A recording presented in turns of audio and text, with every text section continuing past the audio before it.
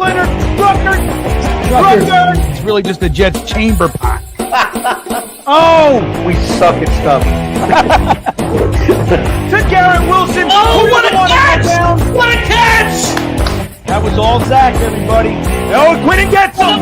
Yeah! Yes! Look at this. Oh,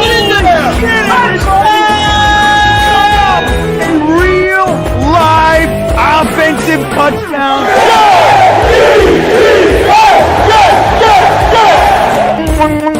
Got pressure. Run, you idiot. Here we go. Oh, that's a catch.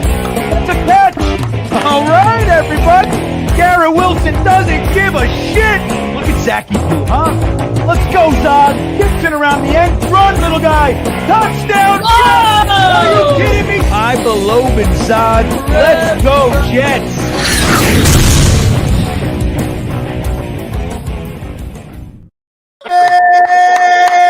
Yeah, we are back, everybody. Welcome. I'm going to do this the right way here. I'm going to switch Jeremy to the other side. That's much better.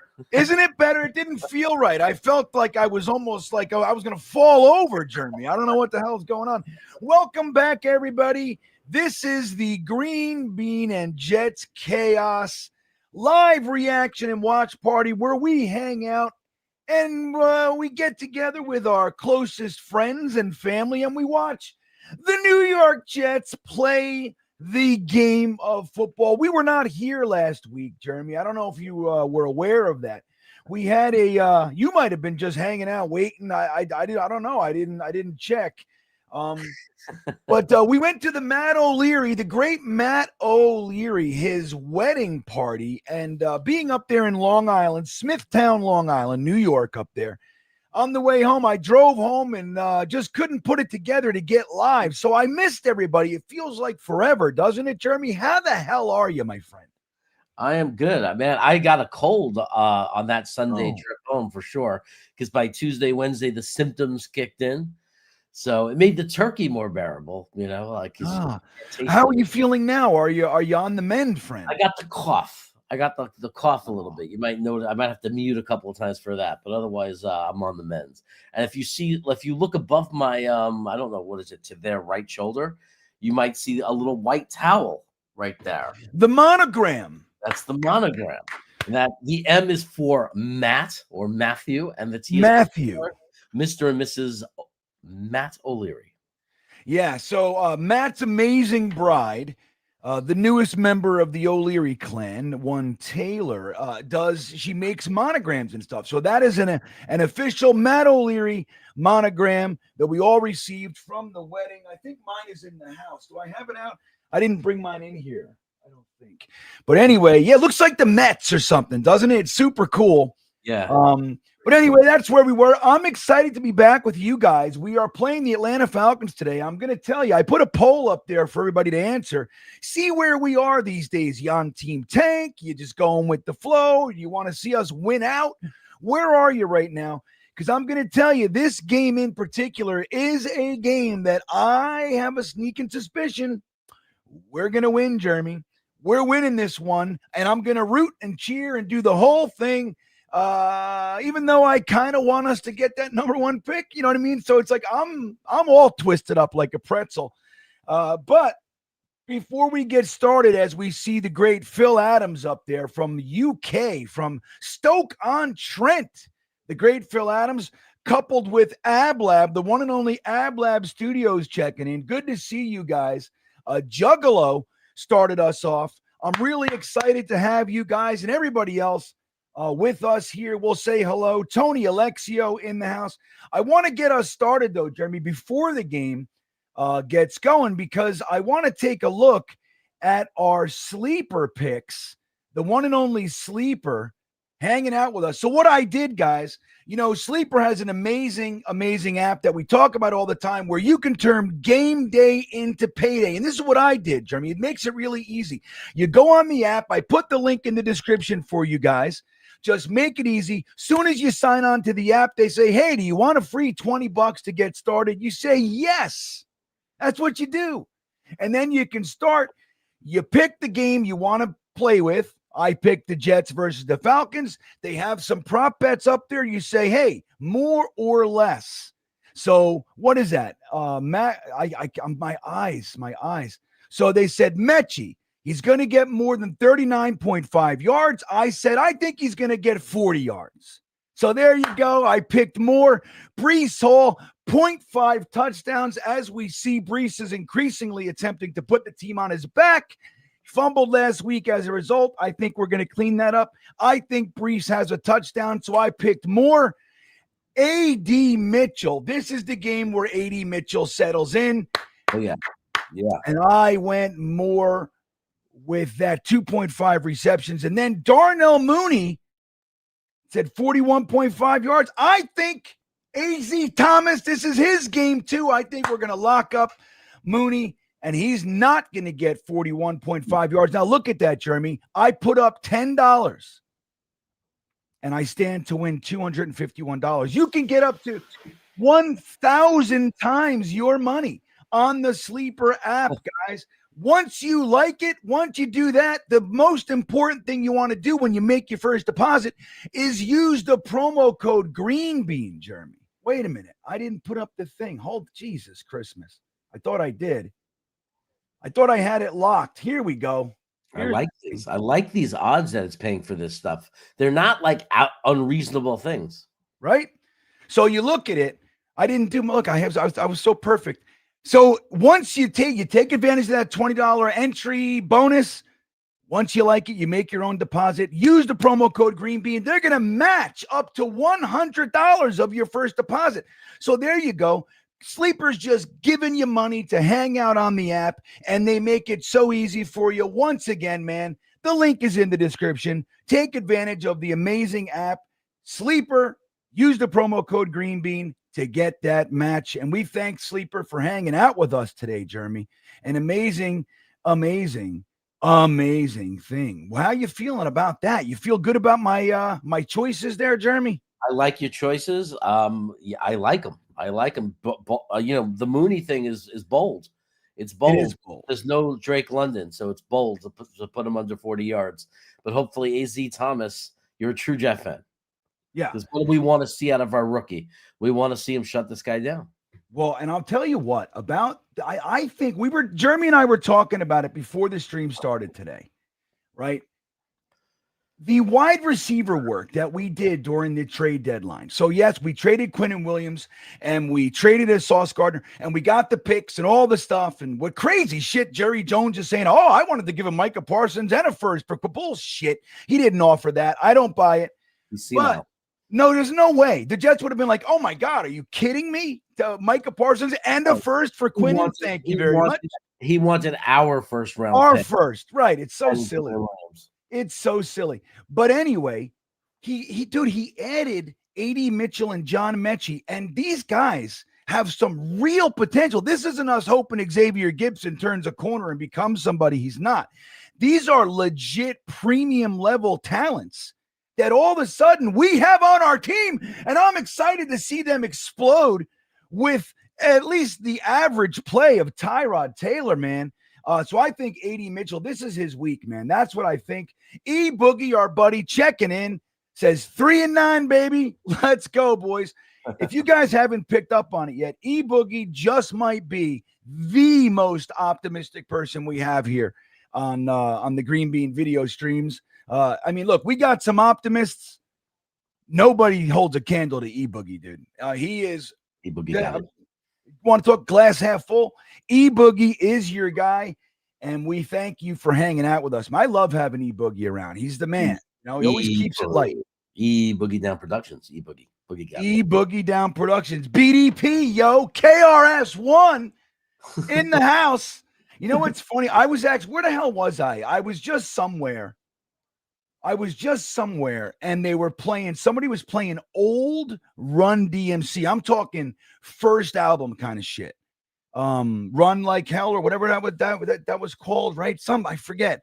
But it was so, dude, they were so good. Like that era of I guess we call it hip hop, but rap, I like to call it.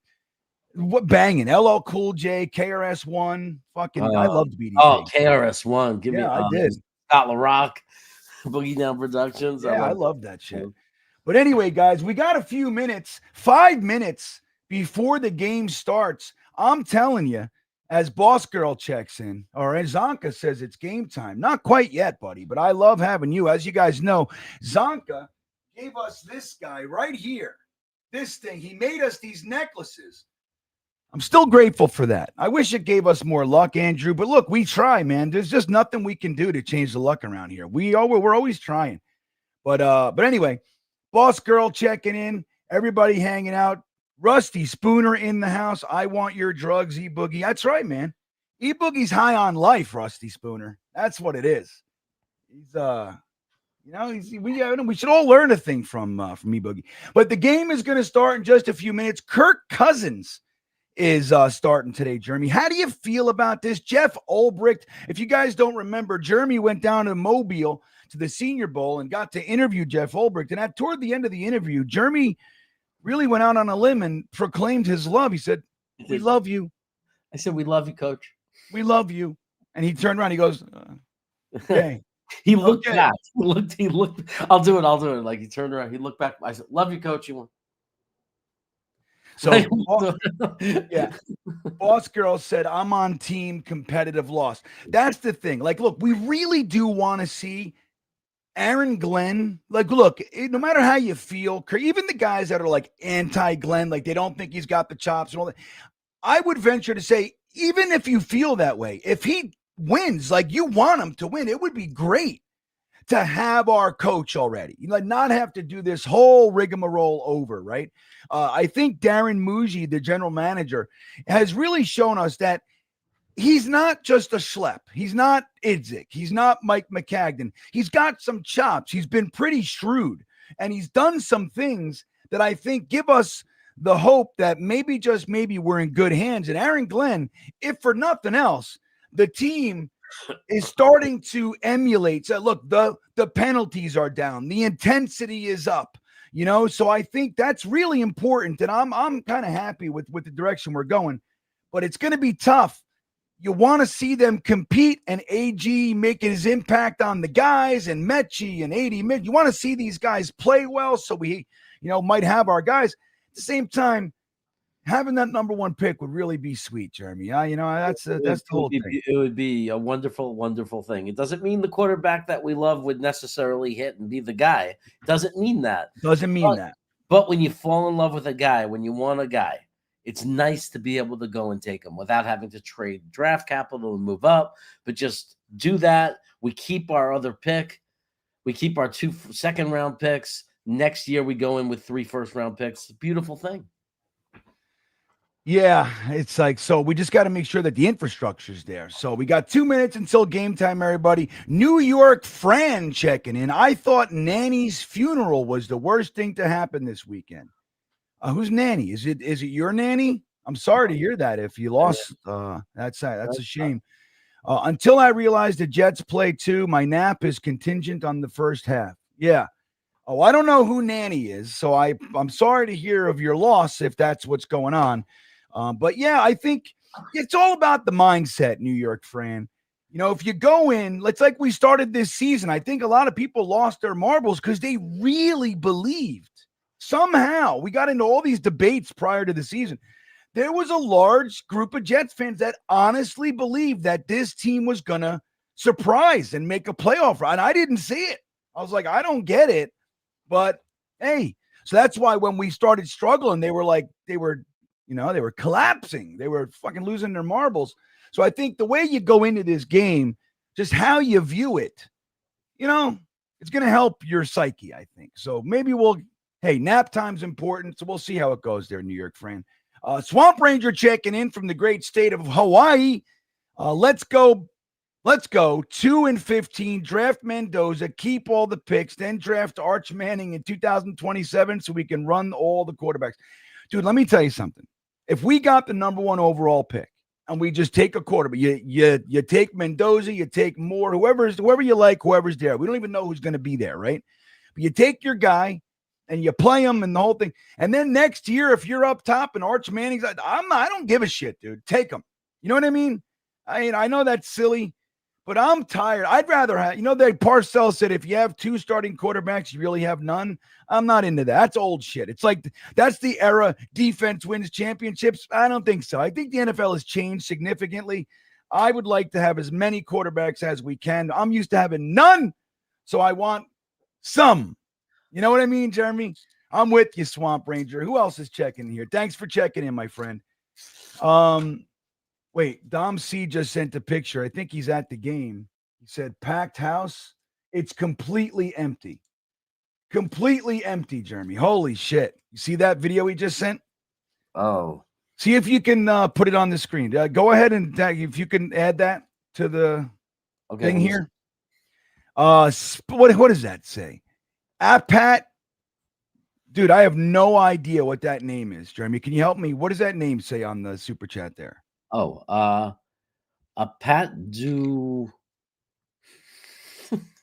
Yeah, that's a lot of consonants. We're going to call him A-Pat. All right. Ryan King said Adam Schefter reported that he is bricked up on chore day and will utilize Windex and Scrub Daddy for those tough stains at MetLife. Dude, this is the weirdest comment I've ever seen. Jeremy, we got to take a second here. I know I asked you to do something, but just hang out with me for a minute. Okay. Ryan King, the great Ryan King, who we know, he's one of the viewers and he's very active. He's a great guy. Said Adam Schefter reported that he is bricked up on chore day and will utilize Windex and Scrub Daddy for those tough stains in MetLife. So old brick, I would imagine. I don't know what the hell is going on. Dude, that stadium is dead. Holy shit. There's nobody there. That's crazy. Well, hey, Pat, I thank you for the super chat. I don't know what the hell you're talking about, buddy. Somebody's got to help us out. Ablab checking in. There he is. Win as many as we can. It would mean we can find some diamonds in the rough. 27-20. Well, that's just it. If we win this game, essentially what it would likely mean is that guys like Mechie and Mitchell and Isaiah Davis and maybe Mason Taylor, and then on the defensive side, the young guys, Malachi Moore, A.Z. Thomas, that the guys are playing. Jawan Briggs, who is a delight, a Muji find. So I don't know, man. I'm with you, Ablab. I just kind of let go of this whole thing. I just let go. Whatever happens, happens. Now, we're about to see the kickoff. I always think Sam Darnold about to kick the ball off here. Jeremy, are we synced up? The kick is up. Boom. Oh, let's see. I'm way ahead of you, so I'm going to. You're way ahead. Okay, let me see here. Get him. Kill him. Killed him at the 23-yard line. Let me see if I can fast forward a smidgeroon. All right, let's see where we are, Jeremy. I got a commercial, and we'll sync it all up. Yeah, I'm going to stop. I love you guys in the chat. 22 seconds on the stop clock when it comes back. All right. I got 20. Shit, I'll hold on. Okay. I'm at 20, 19. Right, let me see where we are. Keep counting. Oh, now I'm at Kirk Cousins. I'm at 10, 9, 8. I'm at 11, 10. Okay. 9. Hands the ball off. Oh, my God, guys. Come on. It was like everybody was stumbling. Did you see that? Yeah. Weird play. They could have had him for a loss, but he gets a nice gain there. You're like 2 seconds in front of me. All right. I'm going to. All right. I just stopped it for 1 second. Bijan Robinson, Darnell Mooney, David Sills, Kyle Pitts, Charlie Werner. All right, guys. So here we go. Jets football is on, everybody. Got a light crowd in here today. I want to remind everybody to hit that like button. Subscribe if you're new here. We'd love to have you. All right, 14:29 on the clock. 2nd and 6, only a 4-yard gain. I thought it was a little bit more than that. Oh, no, 2nd and 4. See, I did think. I knew. All right, Kirk Cousins hands the ball off to right side. Gashes us. Really well blocked on that play. Our defense got kind of, look at Tufeli. I'm going to tell you. Remember his preseason? We came out of the cannon and we loved him. I'm not a big Tufeli guy. I'm going to tell you. I hope he's gone after this year. How do you feel about Tufeli, Jeremy? You think you're muted, bud? I can't hear you. He disappeared once the season started. For yeah, real. he sucks. Pretty much. Yeah. Jermaine Johnson on the left. Here we go. Here's our pass rush package, but they're handing the ball off anyway. Jermaine Johnson. What was that? Oh, you I brought that in, but I didn't realize it was. All right, go ahead and show it real quick. Okay. Go empty. Tom said I can sit anywhere I want. Great Tom C. All right. That's an empty stadium. That's crazy. That's what it is. That's crazy. 0-0 score. 2nd and 6, everybody. Jets looking like they might want to send some heat on 2nd down, and they do. Hands the ball off to the right side. He gets around the edge. About a yard shy of the 1st down. The Falcons came to play. They came to run the ball down our throats, Jeremy. Yep. You're still about 2 seconds ahead of me. Really? Okay, Yeah. I'm going to pause.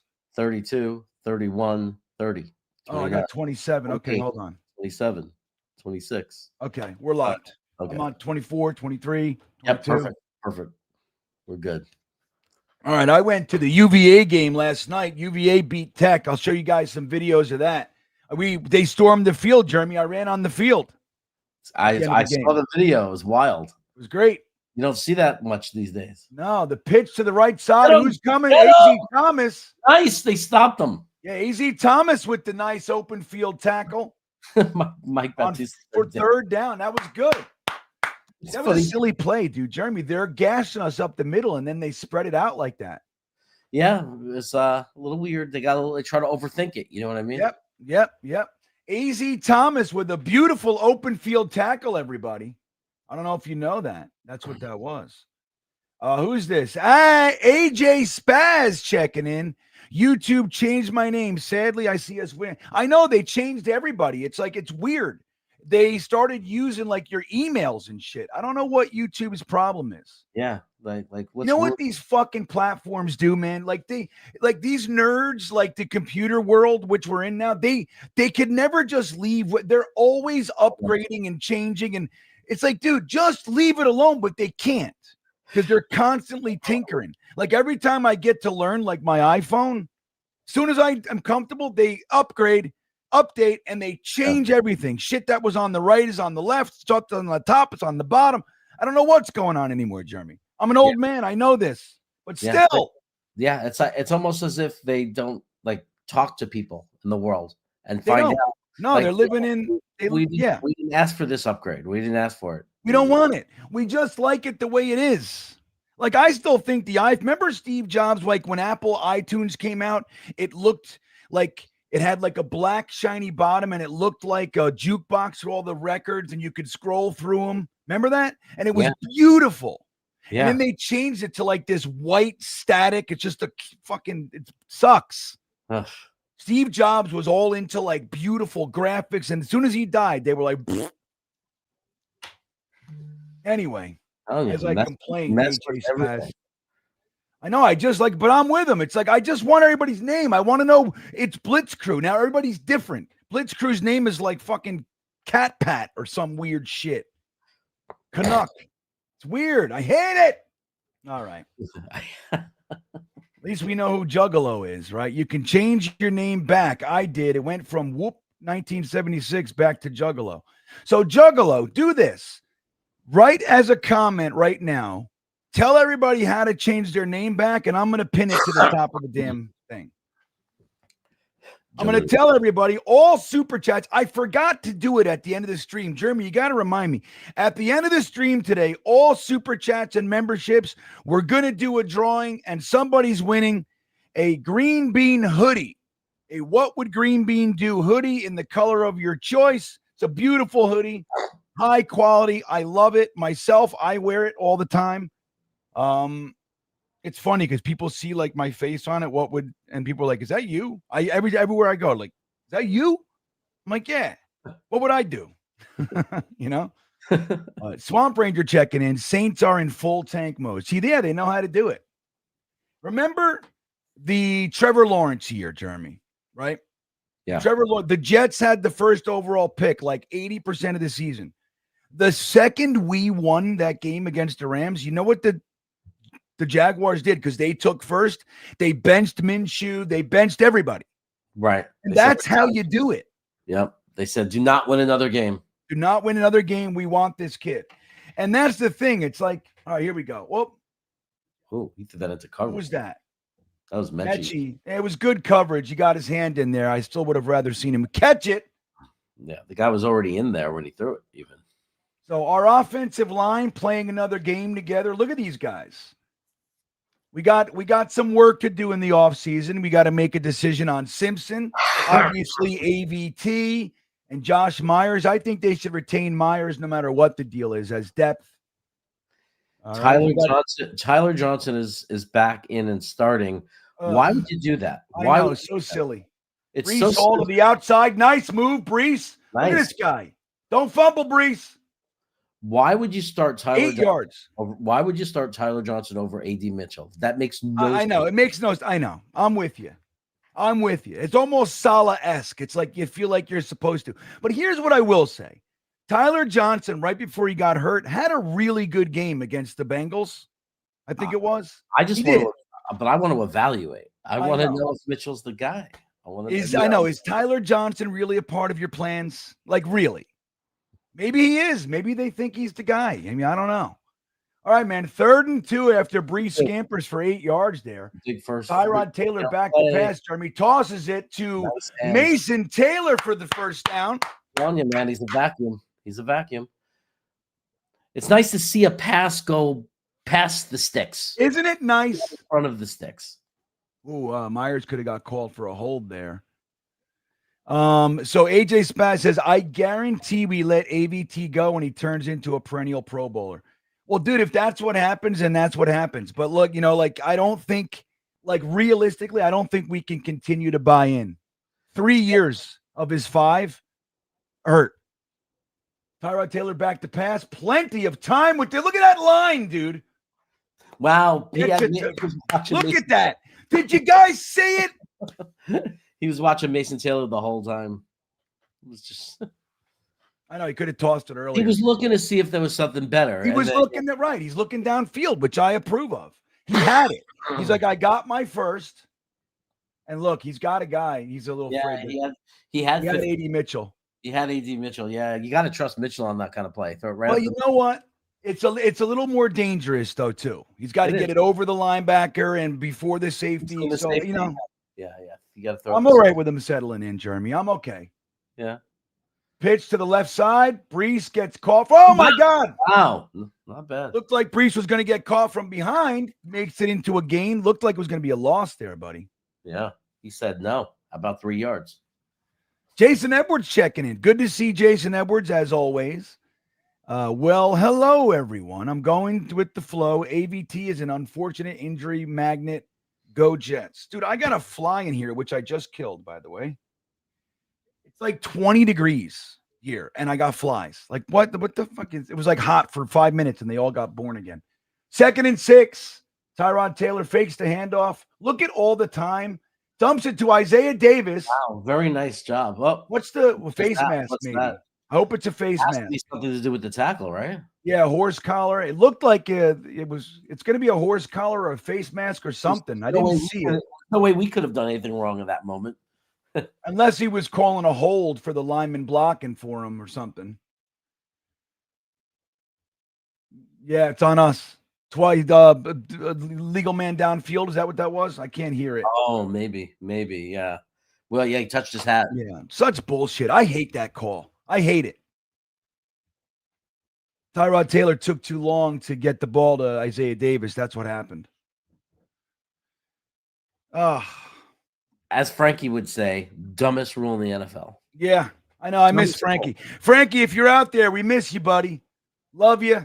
Hope you're having a good day. Frankie from Flatbush, one of the best in the business. Tyrod Taylor back to pass. Wants to throw. Kid's not there. He runs.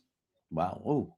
Oh my God. You see that? He just hurt his own guy. Drop kick. Yeah, look at that, dude. He fucking hurt himself. He did a low leg drop kick on his own guy. Yeah, he hurt himself too. Watch this tackle, everybody.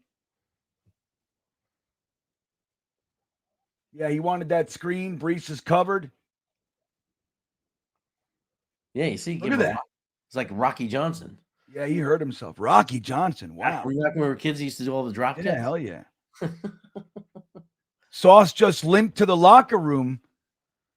Postman says, Pure Adrenaline Sports Channel picking up steam. I saw you, man. Good for you. Run, Tyrod Taylor. Look at him. Run, little guy. Look at him.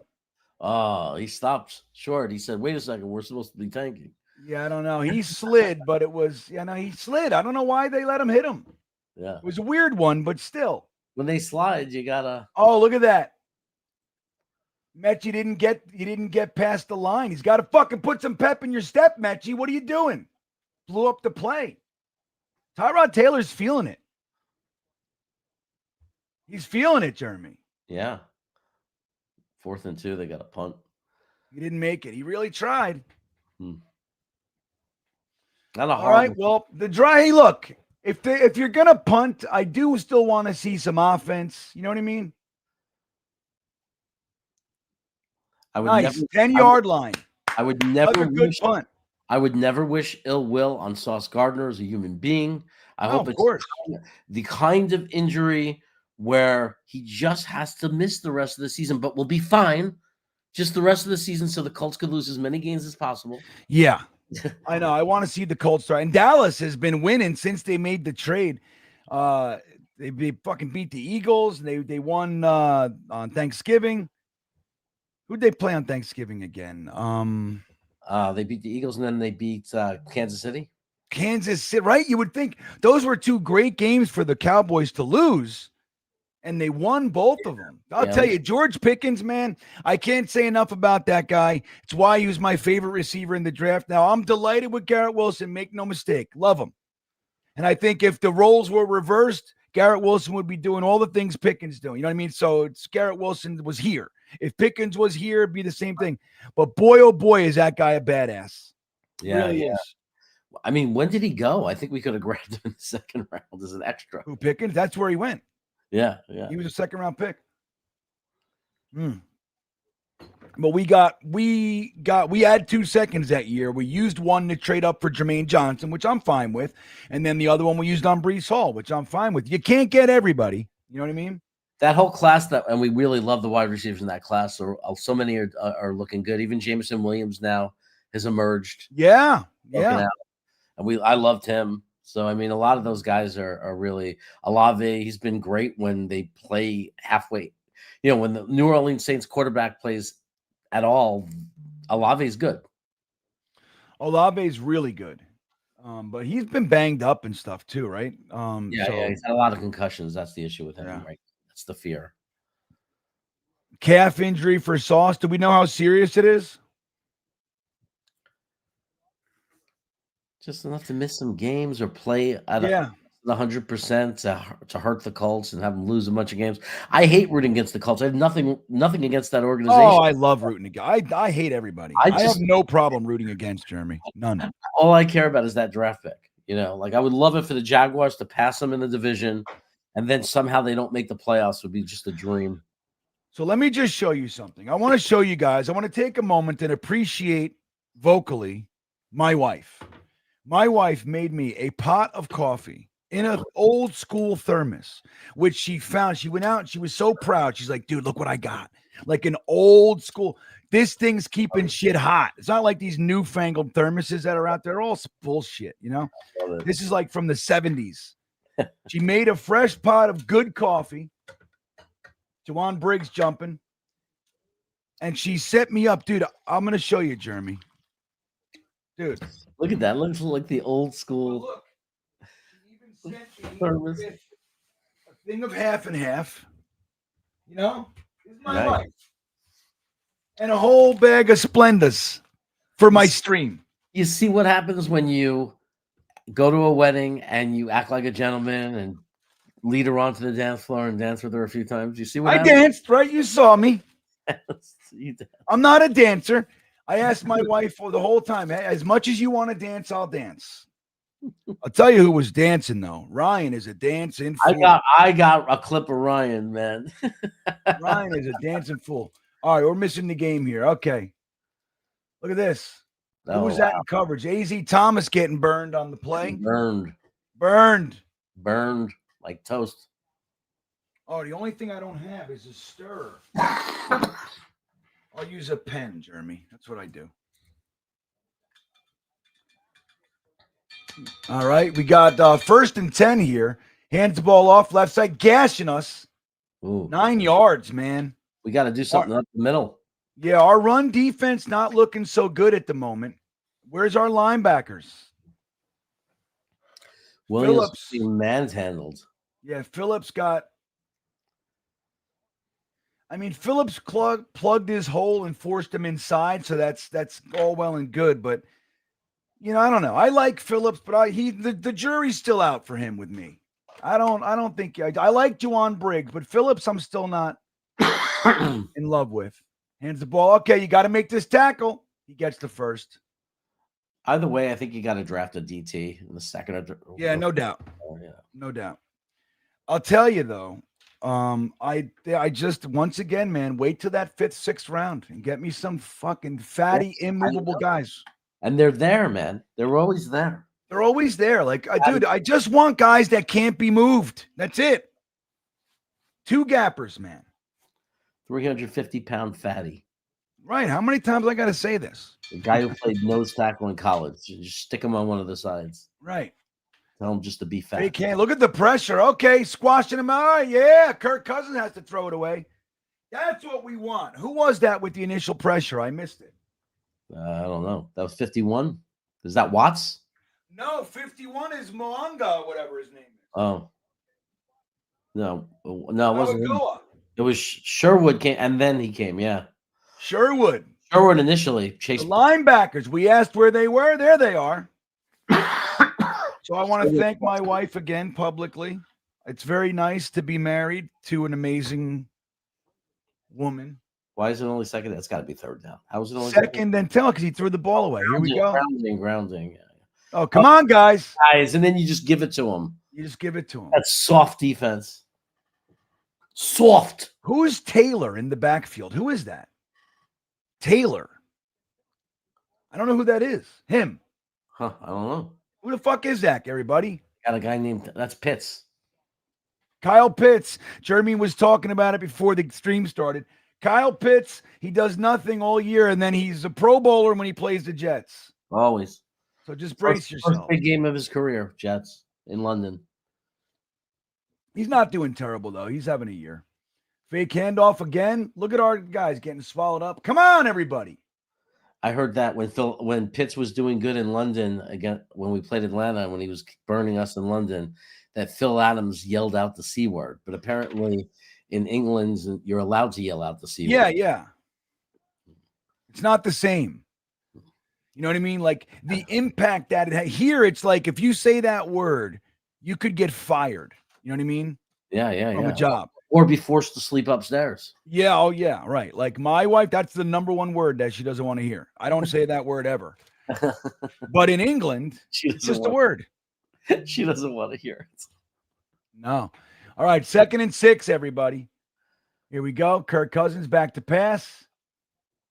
Nice. Oh, is that a fucking interception? Oh, man. Of course it's not. We're the Jets. What was that dance they just did? These guys, I'm a firm believer that you should not have a pre-planned, arranged dance move with somebody, another teammate, until you're actually good. Oh, it never. You know what I mean? Like the guy just got burned the play earlier. He does one nice play, and they have a choreographed dance routine. I hate it.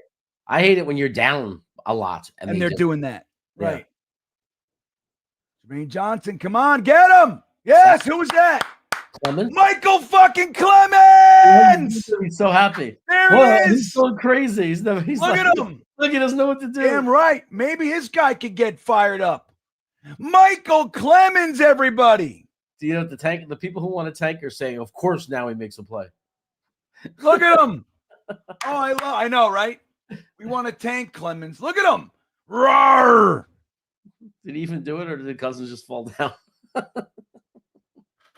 Look at Juggalo. Everybody trying to figure out the way to sneak that word in. Country music. Country music fans, Jeremy, everywhere. Oh, everybody's a country music fan all of a sudden. And they're punting. The punt is up. Who's this? Oh, damn it. Damn it. Good punt for them anyway. Well, how did we used to mispronounce that guy Kuntz's name? Yeah. What did we call Kuntz? Oh, man. Well, yeah, Jerome Dangelo. Ain't that the truth? We talk about that all the time, Jerome. It's like, think about this. The Jets have been among the worst teams in the league forever, right? Like, let's just say in the last 15 years, whenever you're talking about the top 5, top 10 picks, we're in there. Yet we have not figured out a way to get the pick, the benefit of sucking. So we've been among the worst. Look, the Jaguars have gotten the first, the Panthers, the Bears, the Browns. They've all figured out a way to get that first pick. We can't do it because we always find a way to win games. The last 4 weeks of the season, we start winning. That's what we do every year. Jason Edwards, he out there somewhere? Jason. What's up with him? I just wanted to yell hi to him. Hey, yeah, he just had that Stream Beaner membership super chat he just checked in with. Beefy, what's up, Beefy? Checking in. Beefy, not a big fan of our offensive line this year. I've noticed. I hope you are lightening up a little bit with that. Our line is coming around, man. We got some real hope. But anyway, he says Clemens is trying to save his job by ruining the tank. He knows there's a defensive lineman available in the 3rd round that can replace him. I know, right? This is when he'll come alive.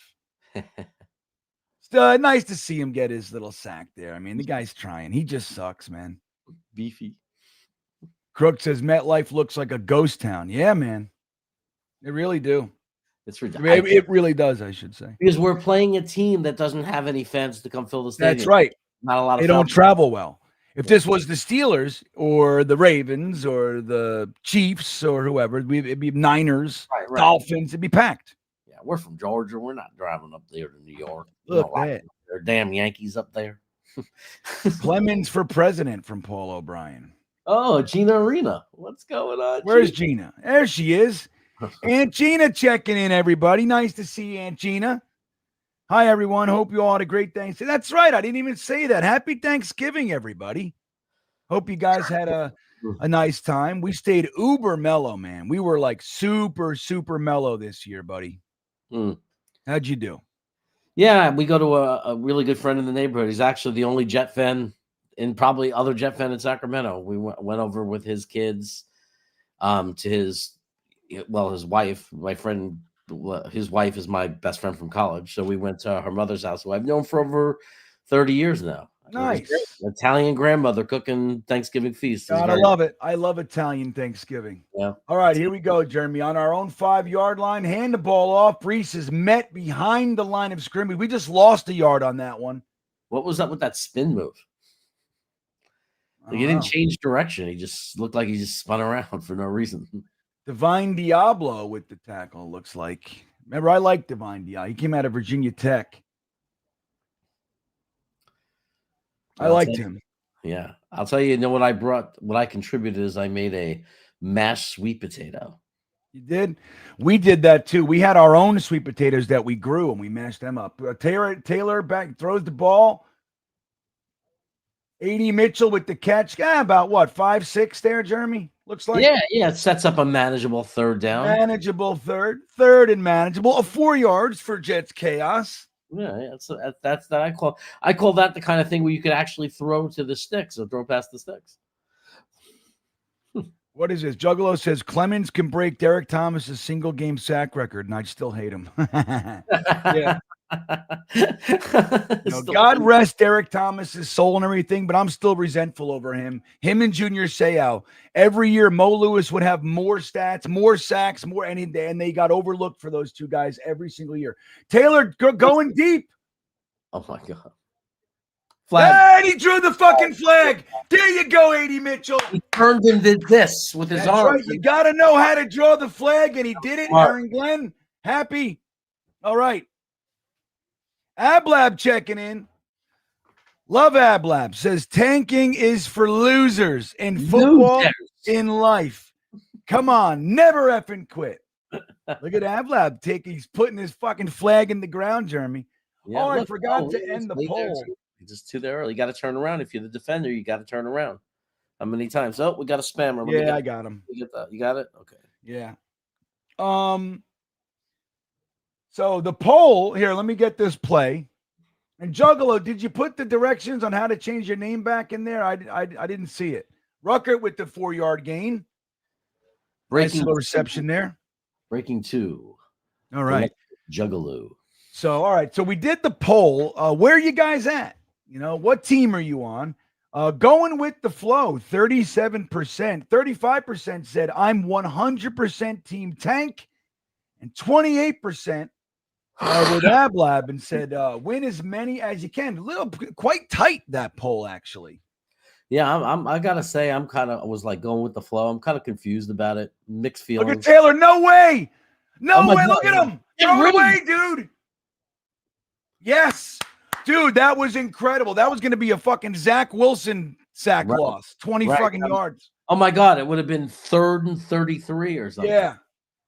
Good job, Tyrod Taylor. Shaking number 2. Electric. Yeah, look at that, dude. I just realized he's wearing number 2. Electric Boogaloo. Who was that? Who was the defender there? I don't know who that was. Ooh. He got hit. Whoa, that was almost really stupid. Chris Bradigan. James Pierce. So think about this, though, guys. For years, that's what we watched. Zach Wilson, that's what he was doing numerous times every single game. Remember how maddening that was, Jeremy? Maddening.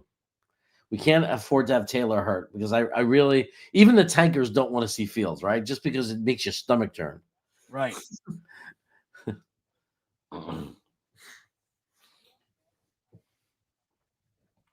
I don't know what I am, tanker, not tanker. I mean, I want a good pick. I love Mendoza. He's my guy, and I would love to be able to get him without having to trade all of our draft capital. But at the same time, I can't watch this team play and root against them. I just can't do it. I just want to see them play well. I can't help it. I want our offensive line to block well. You know what I mean? I want A.D. Mitchell to make big catches and say, hey, maybe we got something out of this guy, or Mechie. It's hard to root against them. Yeah. I hear you. All right. Tyrod Taylor back to pass. Tosses it to who got in. That's A.D. Mitchell. Mitchell. With the fucking toe slider. It's the kind of thing I want to see him doing. That's what I want to see. Get them damn toes in bounds, baby. Do we have a WR2? Dude, I'm telling you, man. I think it's real. A.D. Mitchell and Mechie. They are in a significant upgrade over the wide receiver 3, 4, 5s that we've had. I don't care. I would love to see one of them develop into 2, but I don't care. If we draft a guy, premium first round or 2, Brees Hall finding a hole gets about 6, I'd say. But I'd love to see, like, look, we use our second first or our top second on a wide receiver, and you're looking at Garrett Wilson, draft pick, Mechie, and A.D. Mitchell as your top 4 receiver. Dude, that is a massive upgrade than what we're used to trotting out there, Jeremy. I'm already okay with the thought of Mechie as our slot receiver. Yeah. I'm already okay with it. Like, I don't think we have to run out and find one. I think we could move forward right now with Mechie as our slot. And if next year he's not that good as this rebuild is happening, then we'll worry about it. Right on, man. And just so you know, Azariah Smith, is that his name? Azariah, the wide receiver. What am I saying that right? Arias. I think it's Arias. Like Arias. Yeah, Azariah is the Thomas, right? I think these guys confuse me. I don't know why I'm so stuck on it. Short one. It's Arias Smith or whatever. Yeah, Arian Smith. That's right, Arian. Smith. So he's a healthy scratch today. So Tyler Johnson getting on the field pushed him off, Jeremy. Yeah, I don't understand. Like I guess they're. I don't get it. I just don't. I mean, but that makes more sense. Like, I understand trying to win. Like, we're there to win. I'm not going to ever tell my team to lose, but you can also evaluate and develop. Yeah, but again, like I think they realize they overdrafted the kid. You know what I mean? And it's like, and then they threw him in like he was going to be a, a legitimate piece of the offense. And I think they realize like he's not ready. He's not ready for that. Now he's getting open and all that kind of stuff, but I think he's got some, there's some meat on the bone there, but slow it down. Like get Tyler Johnson on there, whatever. That's fine. You want to see him too. But Mechie and Mitchell are the 1 and 2 right now, I think. That's what's going on. Then you got Tyler Johnson in there. But I think, Smith is going to be on the roster. If he's wide receiver 4 or 5 kind of thing, and you got Garrett Wilson, draft pick, Mechie, and A.D. Mitchell, and then then Smith as your 5th. I mean, I'm telling you, that sounds like a wide receiver group I can get behind, man. Yeah. I would love, Jeremy. Sorry, I wanted you to speak there, but I would love, like a 6'3", 6'4" possession wide receiver, somebody with some balls on him, like a tough catch guy. I think that would fit the bill really well for us. That's why I love Chris Bell out of Louisville. Chris Bell? Yeah, he's like 6'3", 6'4". He runs a 4.4. He's that kind of. It's hard not to love him. He makes big plays, really good yak. Big play guy. He's the guy I like. I don't know if he'll be there with that Indianapolis first pick. That's why I'm rooting for them to lose. I want that pick to go as low as possible because I would love it. Yeah. If Chris Bell was still on the board, I'd be really happy. Yeah, that'd be really good, man. Eric Weinstein. I'll read this, Eric. It looks interesting. I didn't read it yet, so let's see what it is after this play. Alan Lazard on the field. He's a fucking waste of space. Oh, man, that play got blown up from the rip. Yeah. They're telegraphing it. Like, you can tell what it is. You know what I mean? They're forcing it, I think. They're forcing that one. We've been running that one every week. That sweep with Mechie.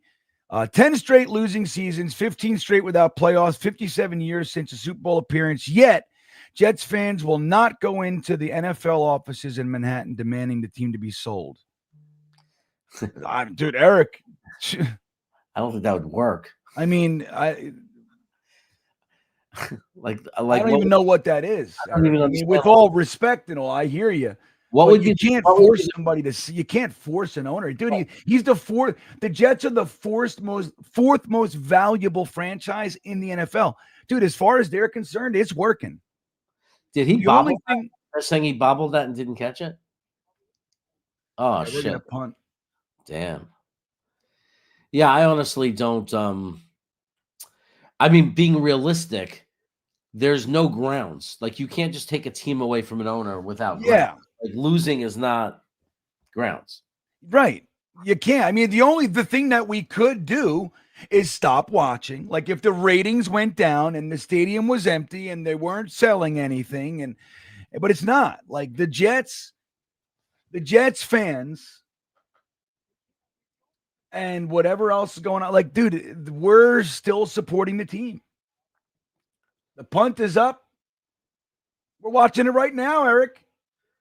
And he dropped it. Oh, yes, that's a fucking turnover. Holy macaroni! Was it Stiggers? Stiggers is the one that got on it. Look at them all dancing, Jeremy. I can't stand it. When the fuck did they figure that out, Jeremy? When do they do this? We're 2-9. We're dancing because we're 2-9. Dude, I can't handle it.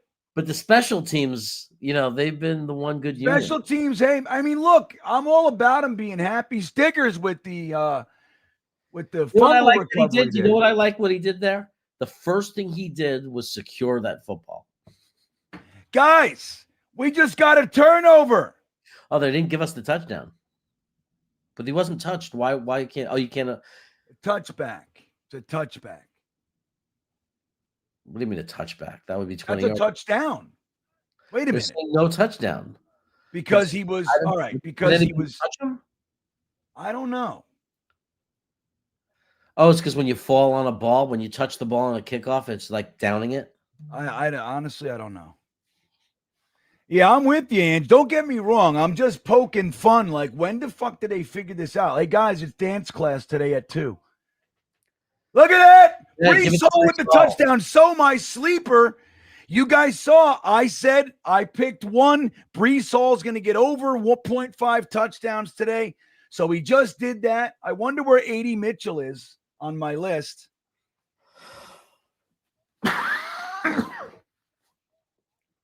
Look at that. Guys. Yeah, my comment on when we say, why did he fall down? Like what Stiggers did there, because people say, why didn't he pick it up? How many times have we tried to pick up a fumble and then it gets, and then they kick it and it goes out of the end zone? I mean, he fell on the ball. He secured the football. That's right. And we'll complain, oh, he could have picked it up and scored. But at the same time, if he would have tried to pick it up and somebody hit it and it rolled out of bounds, then you would have been mad. You'd be like, just secure the damn ball. Yeah. Dude, hey, listen, guys, that was our second turnover of the entire season. Second, 2 turnovers. The Jets are currently +1 in the turnover battle in this game, Jeremy. Can you believe it? It's crazy. Can you believe it? No, somebody's worried about my cough. Guys, I had a nasty cold, and this is like nasty cold over Thanksgiving break. So now it always ends with a nasty cough for a few days. But don't worry, he's not contagious over the internet, so we're good. It's not pneumonia or anything like that. Yeah, don't worry. Jeremy's okay, everybody. Hey, look, they care about you, Jeremy. That's wonderful. Jason Edwards checking in. Quincy Enunwa was our last reliable yard after the catch possession receiver. Injuries cut his career short, man. Sucks. Dude, Quincy Enunwa was a certifiable badass. He was a bad man. The injuries killed him. But the worst part about that, Jason, was the deal. Do you guys remember? This is how bad of a general manager Mike McCagnon really was. Mike McCagnon gave him an extension while he was on injured reserve. Okay, that's fine. You want to make sure you keep him. That's fine. He had his second back or neck injury. It was serious. Jeremy, this is what Mike McCagnon did. He not only gave him an extension, he gave him an extension with injury guarantees. So if he gets injured, it's still all guaranteed. Mike McCagnon gave him a injury, it's like a no trade clause kind of a thing. It was locked in. He gave him injury guarantees while on injured reserve for the second time. Wow. That's how bad of a GM Mike McCagnon really was. And I loved Enunwa. And I was fine. I wanted them to say, hey, give him another extension. Give him a year contract. Tell him you want him back. But it should have been the other way. It should have been with incentives, not guarantees. Mike McCagnon was a laughingstock. Yeah. Guys. Also, that guy from Seattle, man. Which is the Kelechi Assembly?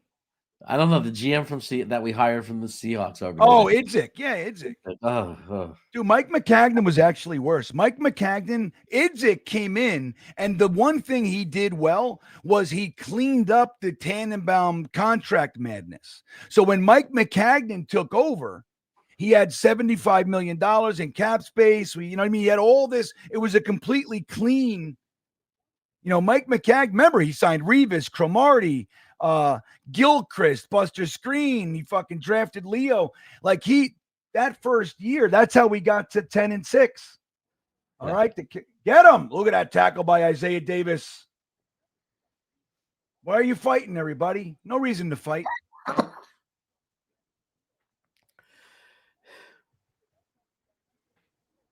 And here we are winning 7-0. I don't think we've won any football games this year. Well, we haven't won many anyway, but we haven't won any games where we've scored first. So I think the two games that we won, we score first. The Jets, you see that stat? When we score first, we lose. Right. I mean, but that was off a turnover. This is something totally different. Kirk Cousins under center at the 27-yard line, hands the ball off. Finds his hole. Look at this. Come on, losers. Disgusting. I mean, look, their running game is they got good running backs here, but it's still, man, look at this move. There's no backfill. Where's the contain? Now we go it, dude. Look at that. Oof. I hate when guys like you could see it. They weren't playing with intensity. Mawagona. I can't say his name, but it's like you can see it. It wasn't 100%. You can see it. Yeah, I don't see it. Like, where are the linebackers? Where's the intensity of our linebackers? Yeah, linebackers should be the meanest, most intense guy on the field. Get the screen, McDonald. Another 9 yards. McCrary ball. What are you doing? We need an upgrade in our linebacker room, hard style. We need to just take. I told you, I found some guys. I'm looking at linebackers, man. And Dude, you see my guy? I want the big 250 pound, 245 pound, like a big 240, right? I want a mean everything. Blitzes, covers, whatever, but does everything. Just a monster. Sideline to sideline, hits people. Hey, dude, did you look at Lander Barton yet from Utah? You got to watch him. Okay, that's my guy. Get him! Jawan Briggs. There's a guy, me and Rusty Spooner. Jawan Briggs. Be a second round pick. What'd you say? There's a guy I know Rusty Spooner likes that I like, that Rusty Spooner said he's like a second round pick kind of guy. They just got, I mean, but no question. We need, our history says it too. We need like not one of these development. I just want a stud. Right. To get me a stud linebacker that does everything. That's all over the field all the time. Well, we haven't used over, I believe it's a 4th round pick on a linebacker in like 7 years. So it's no wonder. You know what I mean? Yeah. All right, Kirk Cousins back to pass. Here comes the heat. Yes. Who was that? That was Jamal Adams. Tony Adams, everybody. Wow. Beefy says between Idzik 12 and Mac at GM Jets are still feeling the consequences. I'm telling you, man. Took forever to shake that off. I saw that developing. I saw him going in. I was like, oh, there we go. He's like, look at that loose player. Yeah, Paul, this is the year for a linebacker. I know Ablab's in the linebacker room. He's all looking for linebackers. Hey, Rusty, what do you think of my guy out of Utah, the linebacker, Lander Barton? I think his name is. Let me know what you think of our guy, of my guy here. All right, fair catch at the 19-yard line, 18, 19-yard line. Maybe I'll go on the all 22 and record some plays. Like I'll watch them and I'll record some of them that show them off a little bit and put together a little montage for you. There you go. I like that. Let's see here. Oh my God, Tony. I know. M123XYZ. 123XYZ says, oh my God, Tony Adams and Clemens. I can't with I know. I don't know. Both of these guys, I want them off the team next year. And here they come to ruin the tank. We got you, coach. That Tony Adams, that was defensive scheme, man. No one touched like any guy, any safety we had that we would have blitzed on that exact play. Yeah, I'll tell you what's going on too. Wilkes is playing for his job. So, you know what I mean? Like you're going to see it, man. Wilkes is going to be retained. He's going to have this great defensive resurgence the last bunch of games. And it's going to justify Glenn keeping him. I don't want Wilkes. I would love like a nice, young, aggressive. So you can keep Wilkes as like a head, assistant head coach, keep him around. But I want a young, aggressive 21st century signal caller on the defense. That's what I want, man. Tired of these old men. You know what I mean? Yeah. I'm tired of it. Jesus, Devontae Adams got his 13th receiving touchdown of the season. Dude, Devontae Adams. He's on the Rams, right? Yeah. Did you see Stafford? Dude, he's got 39 touchdowns, 2 picks. He's going to blow away that Aaron Rodgers year, 46-5. Yeah, he's having a hell of a year. Dude, it's crazy. And Stafford, the last 3 years, going into the season, people are talking about Stafford being done. Every year. Dude, the guy, he's having his career year. It's amazing. When people thought he was done, he was injury question marks and when it's Started Well, I'll up. tell you what, having Devontae Adams around, that's the thing. Like that's the perfect fit for a guy like Devontae Adams. Like Stafford needed that like reliable, big-bodied badass. He needed him. And it's a match made in heaven for those guys. McVay and LaFleur and all those offensive minds there, Stafford, and you fucking stick Devontae Adams in the mix. It's like, dude. Good job, Phil Adams, getting rid of that spammer. Phil Adams did it? I got there Yeah. also around the same time, but like then I saw it was said hidden by Phil the Jet Adams. Yeah, look, so the Sherwood, oh, here we go. Brees Hall around the outside. Oh, you should have just kept going. No, he should have just kept going and cut. He tried to make a move. He should have just used his momentum. He could have got 3 more on that one. I'm telling you, though. When Phil went after that spammer, I guaranteed he yelled out the C word. Yeah, that's right. Like, you fucking motherfucker. He got him.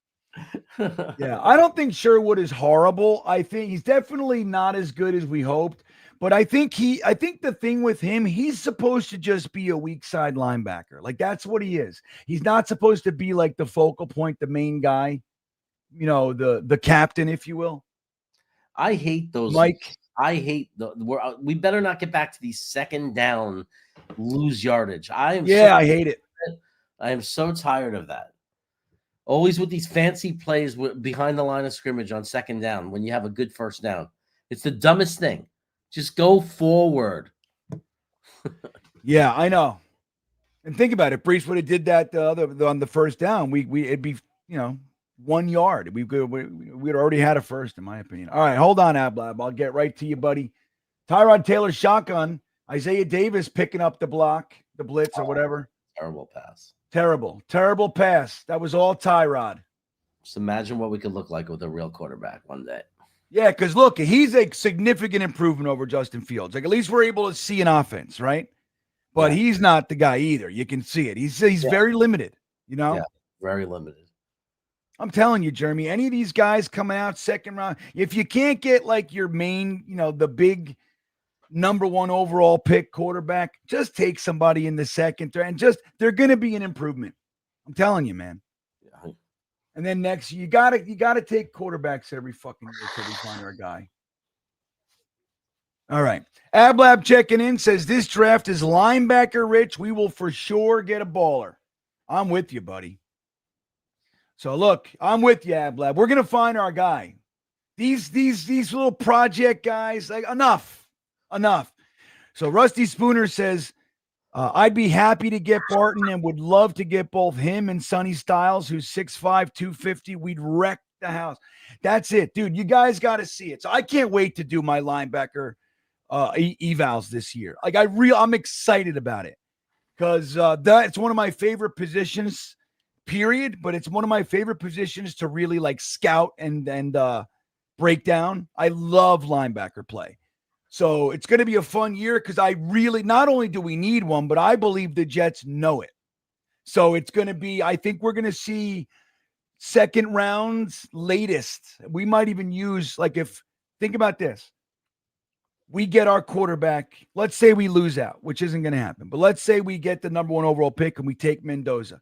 That second first will maybe take it's going to be wide receiver, or I would not be surprised to see them take the top linebacker. I'm telling you, man, It's time. That would be delightful for me. Yeah, I would love it. I mean, I want a guy that's almost on, what we haven't had is that linebacker that's just in on every play. We had him and then he got hurt and then he was never the same in Mosley. Right? Yeah, Remember for the first 3 quarters against Buffalo, what we had with Mosley? That's what I want. Yes. A guy that's just everywhere. Yeah, that's what it's supposed to be. You got to have that guy. You got to have him. And I know, we've gotten away from it in years past. We've been, and I think rightfully so, we've been using our top picks on premium, right? So there's premium positions, and they are quarterback, wide receiver, edge rusher, left tackle. That's what and we've done that. You know what I mean?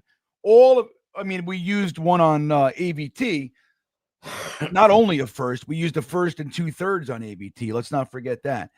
But other than that, Joe Douglas spent his time taking left tackle, quarterbacks, edge rushers, cornerback. Cornerback is the other one.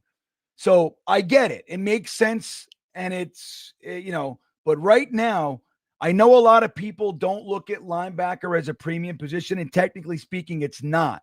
But what it does to a defense, when you have a snarling animal at the center of your defense as the play caller, the captain, it changes everything. Kirk Cousins getting the ball out. McCrary Ball with the nice open field tackle. Tracked him down nicely. I can't wait, Rusty. This is going to be me and Ablab are going to fucking sit up late at night drinking coffee, smoking a pipe, 3 a.m, breaking down linebackers. Telling you. It's going to be great. All right. So we got 2nd and 4 here. Jets showing blitz. Quincy on the outside. Let's go. Damn it. Eric Watts activated today for the first time all year, everybody.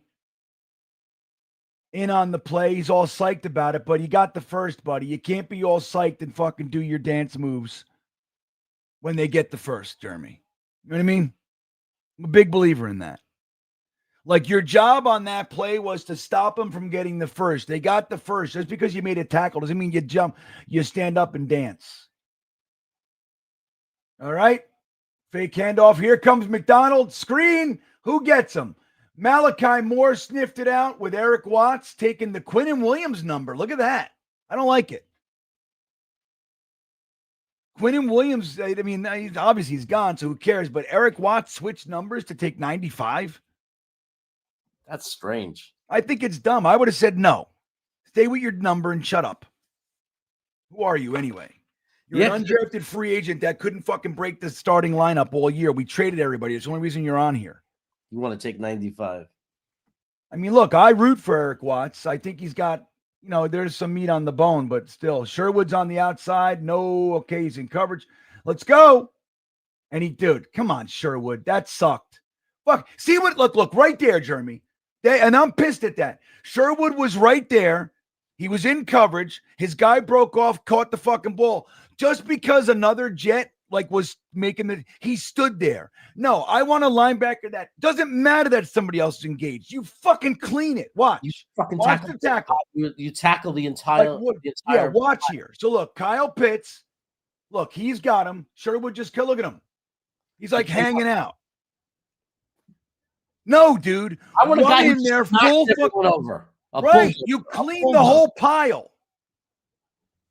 Marvin Jones would have ran right through all 4 of those guys. Kirk Cousins, plenty of time. Sucks. We can't get an interception. How many times have you seen a Jet secondary defensive back pounding the ground? Yeah. Oh, my God. So close. Hey, dude, I'm going to tell you what, though, Jeremy. I'm not going to complain yet because this game, we saw a turnover, which led to a touchdown. How do you know what I mean? Come on. Who am I to complain? Yeah.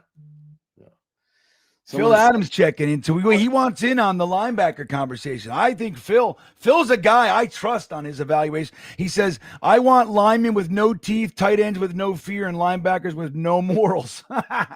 That's amazing. Get him! Somebody. What was that? Tony Adams just got his clock cleaned by another Jet.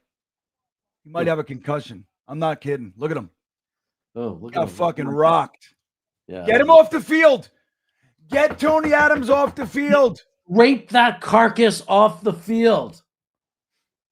No, seriously, dude. He got his bell rung and he's staying in the huddle. No way, dude. Get off the field. Giant spatula and just kind of scoop it under him and lift and then twist and dump him on the sideline. Oh, man.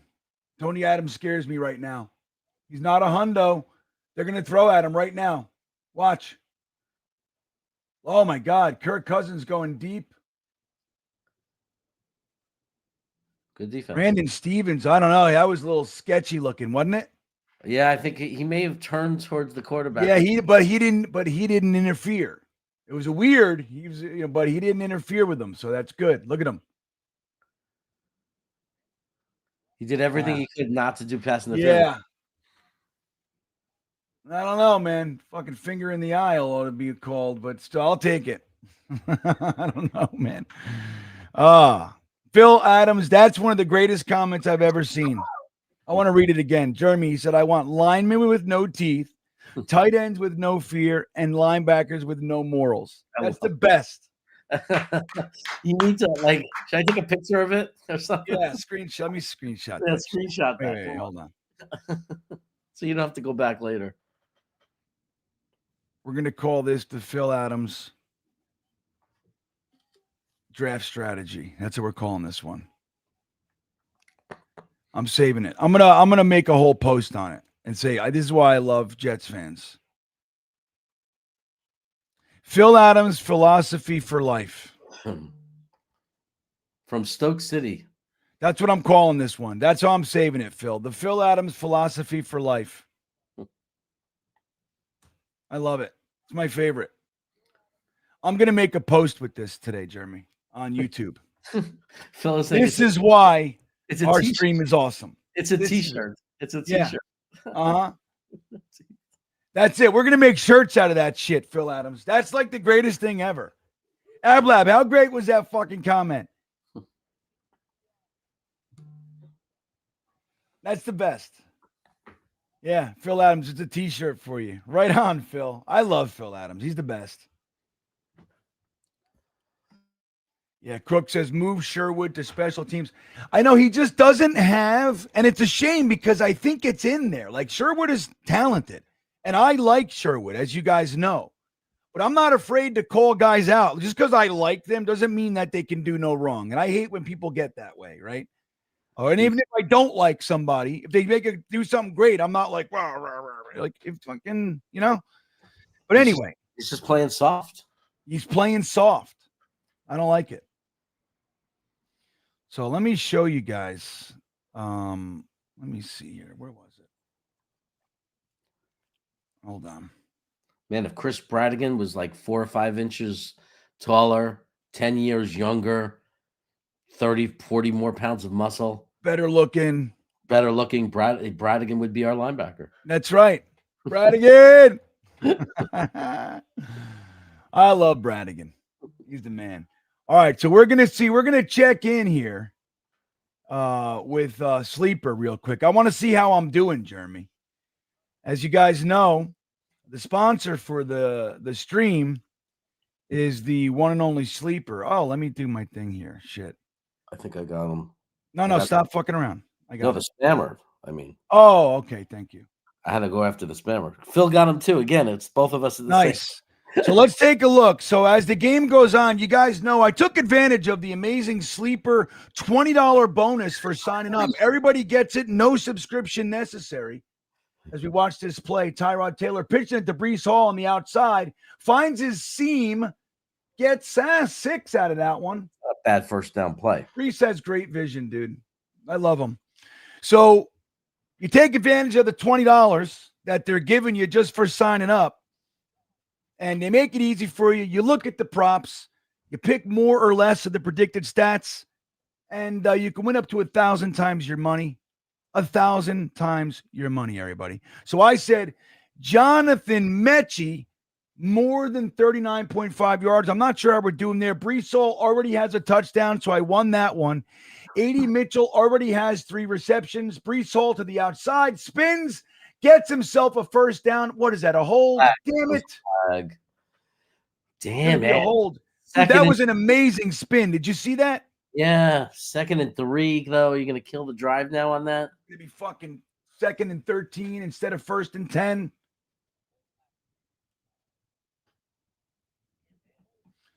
So while we're doing that, so Breece Hall already has me. A.D. Mitchell already has me. I'm not sure what's Darnell Mooney doing. So we got to check on that, but I'm already 50% through. I'm going to win $251.90 on a $10 bet, everybody. $10.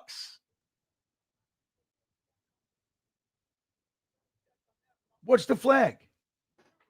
What was the flag? I don't know. It must have been holding because it's 10 yards. So again, guys, I put the link in the description for you. Make this as easy as possible. Use the promo code GreenBean and they will match your deposit up to $100. And we thank Sleeper for hanging out. I'm doing great so far with my sleeperness.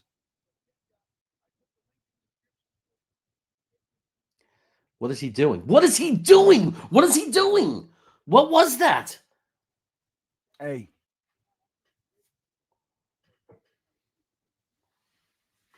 Deer in headlights. A loss of 5. Well, he just had an amazing run. The one before that, you can't. It's look at this. No, I'm just saying. I just don't understand that play though. Like fucking Daniel Jones. It's like Alec Pierce, by the way. I had Daniel Jones. I told you guys about Alec Pierce. I told you. Hey, our old friend is back. The Denver Broncos guy. Oh, how you doing over there? Kona Spence Broncos buzz. He has a big question. Wasn't he look at oh man, he got him. Pathetic. Wasn't he what was that roughness? What was that? Remember that comment? It was so funny. Like too much. Excessive tackling? Excessive tackling. I don't think that was him, though. I don't think that was him. That was the best. Excessive tackling. I don't think that was him, though. No? Nah, he was the guy who hung out with us. He was a good guy. All right. God damn. Do you know what Rich Cimini called that drive from us just now? What? Disastrous. Rich Cimini, he's the best. Get him. Come on, special teams. There you go.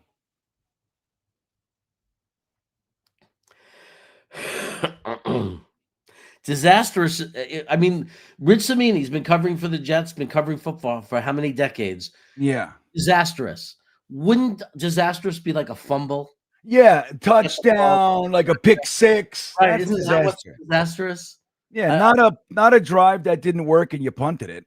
It just shows like this guy, he's never able to just be a person. He's always the drama. Right. It's always drama. Disaster. You know? Yep.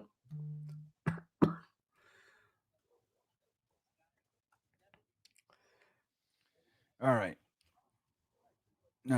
Here we go. I got to get the score back up there, Jeremy. That's what the problem is. So the Jets are still up, everybody. I'm not sure if you're aware. The Jets are winning this game. And like I told you at the very beginning, the Jets are winning this game. I hope you came into here knowing that. We're winning this game. There's not a doubt in my mind. You hang out with the Jets for long enough and you see it all. It's like there's very little surprises. The only thing that would surprise me is if the Jets just all of a sudden fucking win.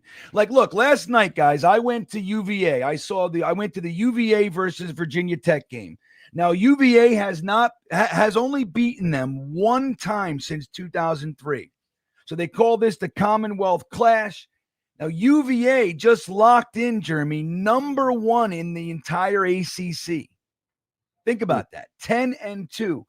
So at the end of the game, everybody ran on the field. So I went down and I ran on the field too. And I was making videos. I don't even know what to do with these feelings. I mean, it's like we won. Like, I don't know how to do it. It's like, what do we do? I don't know, man. What do we do? You know what I recommended you do after the game? What did I recommend for you after the game? What did I say? Wanted me to go to Wawa. Yeah, on the way home. Jeremy, one track mind Jeremy, we call him. See, Jeremy doesn't have any Wawas near him. But like for me, he's like, oh, dude, you should go to Wawa. I'm like, Jeremy, I stop at Wawa fucking 3 times a week. It's like, it's nothing. It's just a convenience store for me, For me, it's like, good sandwiches. You're going to get decent bread. The pretzels they have wrapped that come from Philly. The pretzels are good. They're so dry, though. They're pretzels. I don't love them. I only can eat. If I do it, I get like a half pretzel. They have them in half. Mm-hmm. All right, we got 1st and 10. 3 minutes left and 3:10 left in the half. Plenty of time. Hand off up the middle. Look at this. I mean, like 17 yards on a run up the middle. Yeah, they're doing a gashing us. Like, where's Sherwood? Where's Williams? Yeah, I Where are gotta the see. Like, where's Phillips? So look, there's Jawan Briggs. He gets pushed out. That's Jawan Briggs' hole. Phillips can't do shit. and McCrary? Like, let me just tell you, like, I like Jawan Briggs and I like Phillips. But as my like starters, like the guy, they're not. Jawan Briggs has more potential, in my opinion. Phillips is solid, but watch him. He gets pushed. He doesn't like stand up. Watch him right here, 97.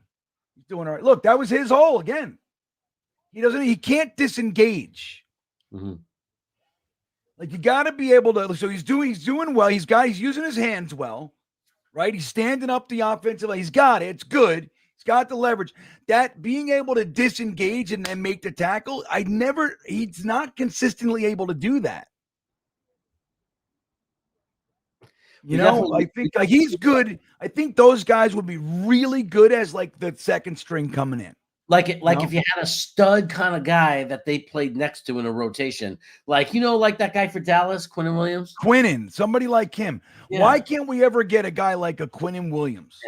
Yeah, that would be what we could. Yeah, man. Find someone like that. Oh, I could not agree more, Jeremy.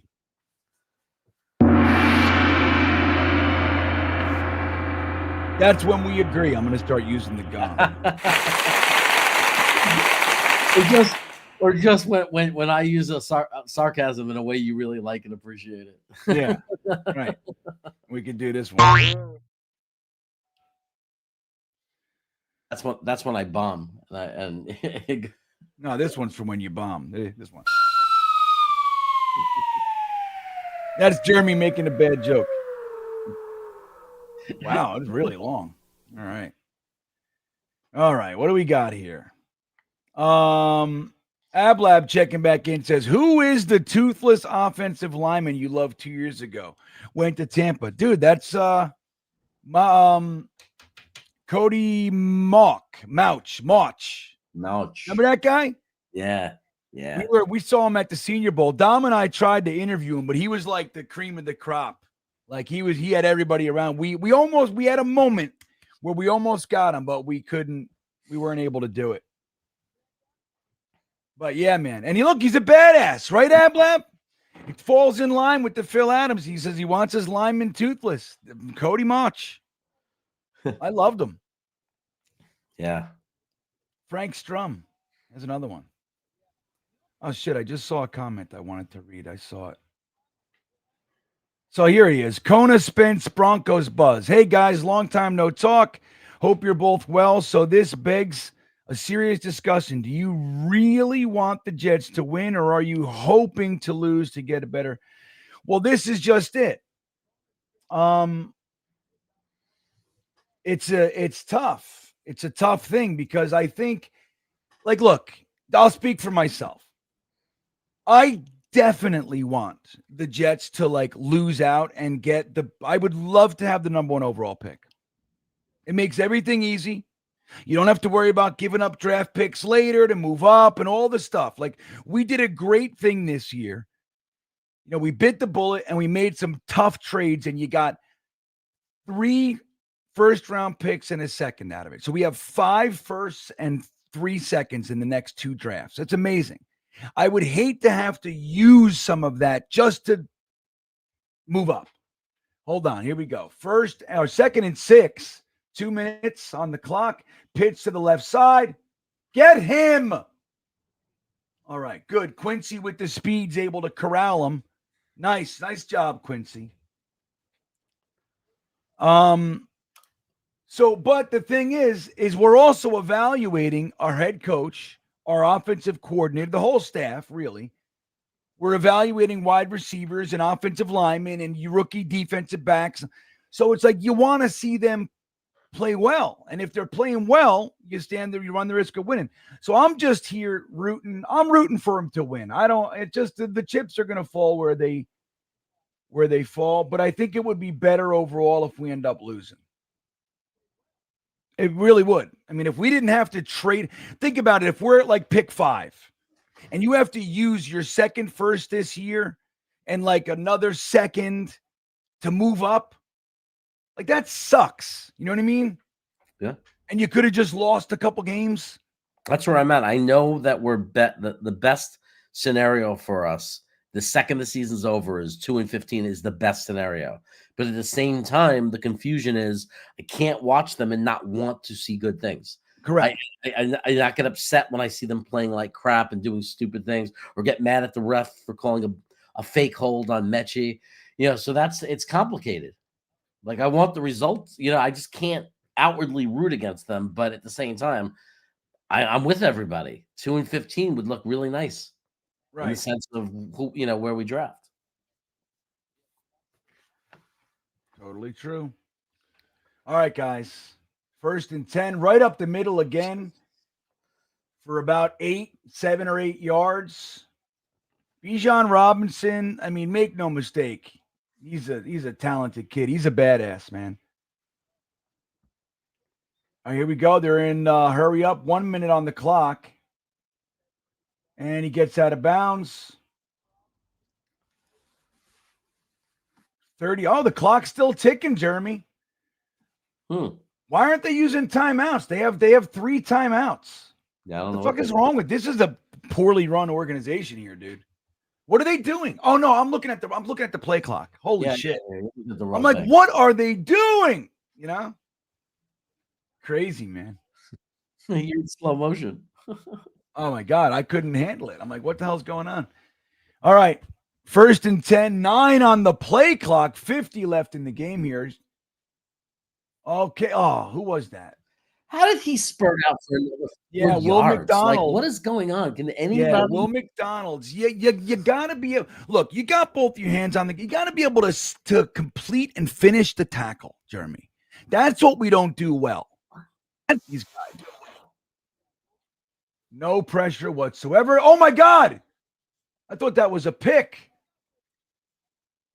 They're going to throw out the whole half. We had a 7-0 lead. They're going to throw the whole thing away. Yep, the whole game. Think about this. The whole we are beating them like they had nothing for us the whole damn half. And here we go. It's going to be a fucking tie game going in. Yeah, it's crazy. See, we just there's just nothing. Quincy is just invisible today. Quincy Williams? Well, that's the problem with him. That's what I've been telling you guys. Right? It's like he plays really well and then he completely and utterly disappears, bro. You know what I mean? He's the epitome of inconsistency, dude.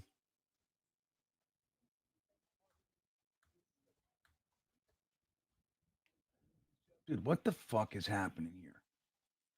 Flag. That's a touchdown. Pass interference.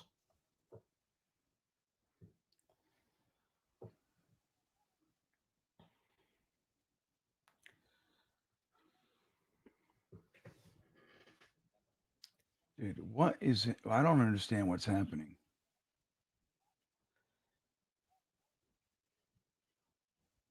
I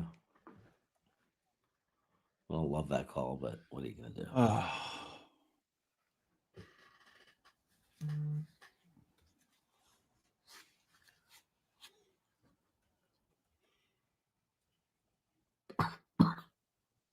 He runs it. Are we going to stop him? Look at this. Oh my God, he stopped him. Who's 26? Brandon Eccles. Did you see how Quincy Williams was just standing there? Yeah. It's so aggravating. Yeah. Isn't it? Like, watch him.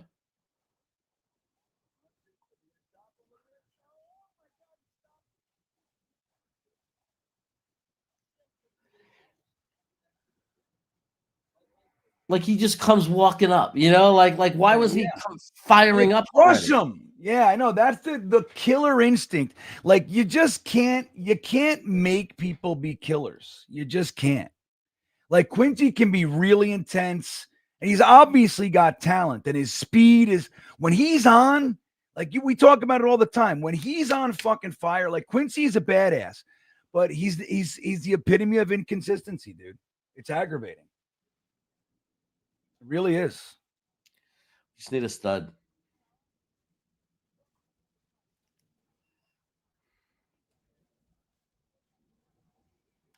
Like, look at that. They made contact at 4-yard line. Uh-huh. And he went 4 more yards. 4 more yards. No play. Algier.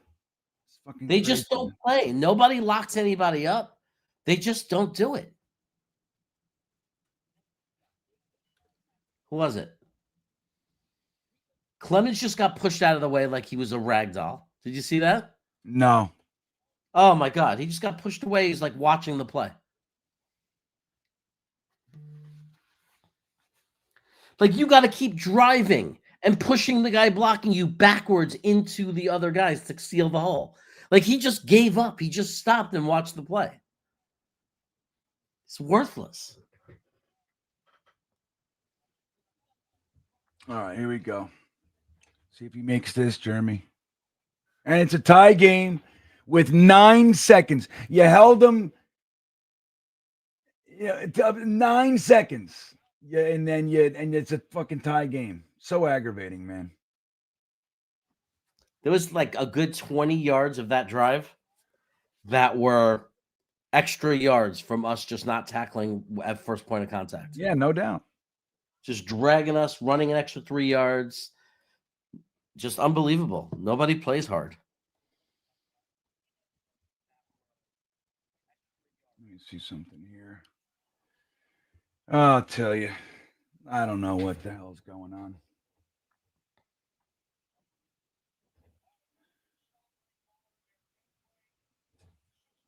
Aggravating.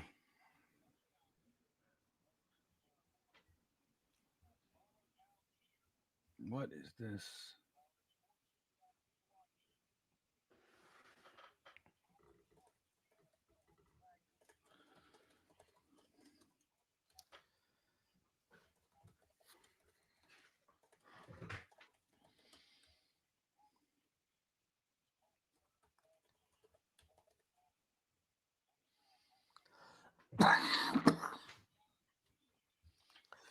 All right. What is this now? What year is this I'm looking at? All right, man. So, all right, but it's a game. And look, not for nothing, Jeremy, it's not the worst thing in the world if we lose. You know what I mean? Not at all. So, I would just rather lose, but with them playing with effort, right? I mean, I don't like to see that crap, especially from players that might be around next year. Yeah, but here's the thing. Quincy, his contract is up, right? He's going to be done. Good. So these are players like Sherwood's an interesting one because we just locked him up. But I think Sherwood can be a part of it. It's just the problem is that we're paying him. You know what I mean? So he's just not the lead guy. He's a complimentary linebacker to a stud. Right. So let's get to so it's halftime, everybody, and I want to tell you, halftime is going to be brought to you. We'll do the halftime report. Halftime is brought to you by the one and only House of Atlas Razor, which I have right here that I can't wait to show everybody about. We'll get into that in just a few minutes. I want to talk to Lima Bean here. Remember the first comment in the House of Atlas halftime report. We can talk about linebacker all we want, but it's the offense that's a consistent issue. Draft a quarterback and wide receiver to support him. Win with modern offense. Well, I don't think we're saying that ad nauseum though. But yeah, we literally said. Literally said before quarterback, and then with this other first round, Chris Bell, the linebacker, right? And then I said, Chris Bell, the wide receiver. And then in the second round, where we have 2 picks, that's where we're looking at linebacker. Yeah, make no mistake, we agree with you. Yeah, 100%. And then the thing is, it's really funny. I was talking to Ablab the other day, and we were laughing at ourselves because as much as we agree with you, right? Like the problem with the Jets has been offense. Defense is not the issue. We've even had like number 1, number 3, number 5 defenses strewn about the last 15. Even Greg Williams got us to the number 1 defense, particularly rushing defense, while we were, the worst fucking team in the league. So defense isn't the problem around here. But it's a funny thing because even though we know that, like if the quarterback isn't there, you're sitting at pick 5 and the quarterback isn't there. and you have the opportunity to get an incredible talent like a Caleb Downs, right? Safety. It's funny because here we are, and I'll shoot real straight with you guys. I fucking want him. And it's you know, isn't it nuts? It's like, I know we want offense. Like if the quarterback isn't there, dude, grab that premium receiver and pair him with Garrett Wilson and Mitchell and Mechie. Like, it makes perfect sense. But Caleb, you know, because we've ignored safety and linebacker for a very long time. Now, granted, we had CJ Mosley. We didn't have to draft linebacker, so that's fine. But the thing is that you also need this stuff. And you can't, you know, like, what are you going to do? Are we going to, so let's say we go into this draft and you got the 2 firsts and 2 seconds. Are you really going to use all 4 on offense? Like, what is there to take? If you, let's say you take your quarterback number 1 overall, like hypothetically, that's where we are. You get Mendoza, you're at the number 1 pick, you grab Mendoza. Now you got the Colts first. What do? All right, you take a wide receiver. So now you got your wide receiver 2 with Garrett Wilson, Mechie, and Mitchell. I think are going to prove that they're worthy of going into next year with as our 3 and 4. You know, you got your slot and you got your wide receiver 3. Then what do? Okay, you could justify a tight end, but maybe, just maybe, you don't want to bring Simpson back, or you want to move Tippmann over to center again. And it's all right, you could take a guard. Great. But now you still got a second. Like, are you going to stubbornly ignore defense? I don't think so. At some point in those, and if you're going to do it, it's time to use a premium asset on the linebacker position, because we have been gashed year in, year out. Even while we have these great solid defenses, they're still able to run up the fucking gut 10 yards at a clip, almost seems like at will, doesn't it, Jeremy? So it's like, you know, at some point, so that's what we're talking about. But it's a funny thing, because I think this year we do need one. And you have 2 firsts, 2 seconds, no third. But then we have a whole bunch of late round picks where you can get, you know, a tight end 3, you know, you easy, you know, defensive tackles. You can do all that stuff. And not for nothing, even interior linemen. Dude, there's nothing wrong with taking interior linemen in the 4th and 5th round that you plan to have starting for you in a year. Like, there's nothing wrong with that. So anyway, that's the whole point. We're with you, man. Offense has to be the priority. The good news, everybody, is that look at Muji's trades. He traded 2 defensive superstars as far as the Jets are concerned. All pros, Quinnen Williams, Sauce Gardner. And what did he bring back? Offense. He didn't trade Sauce and say, hey, I want one of your developmental cornerbacks. He said, give me fucking A.D. Mitchell. He didn't trade, you know, Michael Carter II and say, look, we need a cornerback. He said, give me Mechie. You know what I mean? So you can see that shift in philosophy, which I hope sticks to the draft. But anyway, great comment, man. And I do agree with you.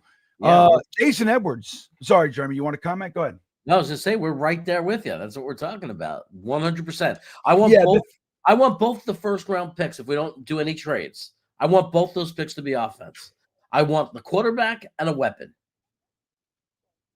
Yeah. Right. Like, this is the thing. I think we get confused sometimes. Like, us talking about linebacker in one of those 4 picks doesn't mean, like, it's not all or nothing. We get real stuck these days. Like, because we're talking about linebacker doesn't mean that we don't acknowledge and fully support the idea of getting we need a quarterback, dude. It's priority 1. It doesn't mean that. You know what I mean? Jason Edwards, what is more likely for the Jets this year? A pick 6 this year or the first overall pick? I don't believe we'll do either. Holy shit. What's more likely, Jeremy? A pick 6 or getting the first overall pick?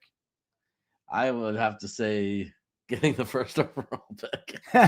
Yeah, that's actually pick 6. Dude, when's the last time we saw one of those? It's been years. My God. Sauce almost had one, but it was a penalty or something, right? It was called back. Remember?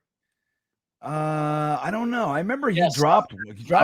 I thought Sauce had one and then it was called back. I thought I remembered that, but Could be wrong. Who's the Eccles used to do it for us? Eccles was the big pick. Was it a pick six, Eccles? I know. What's his name? No. So I mean, the sauce play. Tony Adams had one in the Eagles game. Remember? Yeah, but Eccles, like a few years ago, had two. I think, right? I think Eccles had two pick sixes. Oh, Bryce Hall. Bryce Hall had that scoop. He was a fumble. Remember, Quincy Wilson came around and sacked Jalen Hurts in the ball. He fumbled, and Bryce Hall scooped it up and ran it into the end zone. That was great. Lima Bean checking back in says, as bad as our D can be, don't you feel like we are more pissed at them because we know our offense can't do anything? They only gave up 7 at the half. And I'm with you. I'm with you, man. But I think here's the thing with defense versus offense and why we tend to be angrier at defense is because we watch them play significantly more the last bunch of years. Like the offense, we only see them for 3 plays. So it's like, yeah, it sucks, but you don't have time to like get mad at an individual player or because they're never on the field. So we watch Malachi Moore and Jamie and Sherwood and fucking all these guys. You watch them for, 12 play drives. And it's like, it's maddening because, you get to see them so much and what they're not doing, So anyway. I think also, for whatever reason, it's easier to see the lack of effort when the defense plays, like the missed tackles, the yards after contact. Like that's what we're getting mad at, right? I mean, like with the offense, right. You're right. We're mad, and then we're punting the ball, But with the defense, it was this long, drawn out 10-play, 11-play drive where we're watching every time, we can't tackle guys, it's just frustrating. Yeah, no doubt.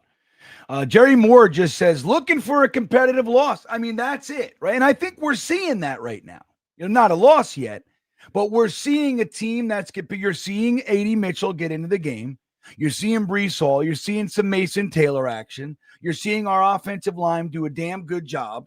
There's a couple plays that they'd love to have back, I'm sure. But, overall, the offensive line is giving Tyrod Taylor plenty of time. They're opening up some nice holes for Breece.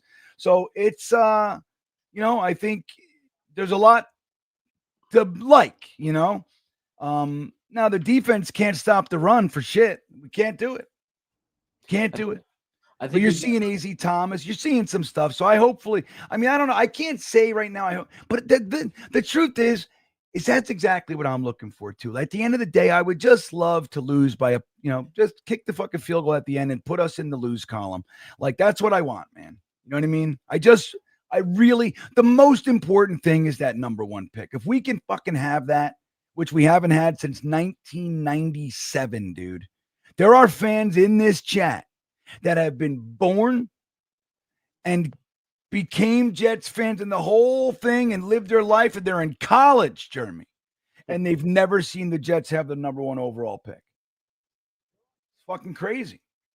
And they've never seen us, in the playoffs.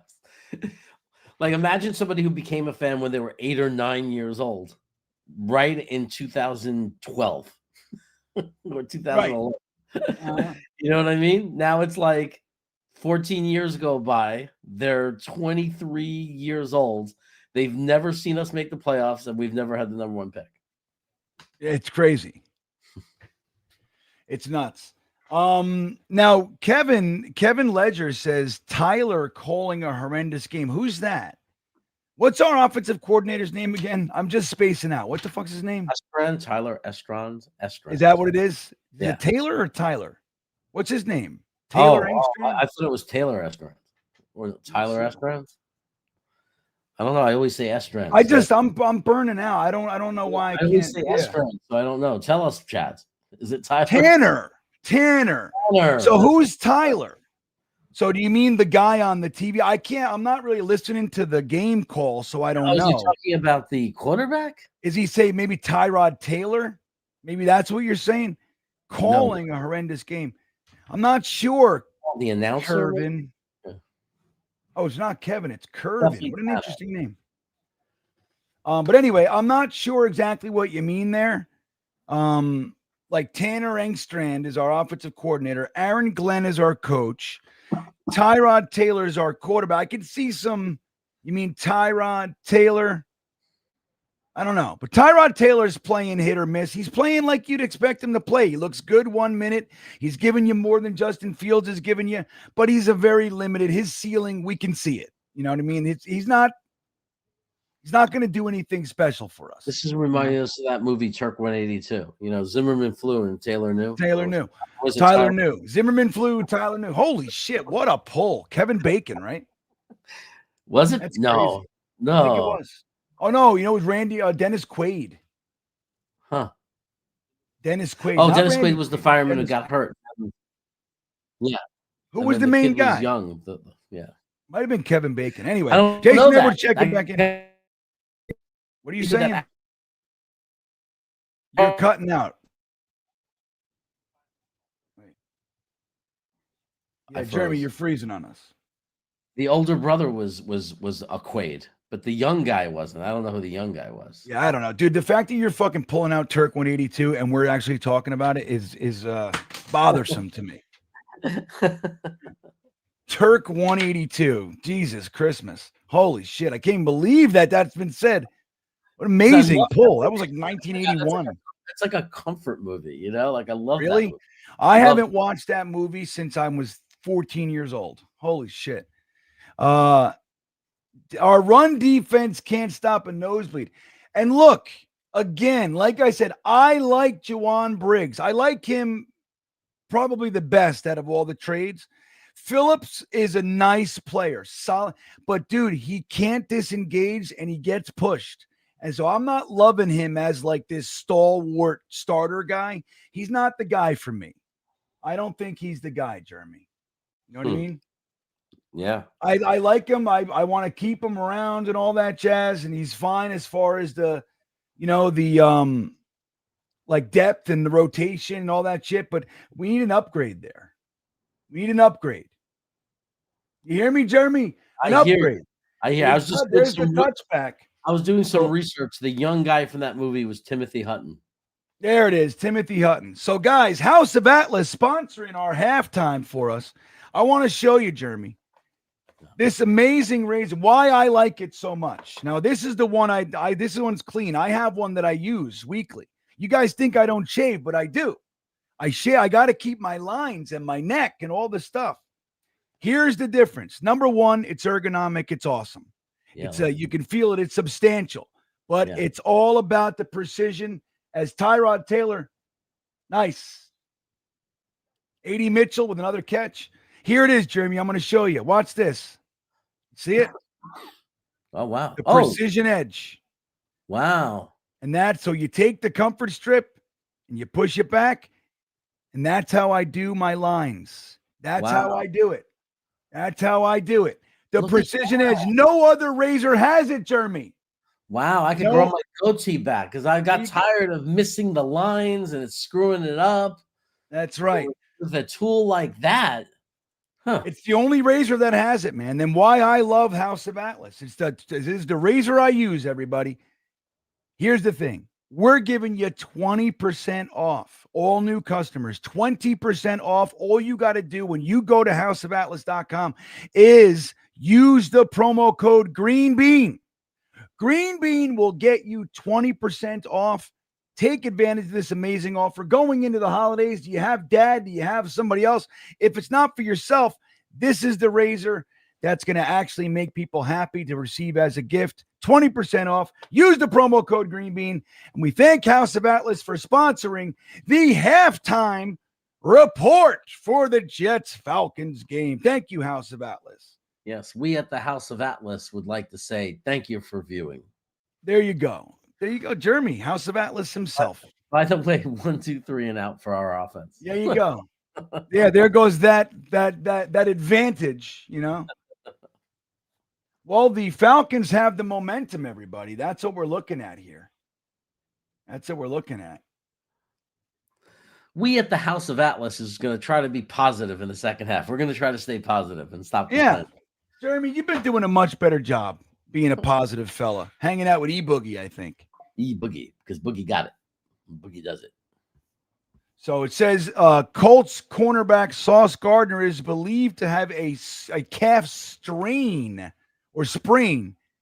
So he's in a boot right now. We don't know how long he'll be out, but just like Lima Bean, Shivanasu was talking about earlier, it doesn't even matter because they got themselves a quarterback and he's busy throwing fucking touchdowns to Alec Pierce. You know what I mean? Luckily, Houston scored a touchdown at the end of the half and went up 10-6. I think they missed the extra point. Oh, really? So the Colts are down? I think the Colts are down. Oh, I like it. By 4. Yeah. Oh, who was that? McCrary ball breaking through the line. Tufeli, dude. Tufeli is going. Tufeli's he didn't make the tackle. He's just pretending. Tufeli sounds like an Italian. Look at Tufeli. He doesn't look. This is McCrary ball. Tufeli just cleaned it up. He's like, yeah, look at me. I'm a big man. No, you didn't. You did nothing. Tufeli did nothing. Tufeli sounds like the thing. If I came over your house on Christmas Eve, you'd say, "Hey, Jeremy, I got to try this. It's called Tufeli." Yeah, right. It sounds delicious. Chocolate pastry kind of thing. It sounds delicious, right? Look at this guy. Come on. Oliver making the tackle there finally. Watch the interior, man. Look at Tufeli. What are you doing? Nothing. I don't like Tufeli. I'm out on Tufeli. And I love a good Polynesian guy with all the tattoos and the hair coming out of the fucking helmet. I love those guys on my defensive line. But he ain't the guy. He doesn't play like the typical Tufeli. Right. You know. Green Dog checking in. This team has to learn how to win to change culture. Trying to control this draft hasn't worked so far. No, I hear you. And that's the thing, too. But I think that's also, like, there's benefit there, especially with the young guys. That's where it really changes, right? Really has an impact. But that also doesn't have the impact carrying into next season that we want it to either, Green Dog. I think they're both relative. Like you're saying, that focus on the draft in the middle of the season doesn't really work for us. But again, we haven't gotten that number 1 pick either because we keep winning meaningless games at the end of the season. That's what we do. So if we could finally do that, maybe it would be different. But what you're talking about is that benefit of teams learning how to win. And I think that's very real, especially for guys on the younger side, like they start to believe, okay, man, we're putting things together. And AG, he's a rookie coach. So we got to see some stuff. But at the same time, I think when you put those together on the scale, Jeremy, number 1 overall pick trumps whatever, Well, I mean, assuming we picked right and we got the quarterback, that's a lot more valuable than the wins taught us to win. Get a real quarterback.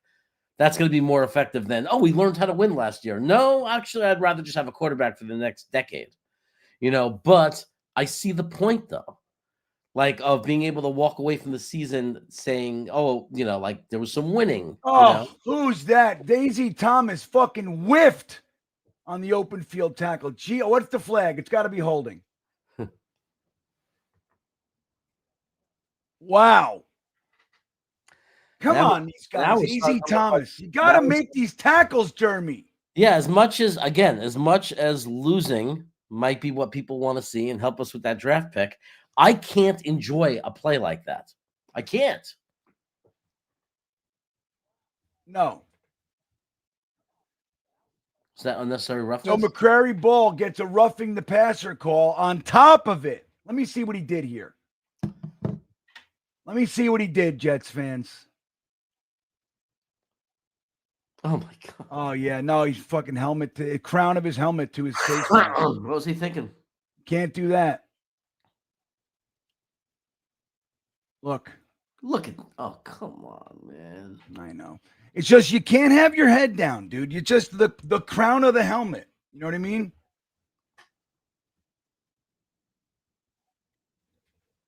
He's a captain.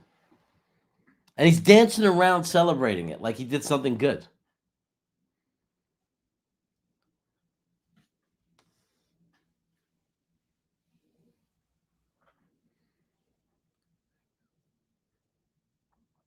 Wow, they're just going to walk down the field on us a second time in a row? Not impressive. They play for like 28 minutes they played. And since then, it's been a disaster.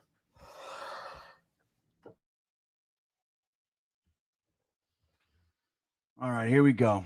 11:01 on the clock. Hands the ball off. We can't stop it. Phillips finally wraps him up. 7 yards past the line of scrimmage. Look at Aaron Glenn like, hey, dude, you're fucking crown of your helmet. That's what he's talking about. You cannot lead with the crown of your helmet. We went over that in practice a lot of times. You got to do it right. That's right. Everybody. Hey, Green Dog, thanks for the support, my friend. I appreciate you. Jason Edwards checking back in. Robert Urich, same guy from Spencer for Hire, was in it as well.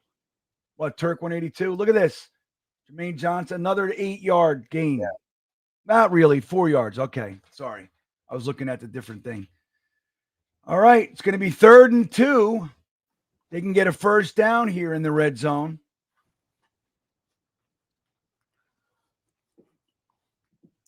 Man, you guys are all over this. Jeremy's fucking said he really stirred it up with Turk 182 today. Crazy. It's a great movie.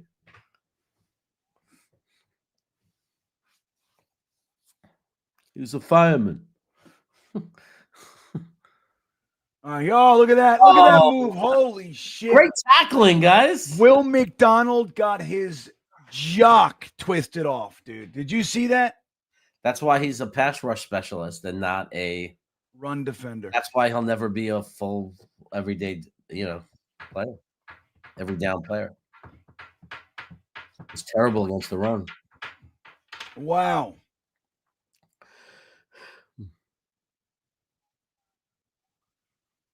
Wow. Well, who was the other guy with him? Who else got juked there? Did you see it, Jeremy? I think Will McDonald. Somebody got blocked really well. I don't know about juked as much as blocked. Or just like straight up. Okay, got you. Straight up thrown to the side. So 123 XYZ says, "Do we get the third?" Oh, is this? I'm sorry, I must have missed this. My bad. Oh, I'm behind on the comments. Shit.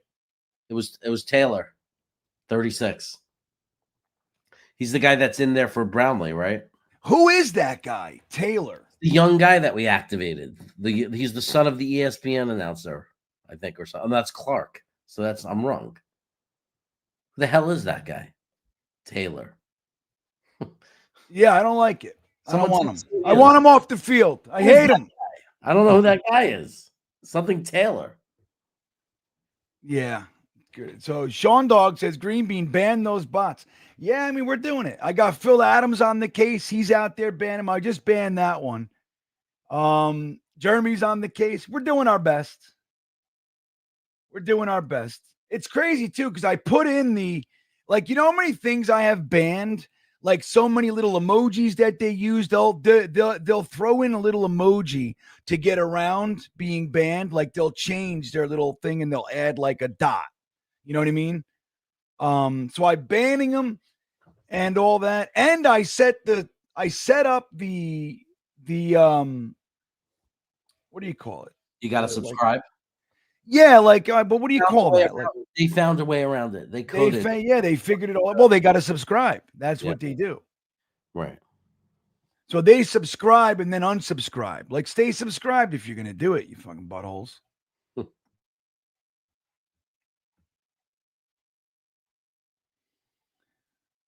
Brandon R. says, lack of coaching and discipline.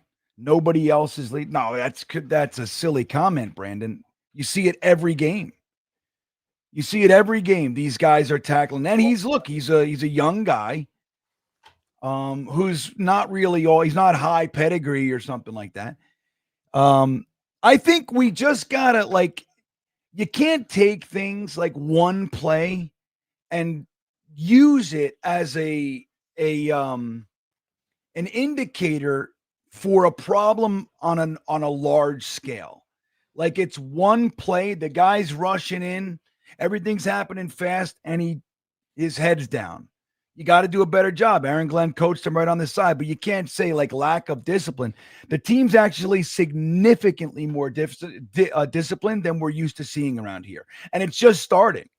You know what I mean? We're just starting this. This team was, the number one thing you could say about, we've been top 5 in penalties for the last 4 years, every year.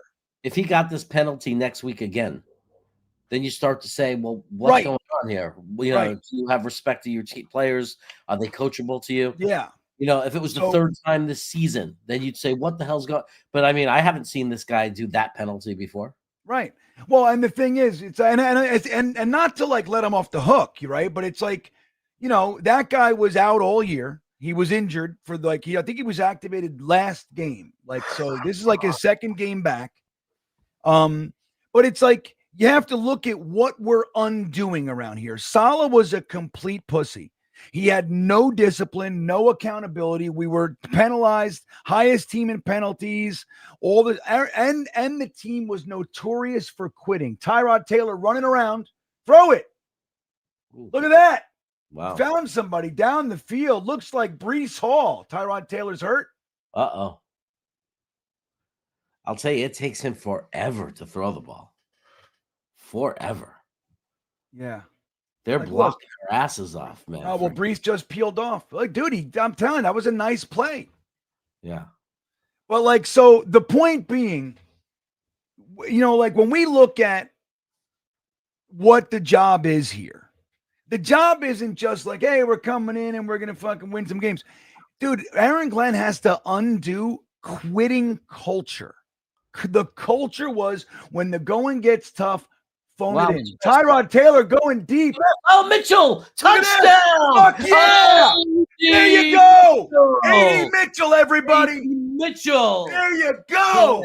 He's a throw-in on that trade. A throw-in. He was a throw-in. He was the change. He was the you want to round up at the end of your purchase. That's all he was. Right, Jeremy? Do you want to donate the 5 cents to That's right. Sure. You want to round up? Bring it up. Burned him for a touchdown. There's our wide receiver 3 right there. I love it.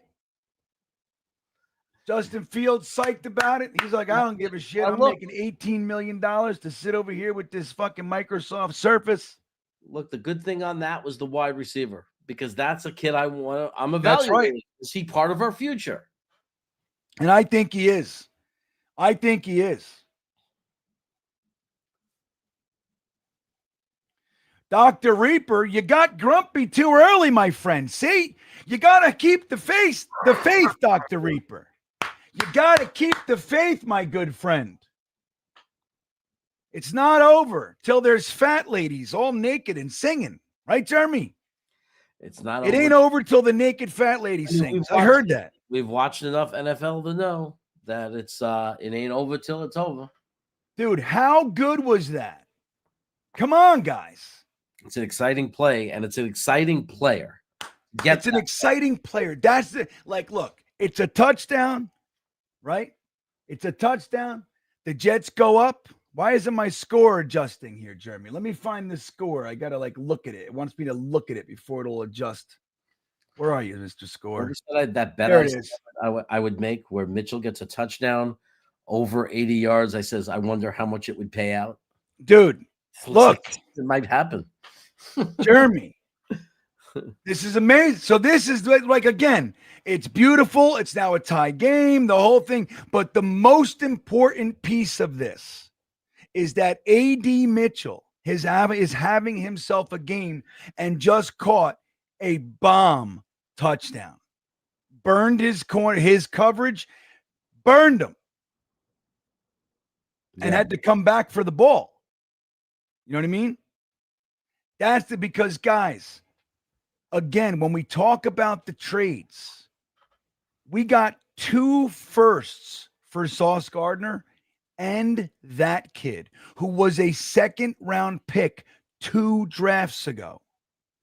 2 2nd-round pick, dude. Jeremy, I can't say enough about it. Mechie was, dude, if he didn't get injured, he's a fucking 1st-round wide receiver. He got taken in the 2nd round because of injury. Dude, we might have, these are high pedigree guys. He did 2 really good things. The first thing he did, and he's been doing it a lot, is getting open. Creating separation, getting open. He's the guy that we loved coming out of college. He's super athletic, fast, big, strong, gets open, creates space. The second thing he did was, in spite of it being a terrible pass that was underthrown and way to the other side. he Yeah. tracked it and managed to come back and get it, which was great. That's what you want to see. Dano all psyched up. The Danger Zone channel chiming in to say, touchdown, go Chaos, go Bean, go Dano. Danger That's what I say. Yeah, what I like. E-Boogie coming in, dropping 5 gifted memberships. Look at this. Look at how psyched the Jets are. Everybody's psyched up. Traded away Sauce Gardner and Quinnen Williams at the deadline. What are they talking about? Look what we got. You would think, by the way, we need to remember that as we were 0-7 with Garrett Wilson, Quinnen Williams, and Sauce Gardner, right? Those 3 aren't playing. If you told me, oh, this week you're going to be playing without those 3 guys on your team, we would think, oh my God, it's going to be a slaughter. It's going to be a slaughter, right? It's going to be a fucking bloodbath. Look at this. Come on, McCrary ball. Look how pumped they are. Look, they're getting all fired up. They're all fired up. E-Boogie with the 5 gifted memberships. Let's see who got them, Jeremy. Thank you, E-Boogie, for the amazing support. I want to see who the lucky recipients were of the E-Boogie Love Fest. Where is it? Let me find. There it is. So we got Boss Girl gets one. Hold on. Hand off to the right. Who was that, Mr. Tackle? Tufeli, you suck. You had your damn pressure, your penetration, and you can't make the tackle. And Clemens had to clean it up. That's right. Dude, he's 300 fucking pounds. These guys got to be able to handle a running back. I maintain that. You're 300 pounds. You can bench press this guy. You got to be able, when your hands are on him, you got to be strong enough to stop a running back. And I will never bend from this. Boss Girl gets one. John Naroyo gets one. Sean Dog gets one. Sorless gets one. And Dano got one from the great E-Boogie. Look at McDonald. Oh, man. Come on, Jets. We were so excited. The defense just given up now, it seems. Well, the defensive backs are outmatched, dude. We got a bunch of fucking crazy names running around back there. Taylor's running around. Oliver's running around. Yeah. Let's see let's see what's going on here. Oh, Malachi Moore. Yeah, their route confused us. Yep, the route confused us. They weren't disciplined in their zone. That's the thing you're going to see with young guys. They weren't disciplined. Right. We also need our edges to get some pressure. Well, McDonald was in his face. I mean, that was a quick release. Right. Yeah. Come on, get him. Who was that? A missed tackle. Yeah, who was that? 10 yards. Just give him 10 yards for free. I think it's Oliver. I think that was Oliver. I can't wait to get rid of his ass, too. Yeah. I don't give a fuck that he can play both positions, nickel and safety. I don't want him. Yep, that's who it is.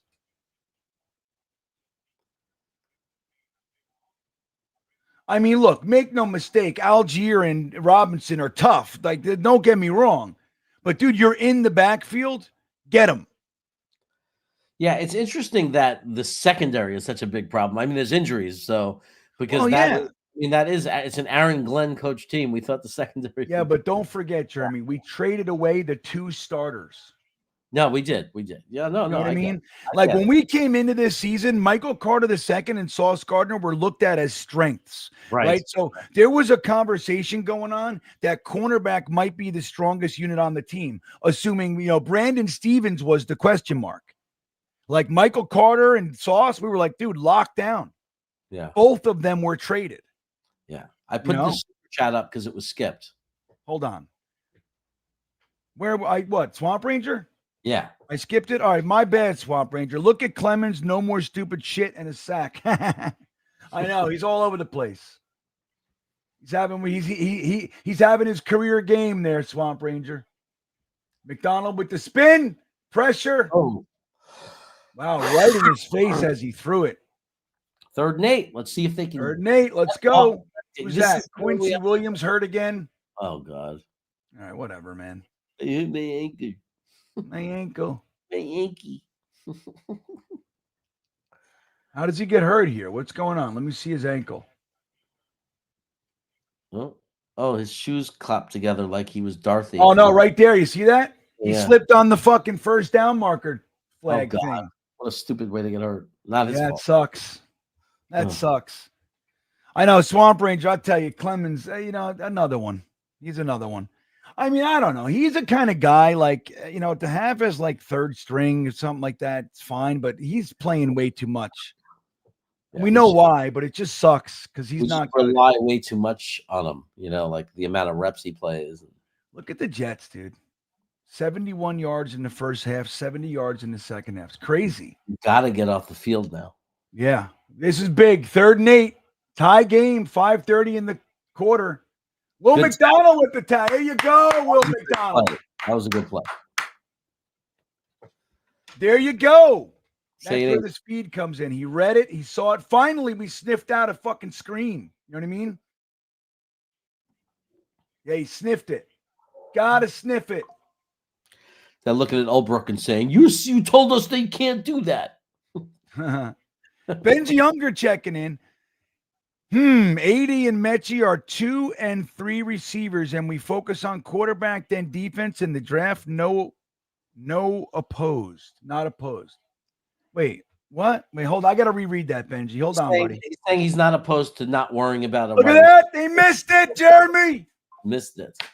He's saying that he might be okay with Garrett Wilson, AD, and Mechie as 1, 2, 3. Okay, I got you. But here's the thing.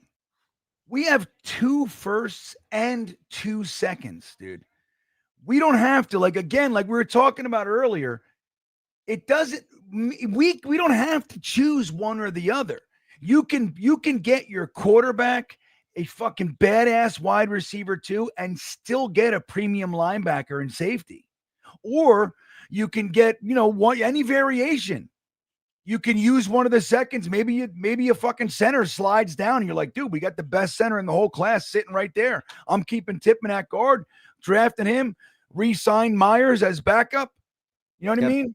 The best center the best center might be available with our 3rd pick, this first, 2nd round pick. Right. It happens. Center is the position that does that. There is one guy I've been looking at, who's end of the 1st round, early 2nd round. So yeah, but I'm with you. I mean, again, I think we get caught up, Benji, like that. If we're gonna do this, it means we can't do that. And what Muji has done, especially getting these wide receivers in here to look at right now, what he's done is he's created an environment where we don't have to panic. We're not locked into any one line of thinking, man. You know what I mean? I know. I think Mechie got banged up earlier. I don't really know what's going on. I saw him on the bike, so it doesn't look like it's too serious. But I really hope, because that's been a bugaboo of his, Jeremy, is the injury thing, right? Yeah. So it's like Jelani Woods. The tight end that we scooped up in waivers at the start of the season. We haven't seen him all year. His bugaboo's been injuries as well, because the guy is a badass at a UVA. Fucking monster. Jelani Woods is a monster, guys. Make no mistake. Let me see. And I'll tell you something just while we're talking about him. I'll tell you about his so he is 6'7", Jeremy. Wow. He's 6'7", 255 pounds, right? Actually, it says 53. So let's call him 255 for fun. 6'7", 255. And check this out. Mike Mechie did have cancer. That's true. He also did get hurt. Yes, he did get hurt. He had a torn ACL in the championship game in college football, which is why he's saying he didn't get hurt. He had cancer. Yeah, he had both. Again, why? He had an ACL. Yeah, again, guys, it's nothing.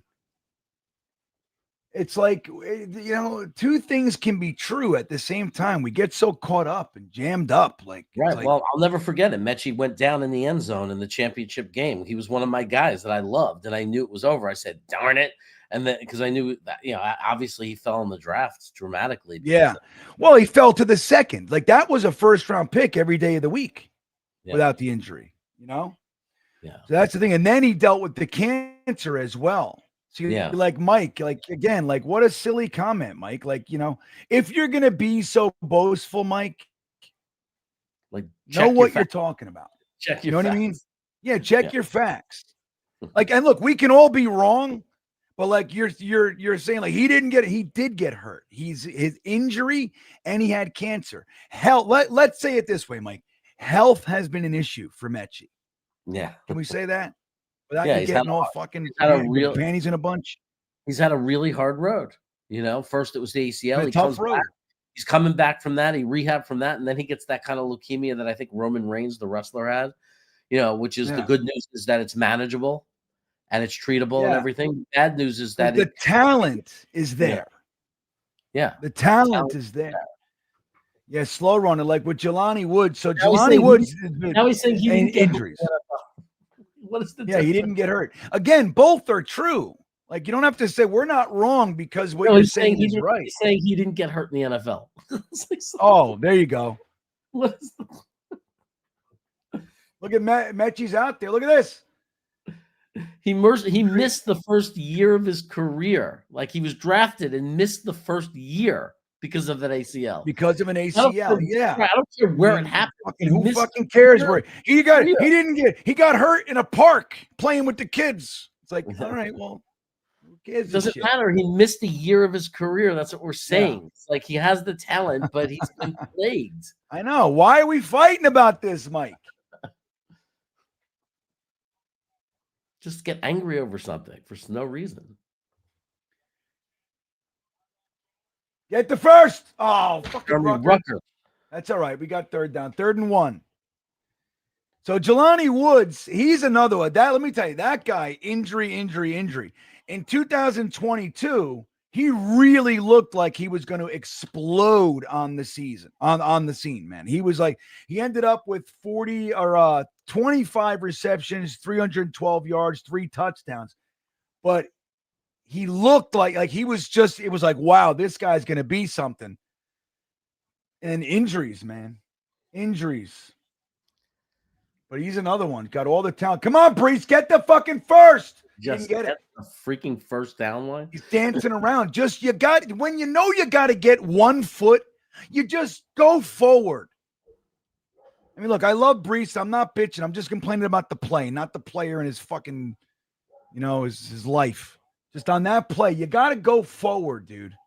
4th and 1. Look at us. Yeah. That's a good question. I thought Jelani Woods would get an opportunity. I don't know if he's hurt or if he's just not breaking the lineup. I mean, Stone Smart he's in his way. It's not like he's doing anything. Yeah, I don't know. There might, we never know what goes on behind the scenes, what issues he might have as a player that aren't about what we see physically. Yeah, look, Aaron Glenn shouldn't. Look at Aaron Glenn. He's so mad. Oh, no, he's joking around.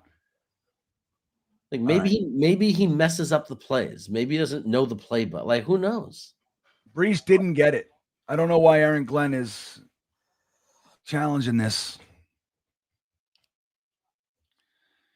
Ablab says a lot of holes to fill on defense. Yeah, I mean, look, right, Ablab? So we're going to be getting rid of a lot of these guys. Like, these guys are auditioning right now. I'm a believer that the defensive ends outside of Will McDonald and Jermaine Johnson, everybody can go on the defensive end. Everybody. Like, there's nobody there. And you can keep an Eric Watts around. You can keep Braden McGregor. If you want to develop them on the practice squad, you can keep them around. But they should not be. They've had their. I mean, Eric Watts is auditioning now. Braden McGregor had his audition. He failed. You know what I mean? Not a great player. And I had hope for him. But not a great player. Everybody is saying they think we got the first down. People in the chat are saying I'd be delighted. It didn't look like it to me. Didn't look like it to this guy over here. It'd be nice if we got it because we could use another 5 to 8 yards just to get into safe, easy field goal range or whatever, like more higher percentage field goal range. I need a drink. And then who knows? Maybe we get a touchdown. Now I'm getting nervous. I'm getting nervous that we might win and then hurt our drive. I know. Yeah, and I'm rooting for it like a crazy person over here. I know. I'm like a lunatic. I'm hoping for it and then hating it at the same time. I'm so torn.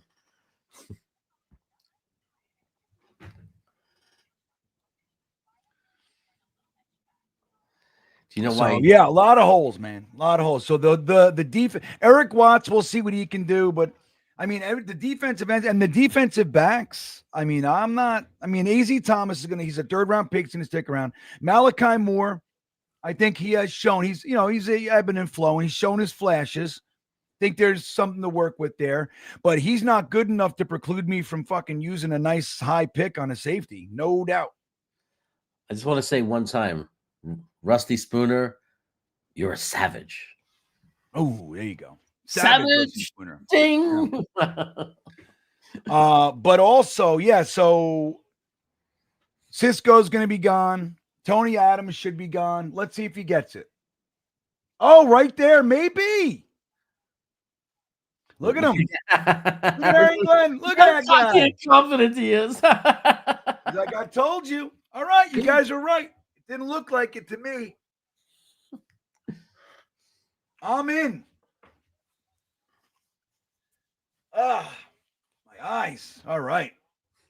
This is fun. Okay. 3rd quarter, 2:39 left. Beck in motion, everybody. He's out there lead blocking for Mechie. Gets about 3 or 4. So, hey, not injured enough to keep him out of the game. So that's good. Yeah, he's back in there. Tampa Jets fan says, what's with the new player BS hate today? What's that? New player BS hate. I don't know, because I know that we've been good to the new players. We're excited about the new players. Not Taylor. Whoever the fuck that guy is. No, not that Taylor guy on defense, but we've been pretty happy about Mechie and Mitchell, and we miss Brownlee. I don't know. You're talking to us, or I'm not sure. I don't think there's any hate. We miss Brownlee, Brownlee, yeah. He's not. Look at this. Look at Taylor. Oh, Mechie with the drop. Cut him. He's a failure. We're admittedly not the biggest Tufeli fans. I don't like Tufeli. I wanted to like him. Scott Wilson says, Green Bean, did you charge the field? I did. Now, look, let me. So here's the thing. I was upper level. Now, Scott Stadium is small.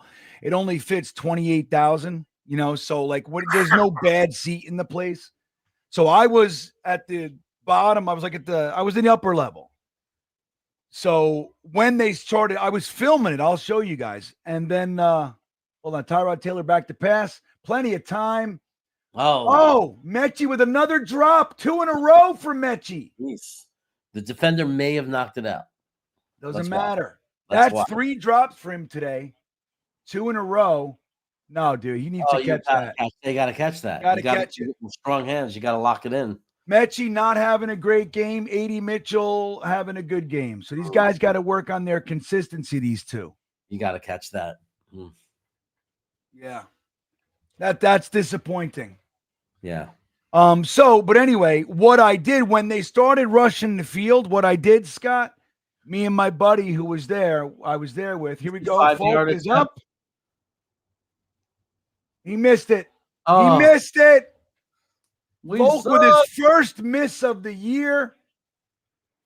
And he missed the 55. So we can go back to that game. Remember when everybody was yelling at Aaron Glenn for not wanting to kick the 65-yarder or 62-yarder, remember? I think they were mad because he said it was 62 and everybody said it would have been, no, 60. It would have been 62, right? So yeah, it was a 62-yard field goal. I think it was probably the smarter move. Look at this. Oh, Folk with his first miss of the year. Rough weather, Yeah, it's raining and it's windy, and we ruined them. But anyway, so Scott, I did walk down to the lower level and go on the field with everybody. So I was on the field last night. As a matter of fact, I was one of the last people to leave the field last night. We really sucked in the moment, Cousins back to pass. Wide open field. Look at this. Flag. That's the flag.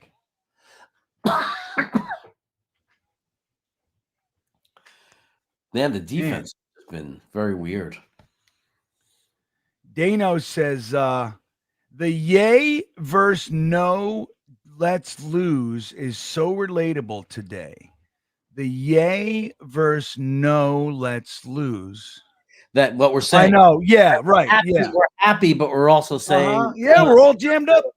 We don't We're know like, how to do this. yeah, we want to see them make good plays, but at the same time, we don't want to win. It's so weird. It's crazy. I know Folk missed that. I'm like, damn it. All right. You know? I know. The first thing I was like, that's exactly what I felt like. And then I was like, oh, but at least that means we can still have an easier time to funny, lose. Man. It's funny. Look at it. Here he goes. Come on, get into the outside. You got to seal that edge, fellas. I'll be right back. I just got to get some Jewish seltzer. What is Jewish seltzer? What is Jew? There he goes. All right.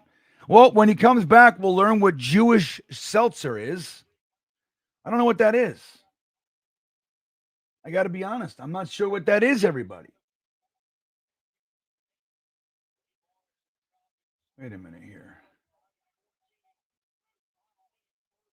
Oh, okay. I got you. Thanks for deleting that, Phil. Got to run up the middle. Will McDonald coming from behind to make the tackle. Nice pursuit. That's what we call that. Pursuit. Benji checking back in says, would love if our offense looks great and we lose because of our D. Yeah, right. That's a nice way to organizing it, right? Organize it, right, Benji? It's like, the defense. We got a lot of work to do there, but the offense, because I'm telling you, it's all about these young wide receivers, this young offensive line. You know, that's what it's all about, man. Mason Taylor, the tight end. Will McDonald getting stood up there. Well, look at Will McDonald running all over the place. He's got a little burst of energy. I'm with you, Benji. Phil says, Green Bean. Scott wants to know if you stormed the... Yeah, I answered him. Crazy bastard. You guys are nuts. You guys are crazy, I tell you. Yeah, did you see that, Phil? He was like there, boop, boop, and he just disappeared. I caught that. That was good. AG halftime speech. Good first half. Time to tank from Swamp Ranger. There it is. All right, let's see if he makes this field goal. All right, that one's good. So the Falcons go up by 3 here. It's going to be 17-14, as you see on your screen.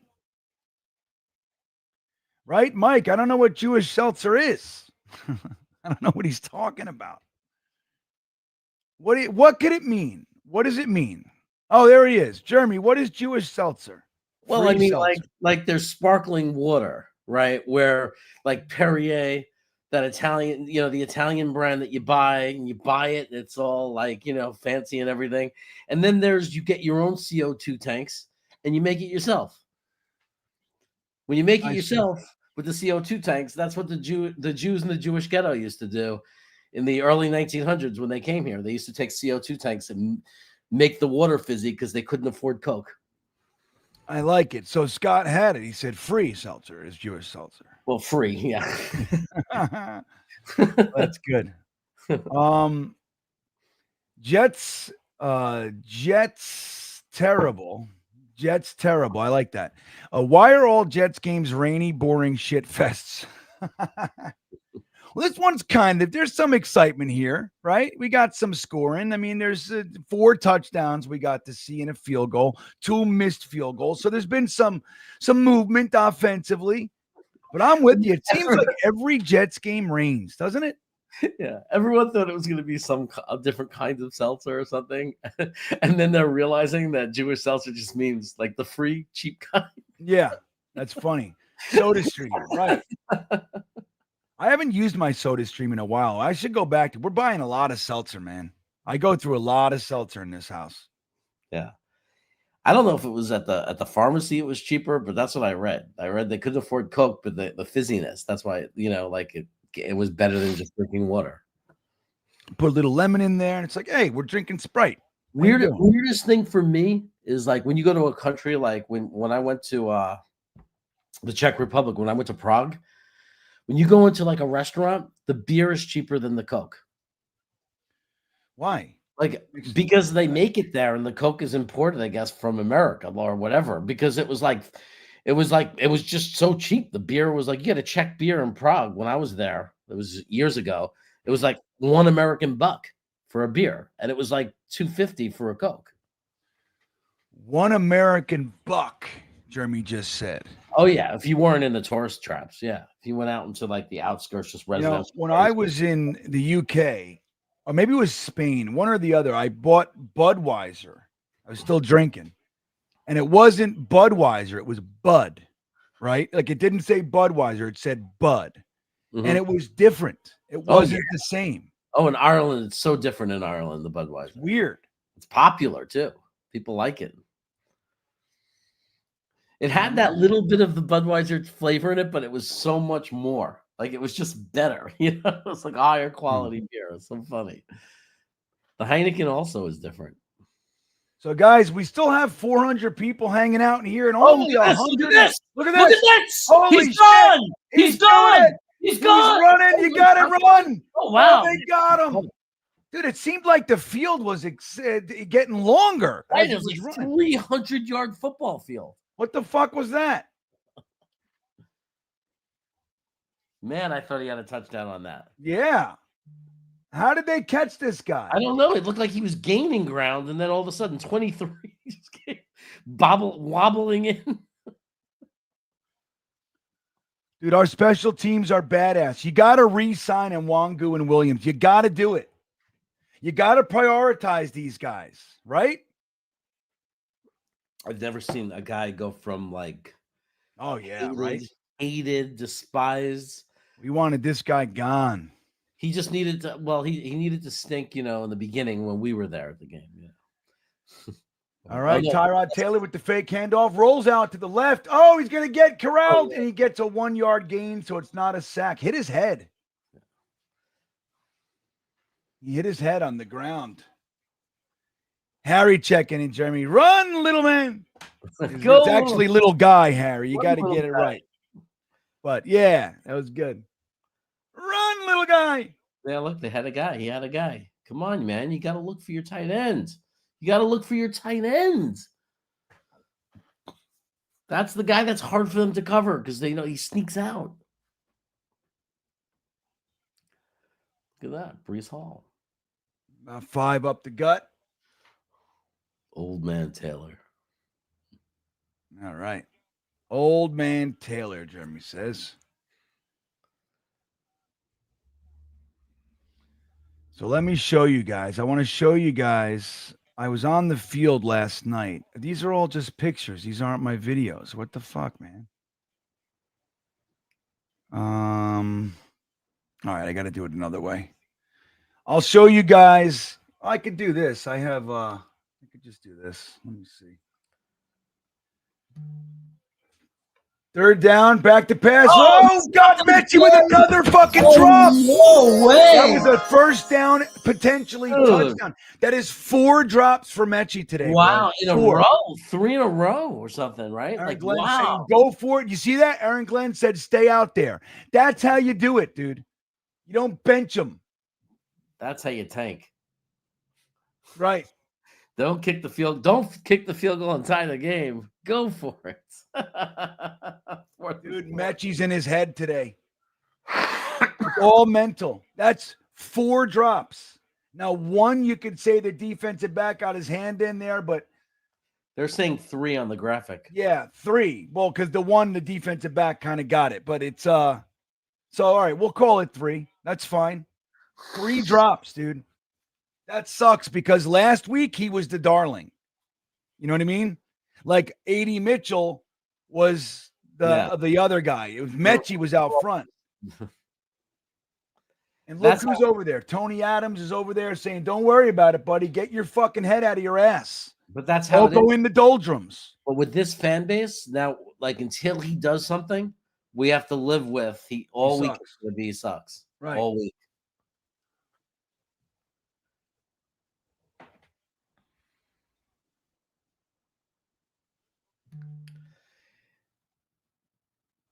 He made it. I mean, obviously, he lost his focus for today. It's just a bad game, right? Yeah, it is. That's what it is. All right, poor Mechie. What are you gonna do? Oh, look, they're talking to him. It's okay.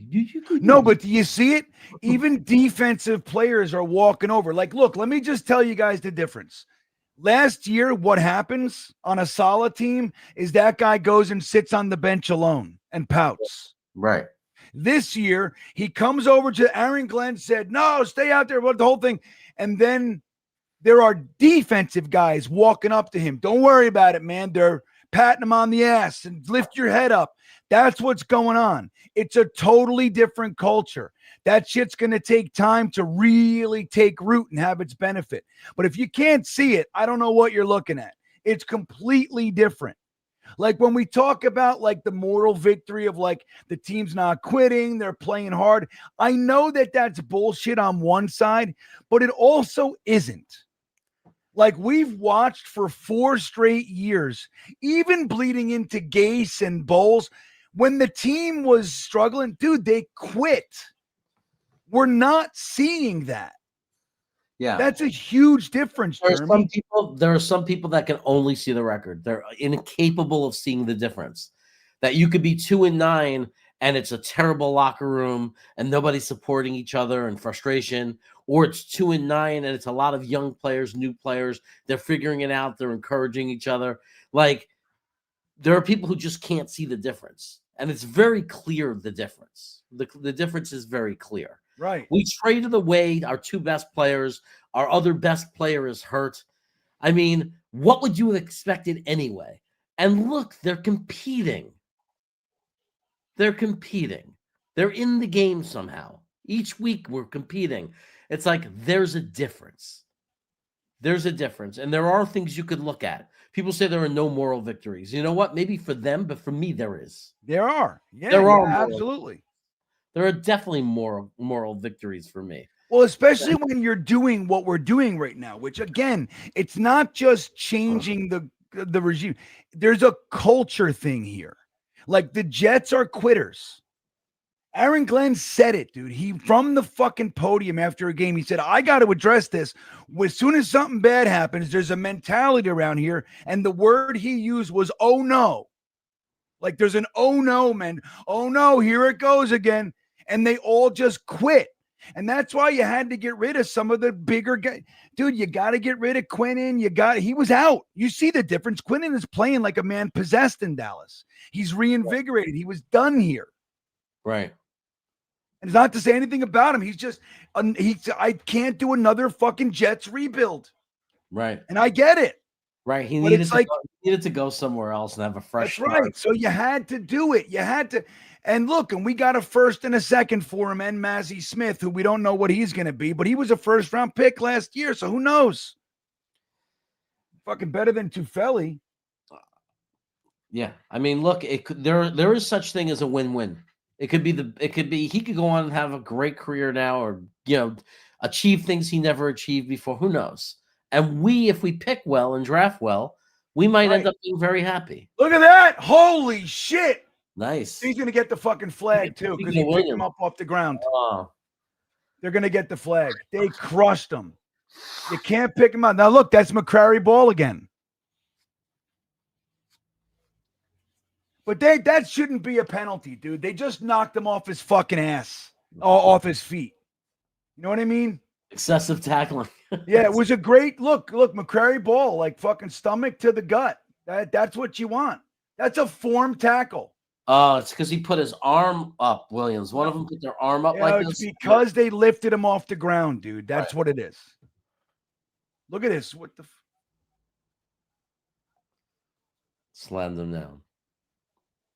Yeah, that. That's the ball. If I was Aaron Glenn, I grab him and go, what the fuck are you doing? Why are you flopping around like a fish on the fuck? That's that shit Thibodeau did a couple years ago. Remember? Yeah. Look at this. Like this is just stupid. Yeah, that's the shit I don't want. You already used that. You did the crown thing on your helmet before you did the penalty. Exactly. Just be humble. Shut up and be humble. Yep, Aaron Glenn's gonna fucking take care of that. That's the kind of crap that's the shit. You're right. And it's a fucking 15-yard penalty, you moron. And he's got a C on his jersey. Yeah, he's our special teams captain. Yeah, right. But that's the thing. That's a guy you fucking grab and you make an example out of him. Like, dude, so he's got 2 15-yard penalties on the fucking day. You got to take care of that. Wow. Flopping around like an idiot on the ground. Like an idiot after a beautiful form tackle. You know what I mean? Yeah. Like, dude, that's perfect tackle. Your shoulder pad, their stomach, arms around their fucking their hamstring. That's what you want. That's a perfect tackle. And then you got to be an asshole about it. Sean Kenny checking in. My buddy Sean. Biggest difference is we aren't rolling over every game. It used to be sorry as fuck when we were down. I'll take it. Exactly. Remember how, like, you just watch these games, right, wow, man? It felt like forever. Like you're watching the whole third and fourth quarter, and they're lifeless. That's the difference. And once we get the horses, once we use these fucking all these firsts and the 5. What do we have? 5 firsts, right? 5 firsts and 3 seconds in the next 2 years. Once we use all those to fold them in with Garrett Wilson and Breece Hall, if we keep them, and fucking Membu and all these guys, once you do that, then this culture shift is going to have its impact. Telling you, I'm on team Aaron Glenn, dude. I'm 100% in. Well, I'm on team. Give him a chance, like past this year. Yep, yeah, but not only I'm with that. Yeah. But I'm not only giving him a chance. I've seen what I need to see. Mm-hmm. Now, I'm not guaranteeing or anything, but I've seen it. He's benching starters. That's what I need. He's grabbing guys when they come off the fucking field. He's giving them an earful. Like when they make a mistake like that, they come off the field. Who do they see first? Aaron Glenn. Right. That's what I want. It never happened with Saleh. Never happened with Gase. Never happened with Bowles. That's what I want. Damn it. Will McDonald, he bit again. But you got to have, somebody's got to be there to backfill that too. Yeah, It's not all him. You're supposed to. That's how defense is schemed, right? Like, right. Let's see what happened here. So Will McDonald, he's stuck in the middle. Yep. You know who that is? A linebacker. That's 26. Fucking Oliver. No, it was Oliver, dude. He sucks. Oliver, 26. That was Oliver. Sucks. More Oliver's fault than anyone. Yep. 100% Oliver. Yeah. He bit.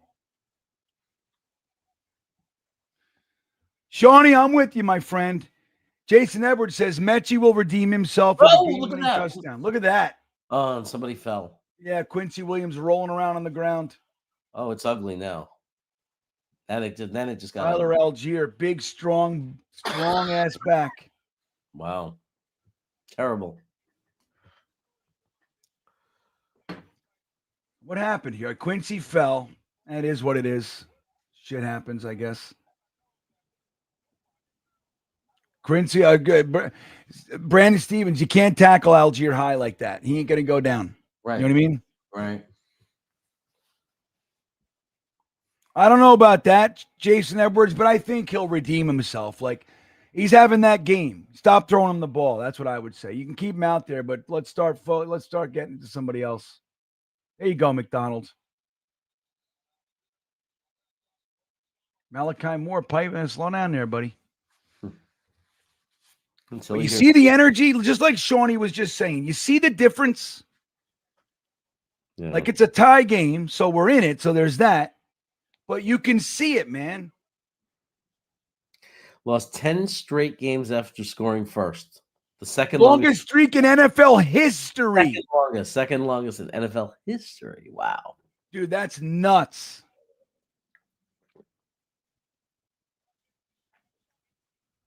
Oh, my God. It would have been so great to get an interception. We haven't seen a single interception all year. It would have been great, but then also bad. I know. It's crazy. Like, I would have cheered, but I also would have said, Mendoza.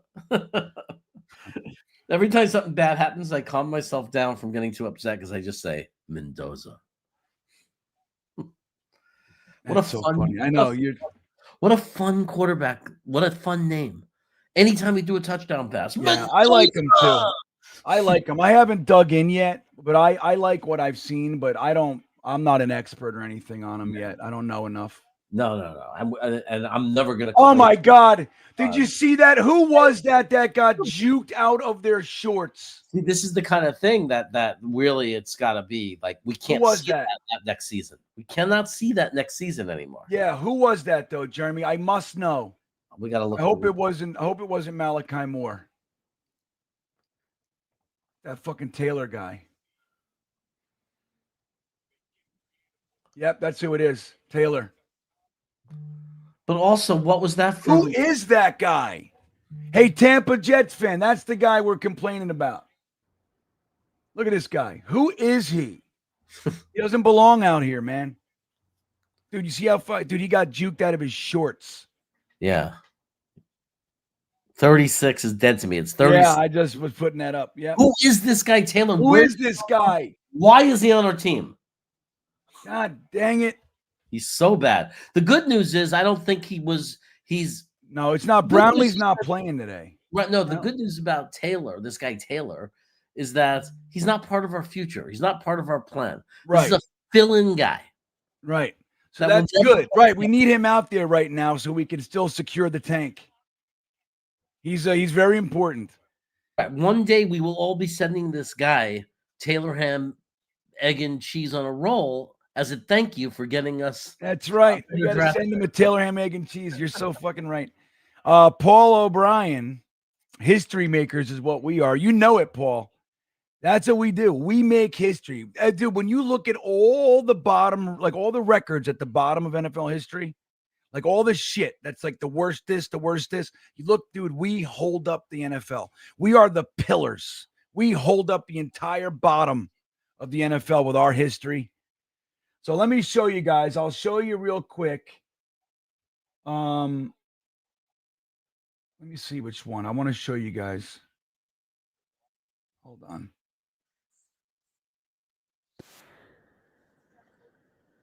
Oh, that ain't it. Let me see. Oh, here we go. I'll show you everybody running on the field last night. Let me show you guys the thing. Here, Jeremy.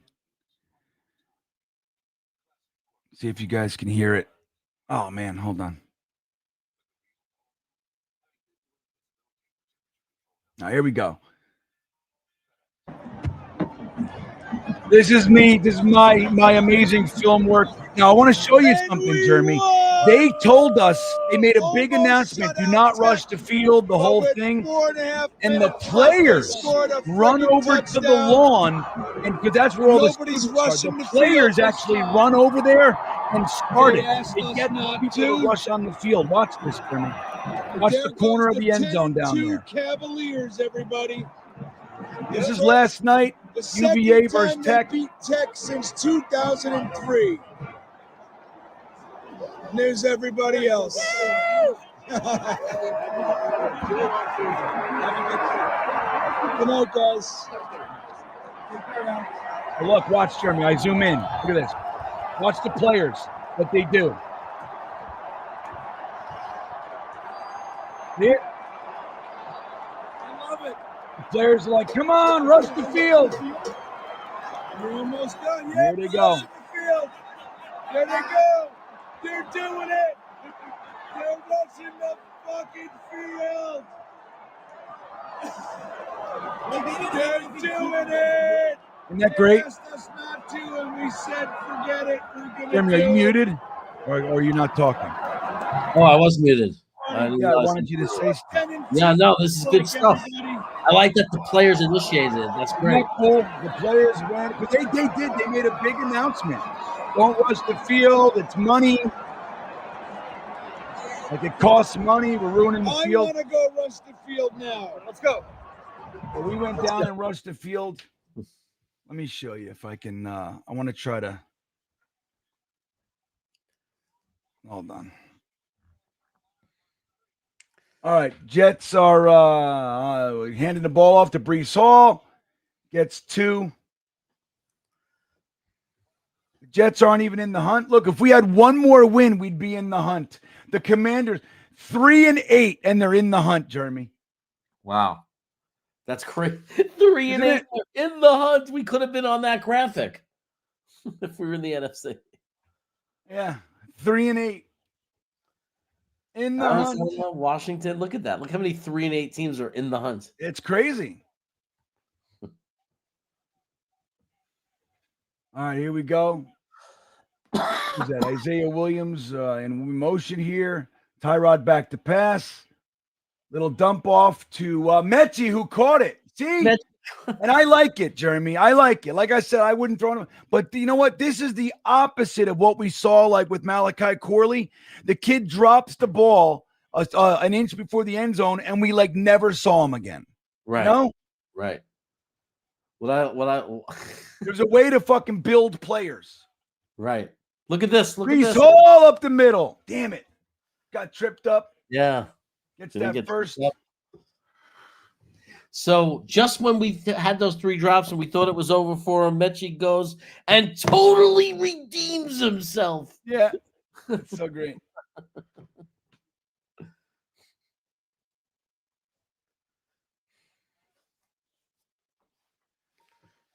So I'll show you when I went on the field. Jeremy, I ran on the field and this fucking kid runs up to me and goes, "Rah!" and scares the shit out of me. Here we go, Brees Hall. Nice cut. Gets about 6, maybe. A little jukey juke. Little jukey jukerton. Jukey jukes. Dude, we gotta re-sign Brees. I'm telling you, we gotta have him. Yeah, I would like whoever our young quarterback is. Whoever our young quarterback is, whoever we end up with, if we take a young quarterback, they've got to have a guy like Brees with him in the backfield, don't you think? Some experienced guy like that. Yeah, that's the thing too. Like, yes, you can draft another guy and all that stuff. We got Braylon Allen and Isaiah Davis, and they're good and all, and I love them. But like you're saying, the experience, I think, is also because Brees is a stud. But now he's like an experience. He's a vet going into his 5th year, knows the ups and downs, knows the goods and bads. You know what I mean? Yeah. I think there's value there. Yeah.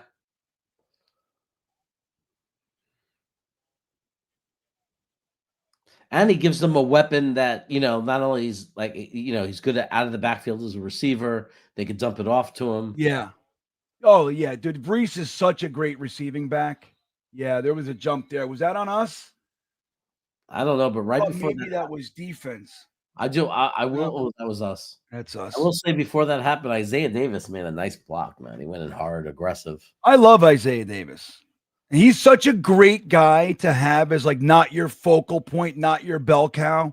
He's like one of those guys, and we don't use him enough in the passing game, quite frankly.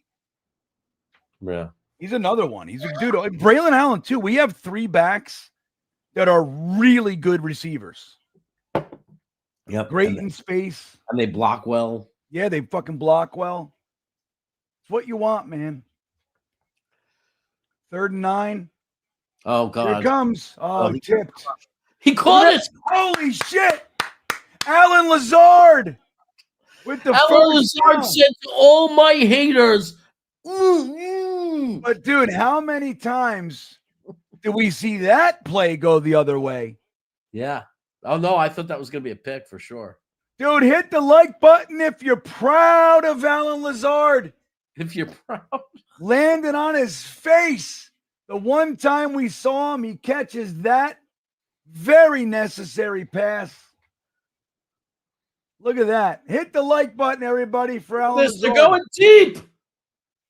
Oh. Yeah, I mean, there was no reason to throw that. He was double covered, man. What are you thinking? Ugly. I mean, let's see. Why would you throw that? There was never a moment where I would think it was a good idea to throw that. Right. And he didn't even have like a step. Like it was like the safety was there. The safety was way ahead. Like there was no way you threw terrible decision. Right. I agree. Brees Hall getting most of it back. 3rd down and manageable there, Jeremy Germs. Ablab saying Mendoza is okay, but not elite. So that's the thing. Like, he looks great because it's a kind of a thin class. But where would he be in a strong class? Like, would he have all the sheen that he has? Or would it be like he's the fourth or fifth guy? You know what I mean? It's You hard don't want to to get sucked into that. No, but I think he's good. I think he's good, but the thing is that we just, what I've learned is never to be too strong on my opinion when it comes to quarterback because it's just so unpredictable. Look at Taylor. He's going for the first. He said, screw this. Nice. Good decision. 4:18 left on the clock, everybody. 3rd and 3. Tyrod Taylor makes a very exciting move. He's not finding anybody open. Says, I'm going to just get this thing going myself.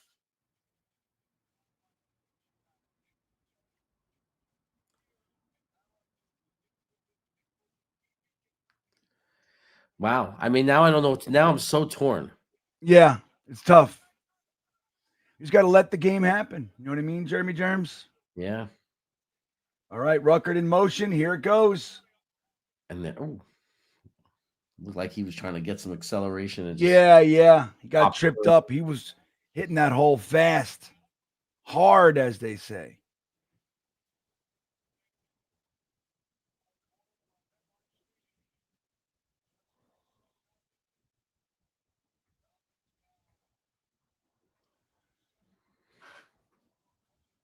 Yeah, XL maiden spaces. We going to overtime? I mean, it looks like it, doesn't it? Looks like we got some potential for overtime here, buddy.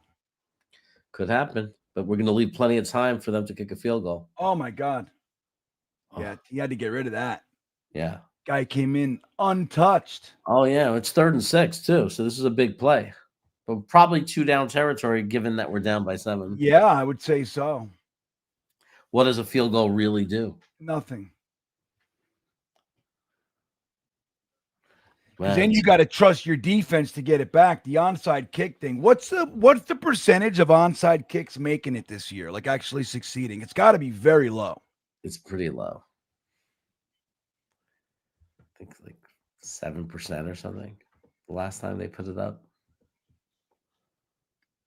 Ugh. He fell right before the marker. That's funny. I mean, nothing you could do if you look where that pass went, though. Yeah. There's nothing he could have done. Like, that ball would have hit the ground if he wasn't where he was. Yeah.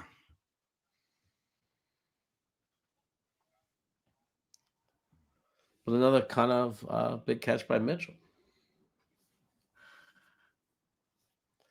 4th and 1. 4th and 1. 4th and 1, everybody. This is a big play. Oh, we're trying to draw them off or something? What do we? Oh, no. They went off. We got it. Looked like they did go off for a second there. Tyrod Taylor with the first. I'm so freaking torn right now, Green Bean. I can't even tell you. I know. I'm right there, dude. I am torn in half. I'm so torn. Dick Chimney's burner. What's up, buddy? He says onside has to be less than 10%. Can somebody find that stat? Yeah, Somebody look that up. It was like, I think it was like 7 the last time they put it up as a thing. They said 7% or something since the rule change. Tyrod Taylor hands the ball off to Breece Hall. Doesn't get nothing. I mean, think about it. You lose because there used to be surprise onside kicks where it would work because it was a surprise. Right. And now it's like you have to announce it. So yeah, it sucks. Colts are fit. Can someone tell us the score of the Colts game? Can we get that in the chat? Someone tell me what's going on in that Colts game. Emu, or Limu. Spam. See. Got some spam in the house. Got it. Got it. Same one, too. Rusty Spooner says it's 0.5% on. Oh, so 5%? That's crazy. 20 to 16. Wow, 4.6% onside kick this year. Wow, even worse than I thought. Yeah. Knew it was low. Phil comment. Phil Adams, I unfortunately cannot put your very funny comment on the screen there. Donkersloot, 20-16 Texans. It'd be really nice if the Colts. How much keep time's losing. left in that one? We could look it up. I just want them to keep losing. Lose. If they make the playoffs, it all goes to shit anyway. Then we just got to hope they lose in the first round. Yeah, let's see. So, all right, what do we got here? Dolphins are beating the Saints. We really would love to see the Saints beat them. Come on, man. That's not going to happen. They're down by 8. Jeremy. Who? The Saints. Down by 8 to the Dolphins with 2:31 left. Saints have the ball, though. Texans are beating the Colts 20-16. Well, real quick, I want to show you guys this video. So here we go, Jeremy. This is me on the field, I think. Let me see. Where did I thought I had it all fucking ready. Shit. Here we go. You ready, Jeremy? Yeah. Watch this kid scare me in the beginning. Watch. Watch this.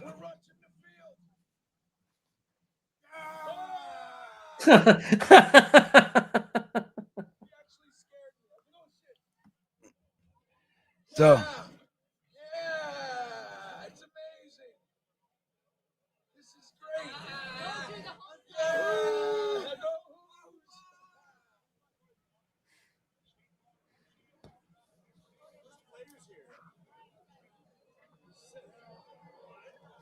Good field. yeah, I'm just walking around the field. It's great. Rush the field, everybody. Here we go. Second down. All right, hold on. Tyrod Taylor squeezes out.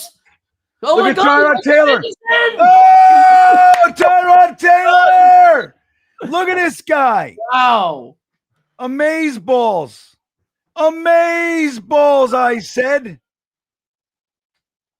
Tyrod Taylor for the touchdown, everybody. See, What again, is happening? You see, it's hard not to think to yourself, well, you know, it's good. That's a different Jets team, right? When we come back at the end, we didn't do that with A-Rod last year. We never came back in the final drive, right? It always blew up in our face. Yeah, well, last year we blew. There were you. What we were doing was blowing leads in the fourth quarter, not coming back. Come on, Folk. What do you got? Oh, that was almost blocked. Tie game, everybody. With one. Now, what's the Frankie from Flatbush would say right now? Too much time on the clock. Way too much time. And on he's the clock. right.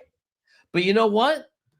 If you had to describe if we lose this game, the way to lose, but what you want to see, this would be the idea of, yeah, if they ended up kicking a field goal, I could at least say we didn't give up. We did this last drive of the game and got into the end zone. Like there's some things you could take away from it. Yeah. And I know that sounds like nonsense to people, but I don't know. For me, it just works. There's a way of justifying it to myself. I get it. Like at least we were competitive, you know, like we didn't get blown out. Look I at mean, this. Again, I'll say it a million times. This is without our best players when we started. That's right. Season. This is without everybody. Now, This is Jeremy, without we just watched the longest scoring drive of the entire year. That's what that just was. 6 plays, 65 yards, six and a half, almost 7 minutes off the clock. Now, Billy SBC is taking this moment to say, now, who says Tyrod can't be the bridge quarterback next season? Billy, I say it because he's not going to make it. If you bank on Tyrod, he's only going to give you 5-6 games and he's done. He's going to get hurt. That's what he does every year. He gets hurt. And he's missing a lot too. Like, look, he's good. He's for our purposes right now. This is good. We wanted to be able to see what the team looks like. See what A.D. Mitchell, Mechie, Davis, the tight end. We want to see what's going on. So he gives us that, you know, and he's a talented quarterback. He's been around a long time for a reason. But I don't want him as our bridge quarterback, Jeremy. Do you? No, I mean, because he's injury prone. He's older. And right. That's the big thing, Billy. He's never played. He's never been able to play a full season in his career, has he? So, but I mean, I get the sentiment, but I mean, if you're going to go that way, you could just pretty much sign any. Yeah, it could be just anybody, really. Right? I mean, a lot of functional guys that we know aren't good.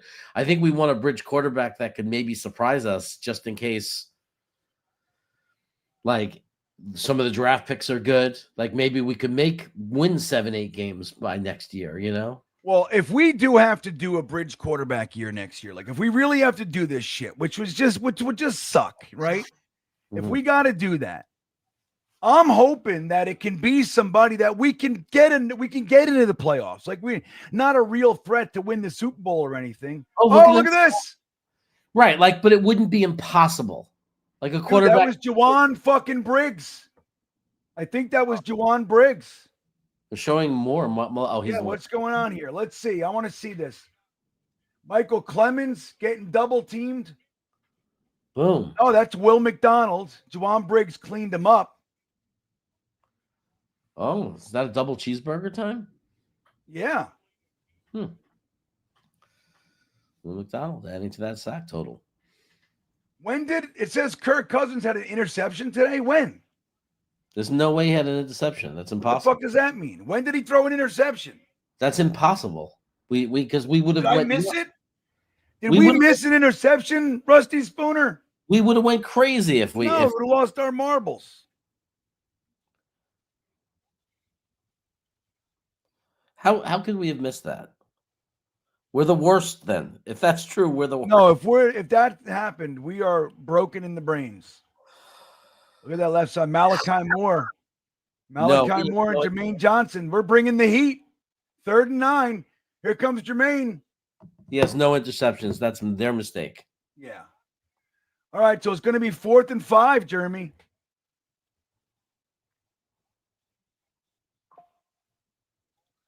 Tony, the GM, says Tyrod isn't under contract. Yeah, well, we could remedy that, I'm sure, Tony, right? Right. I mean, what, you think people are going to be lining up for him? Yeah, I don't think so. Well, I don't think, I think teams will be interested. Sure. He's a decent backup. The problem is like, if you're really thinking we're going to go in with a guy that has to start 17 games, I mean, anybody's going to think the same thing. He just doesn't have the reliability. Like, it's the injury factor. Right. The Rams got beaten by the Carolina Panthers, everybody. So the Bears are the number 1 seed, I think, at this moment. Yep. It's wild. Isn't that crazy? My buddy that I went to the game with last night, Gary, he's a diehard Bears fan. So he's like, he don't even know what to do with himself right now. To tell you what, though, he loves himself some fucking Ben Johnson. You see Ben Johnson tear his shirt off in the locker room? You see that, Jeremy? Yeah, that was crazy. I was shocked by that. Yeah, dude, they love him. Dude, it's 4th down and 4. We're getting the ball back with a minute 30. They're punting. Why would they? Oh, okay, because they're good. They're playing for overtime. That makes sense. If they go for it and don't get it, we get okay. It just took me a second. That's all. I'm with it. Situation, I know. You had to figure, because you're busy. You're running the show. Yeah, I'm doing stuff. Right. You're doing stuff. You're busy. Doing things. Busy. It's good. It's good. It's a good show. Guys, we got almost 500 in here, only 214 likes. Let's smash that fucking like button for Overtime Jets football, baby. If you're new to the channel, go ahead and hit the subscribe button. Get us to 15,000. We're almost at 14,200. Look at this. Look at this. A long field. Pinning them back. Jets got a long field to go. Let's get the like button going and subscribe to the channel. Again, guys, I'm shooting for 15,000. I'm almost at 14,200. I need a little help from my friends. I get by with a little help from my friends. That's right, Jeremy. Where else are you going to learn about Jewish seltzer? But right here on Green Bean Jets Fan. Jewish seltzer. The kind of seltzer where you have your own CO2 tank.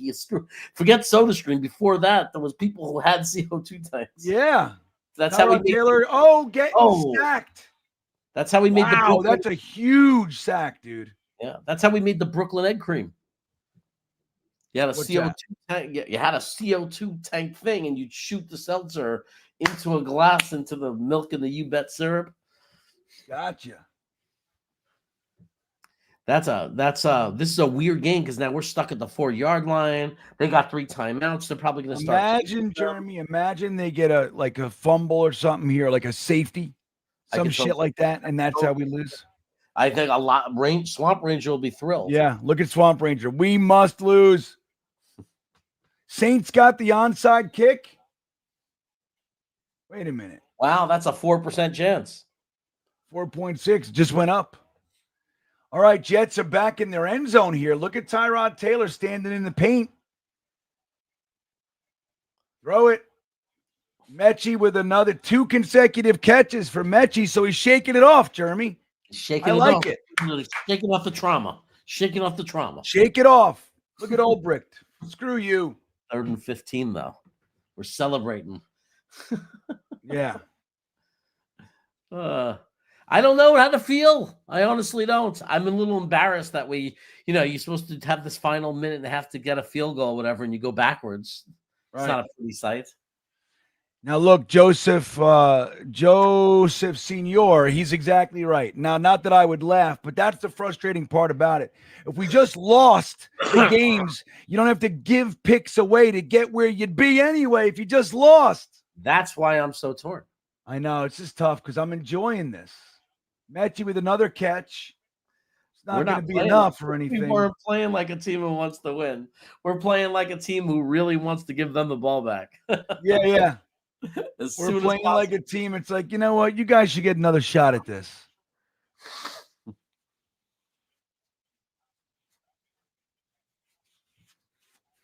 What happened to Membu? You guys are talking about Membu? What happened? Oh, on that sack?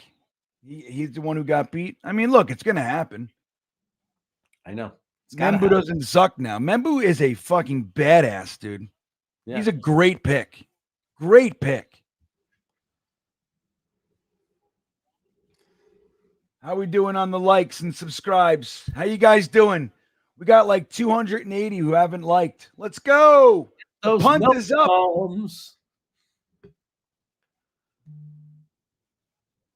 Ooh, nice. Oh, nice tackle. That was Stiggers.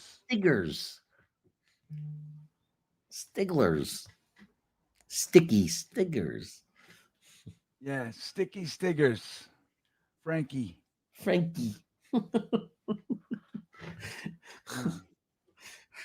What a giant. So where do they have the ball here, Jeremy? I didn't collect that information when I just watched it.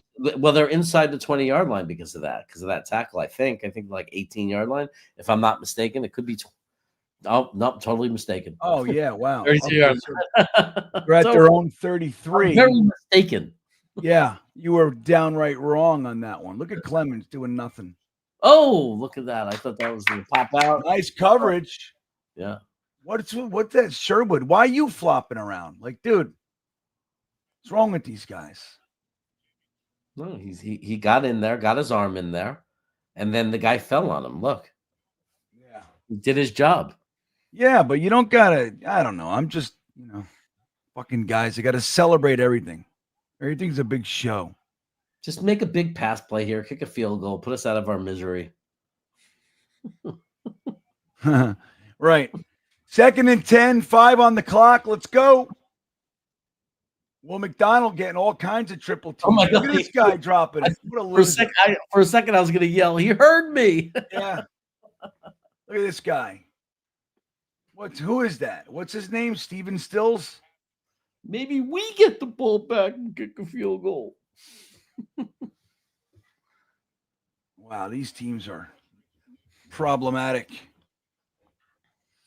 Paul O'Brien said, is Sauce injured? Yes, Sauce got injured early in the game. He has currently right now they're saying a sprained calf. And he's in a boot. He's in a boot. A boot? What's that a boot? What's that a boot? I love it. You're fucking great. All right. Kirk Cousins back to pass. Throw it. Oh my God. Oh my God. That was almost an interception, but Oliver sucks. All of a sudden they're playing lights out defense though. Yeah. I know. It's crazy. What's the meaning? Look at Oliver here. Let's see what he does. It's the battle. It's the shit ball. Yeah. Yeah, that receive Mooney should have caught it. See, now look, that's my on sleeper. I said Mooney would have less than 40 yards. If he would have caught that, I would have lost my dang wager there. Look at this. Now they're punting. We have a Dude, chance. 2 punts in less than a minute. We have a dangerous punt returner. We have a dangerous punt returner. Here he goes. Here he goes. I don't know. There's enough time to get a couple of plays and get it. Yeah, field position.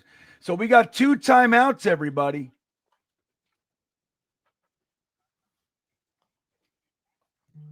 It is true. That's a great. Somebody made a comment. M123 made a great comment. What's it's that? like I'm sitting here like cheering, but also saying, "Uh-oh, we might win." Yeah, it's a weird place we're in emotionally right now. This is exactly no joke. How I feel like, uh-oh, we might actually win. Cadoza, what's up, dude? Are we going to win? I know I said at the beginning of the game, I said, make no mistake, guys. The Jets are winning this one. Just know it. Look at this. Oh, Tyrod Taylor avoiding many sacks. God, he's getting close to field goal range. Oh, yeah. We're winning this game. It's not even going to overtime, which I kind of wanted. I know Mike Coates. I don't know what that is. They keep showing Cousins' stat line with an interception. Did he have one and we missed it? No, there's no way. I checked Yahoo. There's no way he has no picks on his stat line.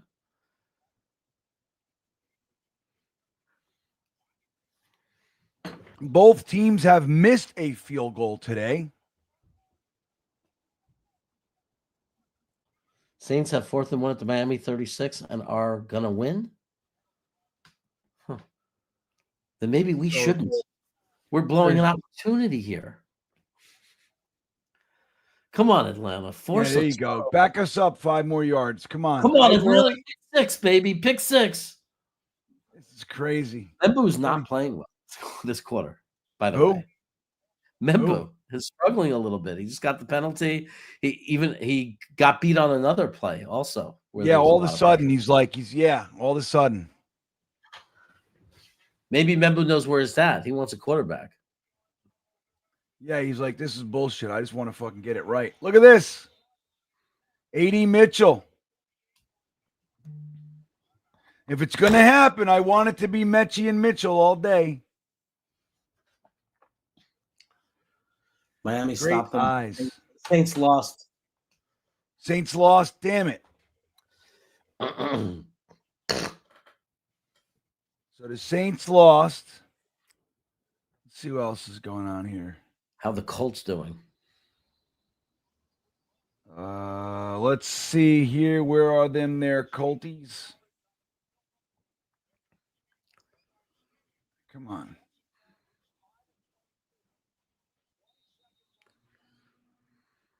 Wait, hold on. Oh, I'm in the wrong fucking week. That'll do it every time. 20-16. Oh, the Colts lost. Yes. Over. Colts lost, so that's a good one. He's not going to get that flag. I thought that should have been a flag, but all right. 3rd and 5. I've seen enough. It was a good game. We had a lot to cheer about. I've seen enough. Time to lose now. Yeah, that is interference if I've ever seen it, dude. That's crazy. That's a crazy non-call. It is what it is. I'm fine with it currently, but Jets, I'm satisfied. You don't have to prove anything more. Lose now. Lose now. Okay, we're good. Right, we had a great fun day. We saw the evals we needed to see. It's time to lose. 1st down. AD Mitchell again. How many fucking... Dude, how many... They're calling it incomplete.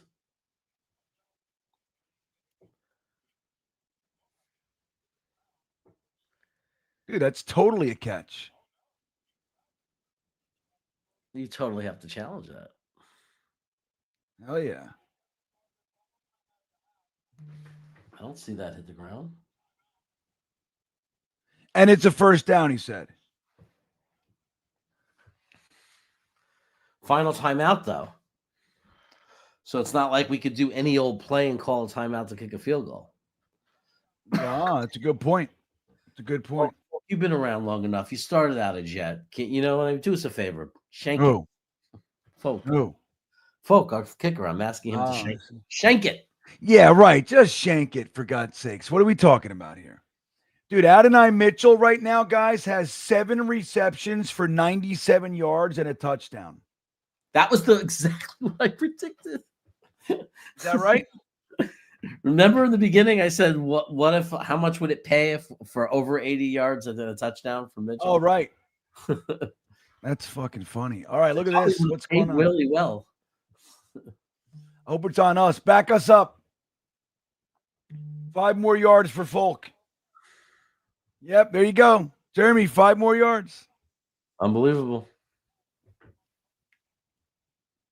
Don't be upset about it, Titman. Here comes E-Boogie. E-Boogie, time to win, he says. Look at Rucker. What are you doing? All right, that's Mason Taylor. Don't be upset about it, Titman. We're all appreciative of that penalty. Yeah, we know you're trying. You know you're trying hard. Moral victories galore. That may have been just enough to help us. Taylor back to pass. Throws it away. 2nd and 15. 8 seconds left in the game, everybody. Oh, no. He's like, let me go out there. Oh, no. He's doing it because he got criticized in the Pittsburgh game. Who? Glenn.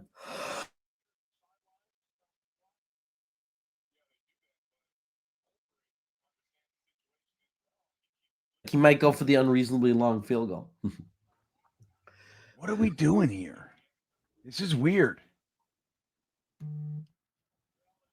Oh, you wanted to move the hashes. What are they doing? That was okay. E-Boogie says it's time to win. He's all psyched up. Dude, 80 Mitchell, guys. Just want to fucking point that out. Dude, he has, 8 receptions, 102 yards, and a touchdown. Talk about him being a throw-in on a trade. What happens when Garrett Wilson is there and he's not drawing the best coverage? Right. Oh my God. Oh my God, he fucking did it. The Jets win. Kidding me. Holy shit. What do we do with ourselves? Kidding me. What do we do? Fucking kidding me. I don't know how to feel. Oh, fuck. Are you fucking kidding me? Adonai Mitchell. Oh my 8 God. receptions, 102 yards. Tyrod Taylor, 19 of 31, $172 and a touchdown. Brees Hall, 19 carries for 68 yards and a touchdown. Aaron Glenn goes to 3 wins on the season, and the tank is taking a left hook. Down goes. Tank takes a left hook to the jaw. Down. So Mitchell over 100 yards, 8 receptions, touchdown. I want to play back what I said at the beginning, but I really that bet, Mitchell getting over 100 yards on sleeper and a touchdown, combine those odds, would have paid really well. Yeah.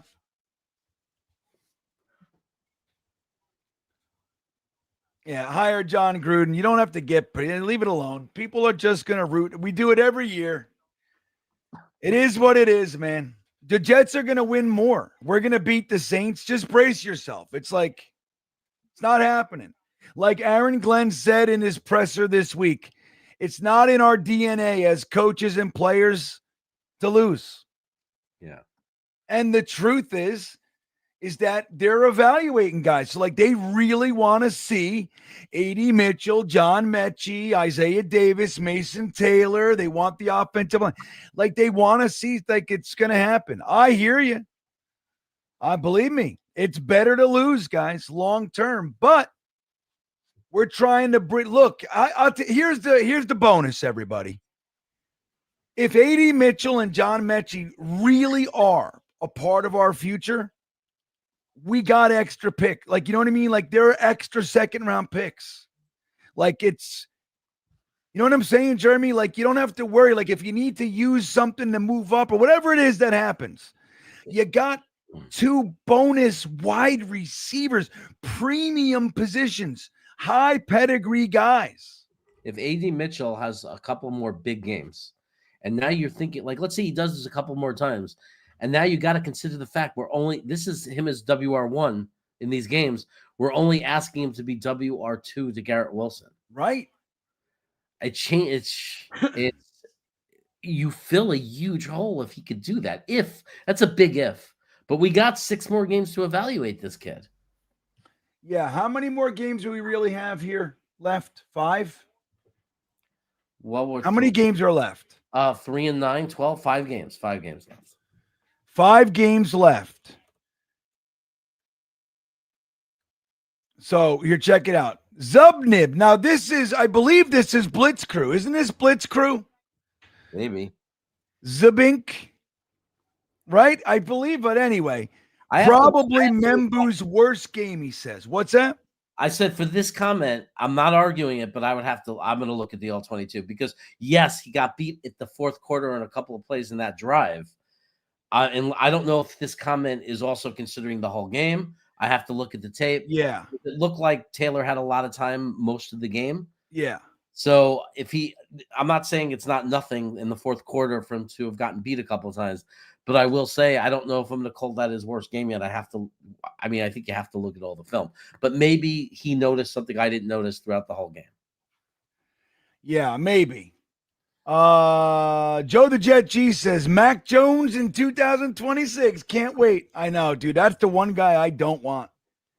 And he's going to, dude, I'm telling you, he's a product of Shanahan. He comes over here, you're not getting the same. I don't want the pecker pincher. I don't like him. I don't want him. Anybody but Mac Jones. You know what I mean, Jeremy? Anybody but Mac Jones. Sean Kenny checking in says, I'm in it to win it.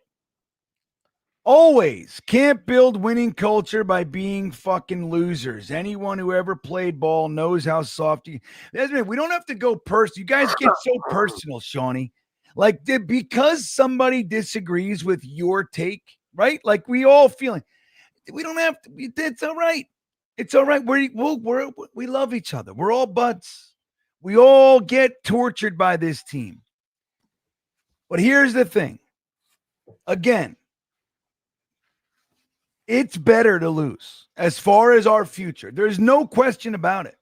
Having the number 1 overall pick would be a significantly better situation than being pick 5 and having to trade up or whatever it is, or just not being able to get up there and get your guy, whatever it is, right? There's no question about it.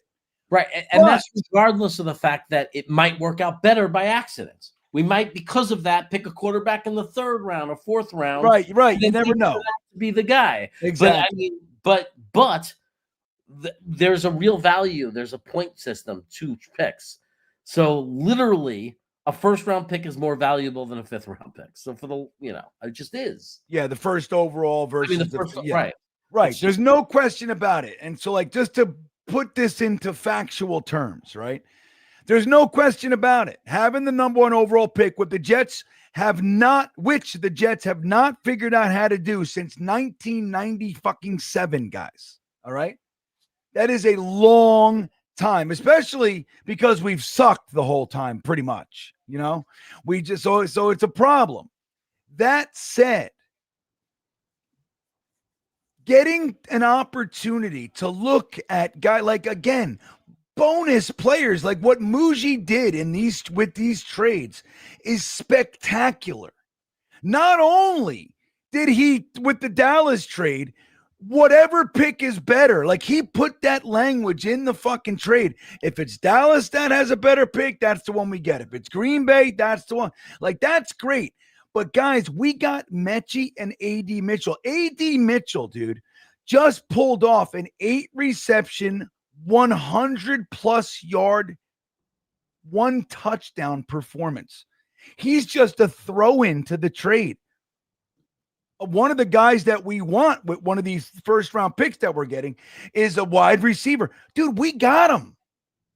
If this guy continues, this is amazing. So it's like there's silver linings on both sides to this. And if you thought the Jets were going to lose, I mean, it's never entered my mind. I'm hoping, but it's like, let these guys win. Don't forget, this is Aaron Glenn's first year. He's still trying to like develop and build and get these guys to buy in and all that shit. And this stuff goes a long way. It just is what it is. Well, let's just try to not attack each other. We're good. There's two camps here. We do it every year. We know this one well, right, Shawnee? We know it. Jonathan Francois checking in. There he is. Meaningless win. This is how the cycle continues. Yeah. I hear you. I'm with it. And plenty of people have the same feeling. Zubnip. Yep. See, look, it's Blitzkrieg. See what YouTube did to Blitzkrieg, Jeremy? He's now Zabink. Membu got at least one false start, his worst, but still not a bad game. He has a high bar. Excited we might have a wide receiver too and wide. Dude, think about it. I know. And look, Membu has played so well that these kinds of games, like he gets a false start and he, gets some pressures. It looks terrible. Dude, that's a great sign. Dude, we got fucking bookend tackles, Jeremy. One's a rookie, one's a second year. Like when we go into next year, we got bookend tackles now with a year of experience playing. Like this line with Tippmann in the middle, like dude, for the last bunch of years, every year it's a completely different cast of characters. We had no idea. Becton, what the fuck is it? Larry Brown, and we never knew who was going to play. Like we're in training camp, we don't know who our tackles are. You know what I mean? This is a big year. I'm going to go skip and go right to the Big Dick Super Chat. What is this? I see a fucking big pink dagger. Look at Ablab. Holy shit, Jeremy. Nice. A $200. Oh my God. A $200 super chat. We call that a big dick super chat. Thank you, Ablab. I can't tell you how grateful and appreciative I really am, dude. Wow. So thank you for that. Now, let's actually see Jeremy. Not only, so we're talking about the color, we're talking about the amount, we're talking about the gratitude and all this kind of stuff. Let's talk about what's in the super chat. How do you think? What do you think about that? You want to actually read it? Let's see what it says. It's better to lose, you say. But that's only from a technical standpoint. But the overarching and most important thing is the philosophy of a team that said rookies would be going to need a winning philosophy. So it depends on philosophically where you stand, numbers or winning attitude. Right. And that's a great point. Like, so when you're talking about guys coming to a team, right? Like, just like with Quinnen, Quinnen's a great example of a guy. He came here to a terrible organization. He played his ass off, right? He played his ass off. He was here with Adam Gase. He saw Adam Gase get fired and the whole Saleh thing. We did all that. Saleh gets fired, right? Aaron Rodgers, all the stuff. Think about how we felt out here, right? Like it took the light. Last year took the life out of me. The 2023 with the 4-play Aaron Rodgers year, and then next year Zach Wilson's back. Then next year 5 wins. Like it stole the life out of us. We had to watch Saleh get fired mid-season, then Ulbricht and all the stuff. Joe Douglas gets fired a couple weeks later. All this shit. Aaron Glenn arrives. And again, like we talked about during this stream, he's got to change things on the molecular level, right? So yes, we can simplify it and go, look, having the number 1 overall pick is better than having the 5th overall pick. There's no question about it. But the job that we're doing here, and this goes to Ablab's point, is significantly more entailed. This is a group of fucking quitters. Jeremy, tell me when Aaron Glenn's press conference starts. I want to make sure we don't miss it. Hold on 1 second. I want to go and we want to make sure that we get the presser going. Post game. Hold on. I want to make sure I'm ready for that. Yeah. Let me see. All right, that's for today, 11:30. Okay. So that's the thing. Like, and when we bring on guys like a Mechie, like an A.D. Mitchell, like a Brownlee, right? Like all these guys, Mazzie Smith, former first-round pick just 2 years ago. Like, this isn't a guy that's Tack McKinley, was a first-round pick 9 years ago. You know what I mean? This isn't Solomon Thomas, a first-round pick 6 years ago. This is a guy who was a first-round pick 2 years ago. A.D. Mitchell was a second-round pick 2 drafts ago. Like these are young guys.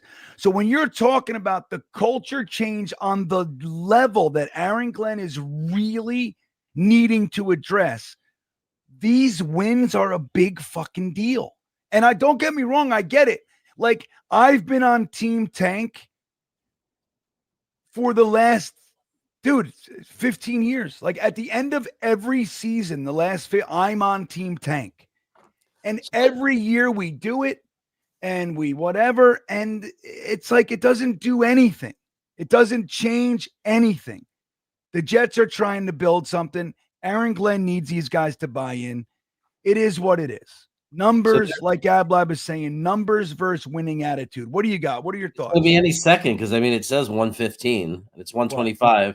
And then they got Tyrod Taylor's going to be in the press conference, too, right after him. What are you talking about? I'm talking about Ablab's. No, I'm talking about Ablab's fucking super. Oh, I'm sorry. I was getting information Jesus from you Christ. because you didn't want to miss the press conference. Yeah, I got it all queued up already. Okay. Sorry. Yeah. Thank you. All right. Yeah, you're confusing now. I got confused. No, I feel like I know what Ablab's saying. I'm very torn because it's two things that I think are really important. I want the future players on this team, and I think there are a handful of guys that are going to be workable for the future of this team. And I do want to see like them turn this around. Like, I don't think it's a terrible thing when you have a first-year coach to not go 2-15 and to actually be able to say, well, in the last 10 games, we went 5-5. Like, it started to turn around a little. I think there's some good to that, but also that's terrible for our draft and for getting and for solving the quarterback issue. It definitely hurts that, right? It doesn't totally destroy it because you never really know, but I'm torn, but I understand both sides of this argument. Right. I really do. Yeah.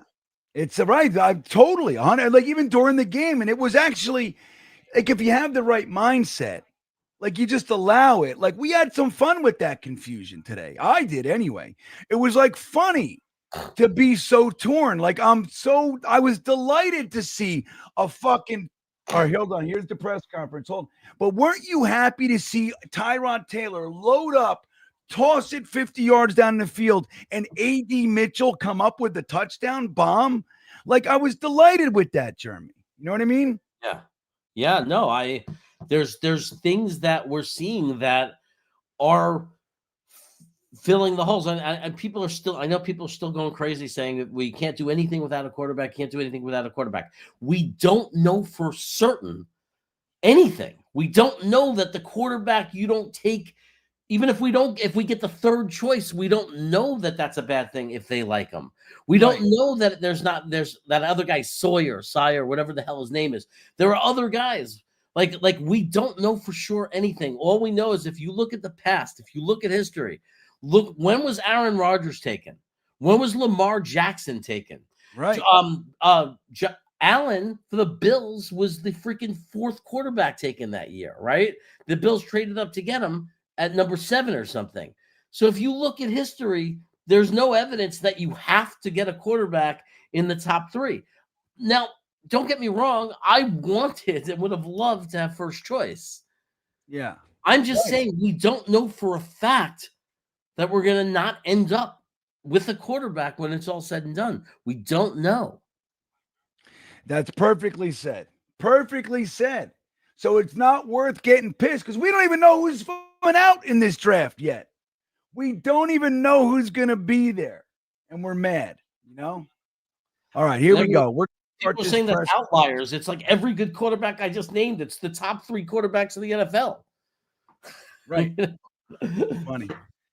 All right, here we go. Mahomes is another one. End of the first round. The top 3 quarterbacks in the NFL were all the end of the first round. Well, Mahomes wasn't the end of the first round, but he just wasn't the first quarterback taken. Was he like 24th? I think Mahomes was like 24th. No. He was like 8th or something like that. He was right after Jamal Adams or some shit.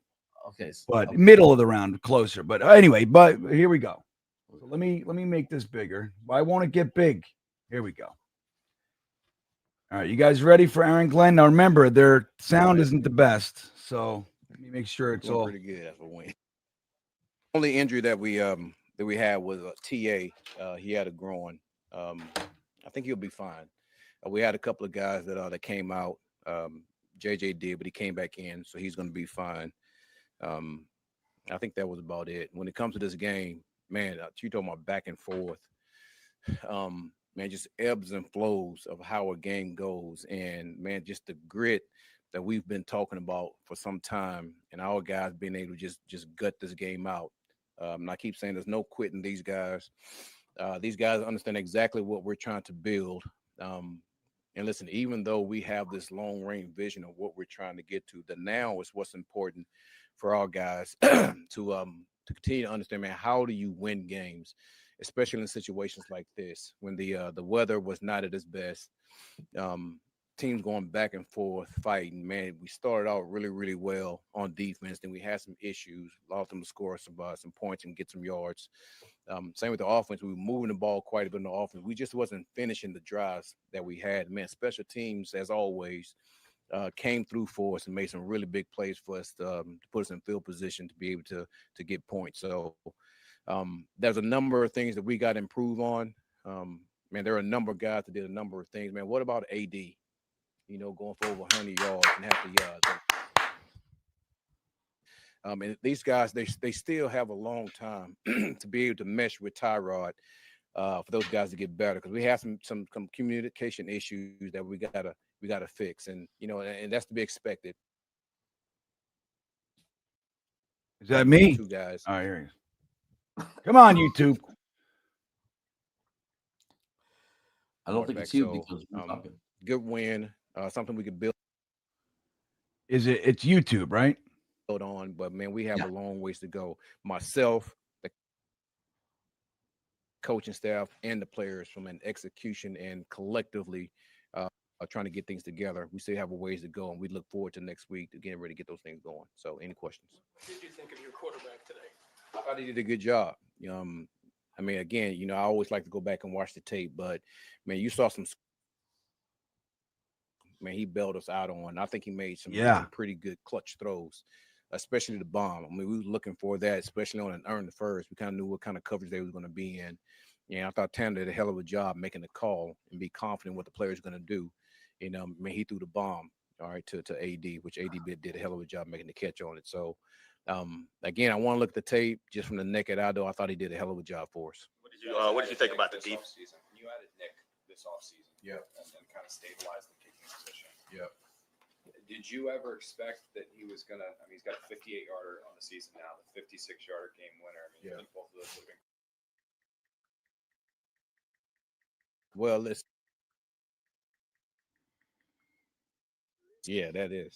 crazy. The fuck is going on with them? Be able to stabilize. And the one thing that he did throughout this offseason was, man, he did some things to try to get his like legs stronger or core stronger, those things that kickers do to try to get their career to be extended. Listen, he's been around a long time, but we just knew once we got him, man, that the kicking part of our team is going to be on point. It's going to be stabilized. Now he's kicking 58 and 56 yarders, but you see a lot of kickers doing that now.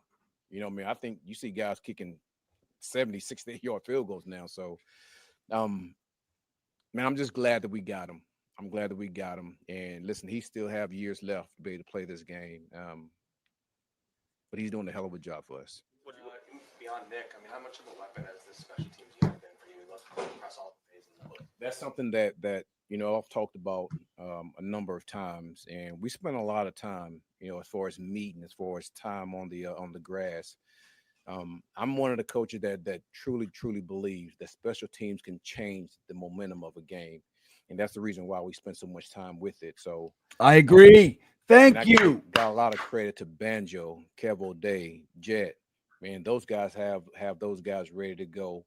And again, we spend a lot of time making sure we get that part of our team on point, because I believe that you need all three phases to be able to win a game, and those guys have been coming through for us damn near every game. So our guys have a belief within our special teams that every time we get a return, that we have a chance to score, and I think you see that out there every time. You probably don't want him on the field ever.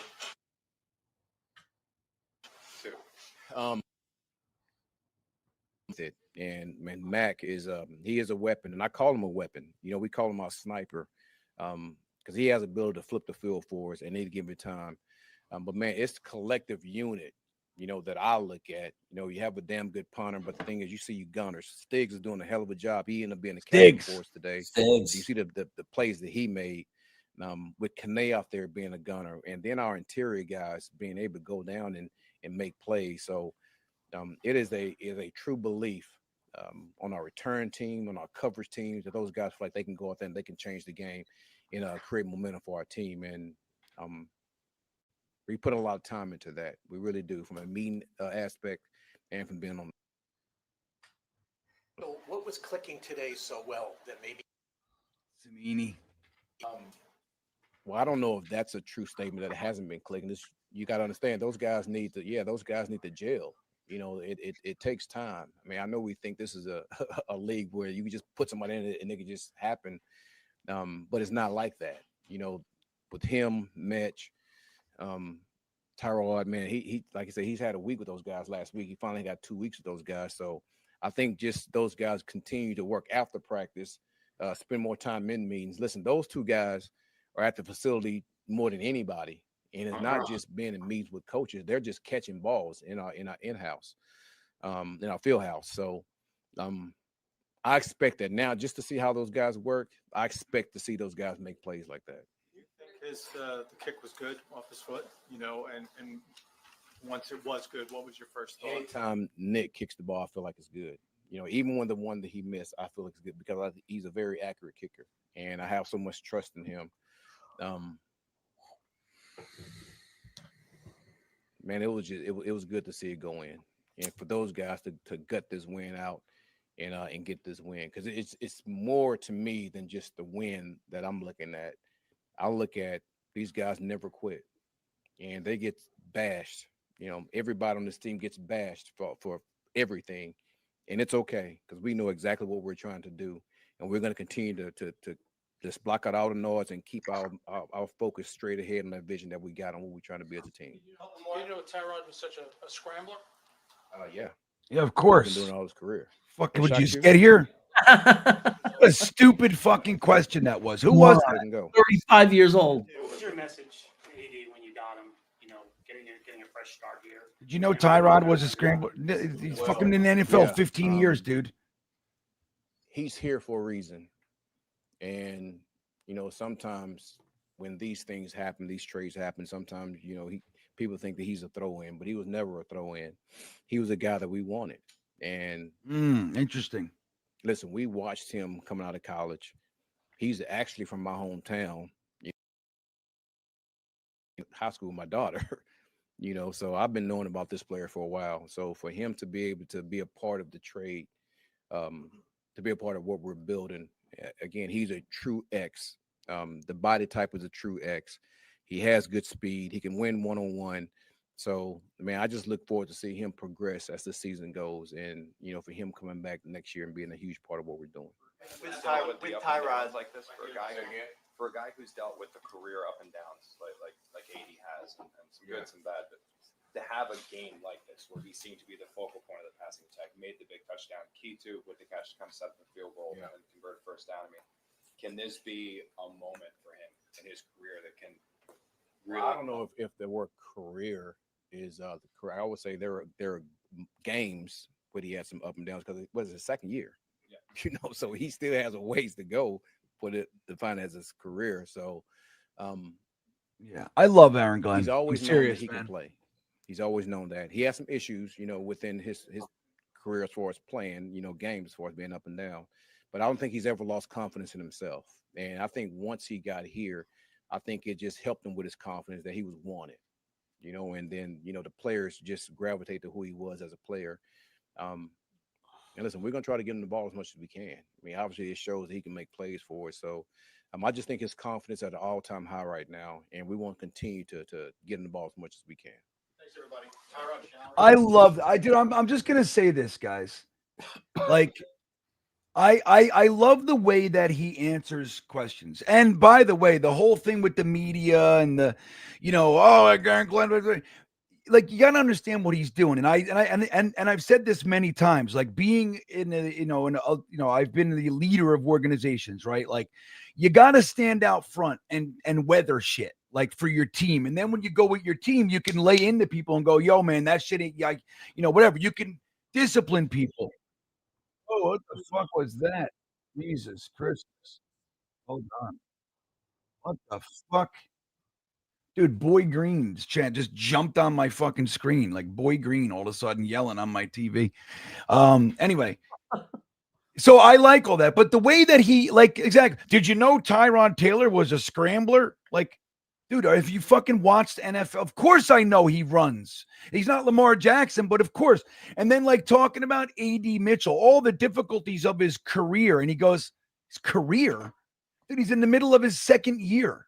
Like, what are you talking about? You know what I mean? And I like that Aaron Glenn brings it down to this realism level. Like, I like it, man. I know I can understand that some people have issues with it.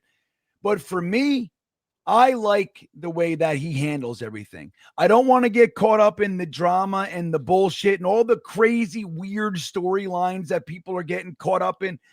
Here's the fact of it.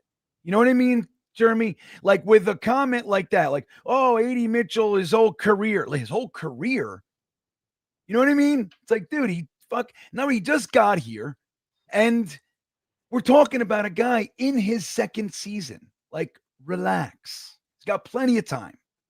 So I don't know. I enjoy Aaron Glenn. Anything stand out there? And then we're going to get to all your super chats, man. We got lots of good comments and shit to talk about here. Any comments on the presser there, Jeremy? Yeah, look, I know everybody was really hard on him, early on, and we were all pissed because we all thought we were trying for a different kind of season. But since that's kind of settled in, the last month, I don't know, man. I'm starting to buy into it a little bit. Now, I'm not going to ever buy it in full. I'm not going to drink the Kool-Aid ever again on this team, on anyone. Right, the way in. Yeah. Right, I'm not going to buy all the way in. Yeah. But I'm pulling back on the criticism of him.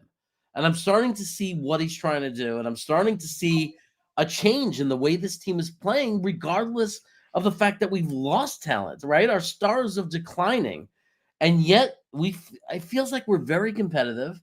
And I know that with all these draft picks, 5 picks, we're going to have a ton of money in 27. This guy's going to get his guys in.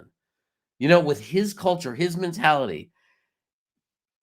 And if they're playing this competitive already, when you look at the improvement that we're going to have on the roster in the upcoming couple of years, I'm feeling like there's some hope here, and that I want to give this guy a chance, and I want to believe in him. Also, I understand that without a quarterback, none of it means anything. I think we all understand that. Yeah, everybody gets it. We all get that. We all understand that if you don't have a quarterback, you're screwed. But that aside, knowing, and we all agree we need a quarterback, I'm not feeling bad about this coach anymore. I'm thinking, let's see what he's going to do. Yeah. I think perfectly said. It was like, I don't think there are too many Jets fans misguided about that simple fact that all of it's bullshit without a quarterback. It's what you see in Chicago. Like Ben Johnson, give him a ton of credit. But he got there. They had a fucking young, high pedigree quarterback going into year 2. They had wide receivers 1 and 2. They had a stud tight end, which they added to. They added a receiver. They added Loveland to Cole Kmet and all. But like it was about, he arrived with a quarterback and wide receivers in place. You know what I mean? And he's just taking that and he's able to, because he's a good coach, he's able to kind of get what they need to get out of it. That's everybody knows about the quarterback. We got to do that. But on the way there, there's more than one way to skin a cat. You said it perfectly, which is just because you have the number 1 overall pick, which I want, just because you have it, that's not the cure-all either. You know what I mean? It's not the cure-all. So it's not as calamitous as you might feel like it is if you win a game. Tampa Jets fan checking in. Welcome back to your hometown Miami quarterback, Fernando Mendoza. So he's saying he thinks he might end up down there. I mean, look, he might. I mean, because Miami's going to be in the quarterback market, Jeremy. Do you agree on that one? Yeah. I mean, look. I mean, I really don't know what's going to happen, or what the outcome is going to be, and I know that I honestly don't know, but I do know that we can't control the fact that none of these teams are going to tank. They're not going to tank for us, and getting mad at other fans, like becoming angry at other fans for having a different opinion. Yeah, because they're enjoying a win or right. Vice versa. Right. That has no impact on any of the reality. Like you like people are so obsessed. You're cheering and we're losing our draft picks. Why does that bother you so much? Yeah. If they weren't cheering, it wouldn't change it. Like, why can't you just let people be? If people want to cheer and enjoy winning, let them do it. And you could be mad because the draft pick is slipping. And you could even share those opinions. But the hatred, the anger. We get hated. We're like, that's where it's like, yeah. Like if we cheer for wins, that's what's making it happen. It's not. Like you said before, it's out of our hands. At the end of that game, when it was like 4 minutes to go, you said it, Green Bean. You said, look, it's going to be what it is. Whether we cheer for it or root for it or not root for it, it doesn't change the outcome. Right? You're like, someone's yelling, oh, but what you're saying is contrary to the fact if you need a quarterback. It doesn't matter what I say. What's going to happen is going to happen no matter what I say or don't say or what any of you say. And sadly, no matter what hat I wear, no matter what fucking lucky jersey I bring, it's crazy, right? I'm still going to do it. Right. What's going to happen is going to happen. All we could do is watch. Yeah. Right. We give our opinions, but we're acting like we're influencing it. We're not influencing anything.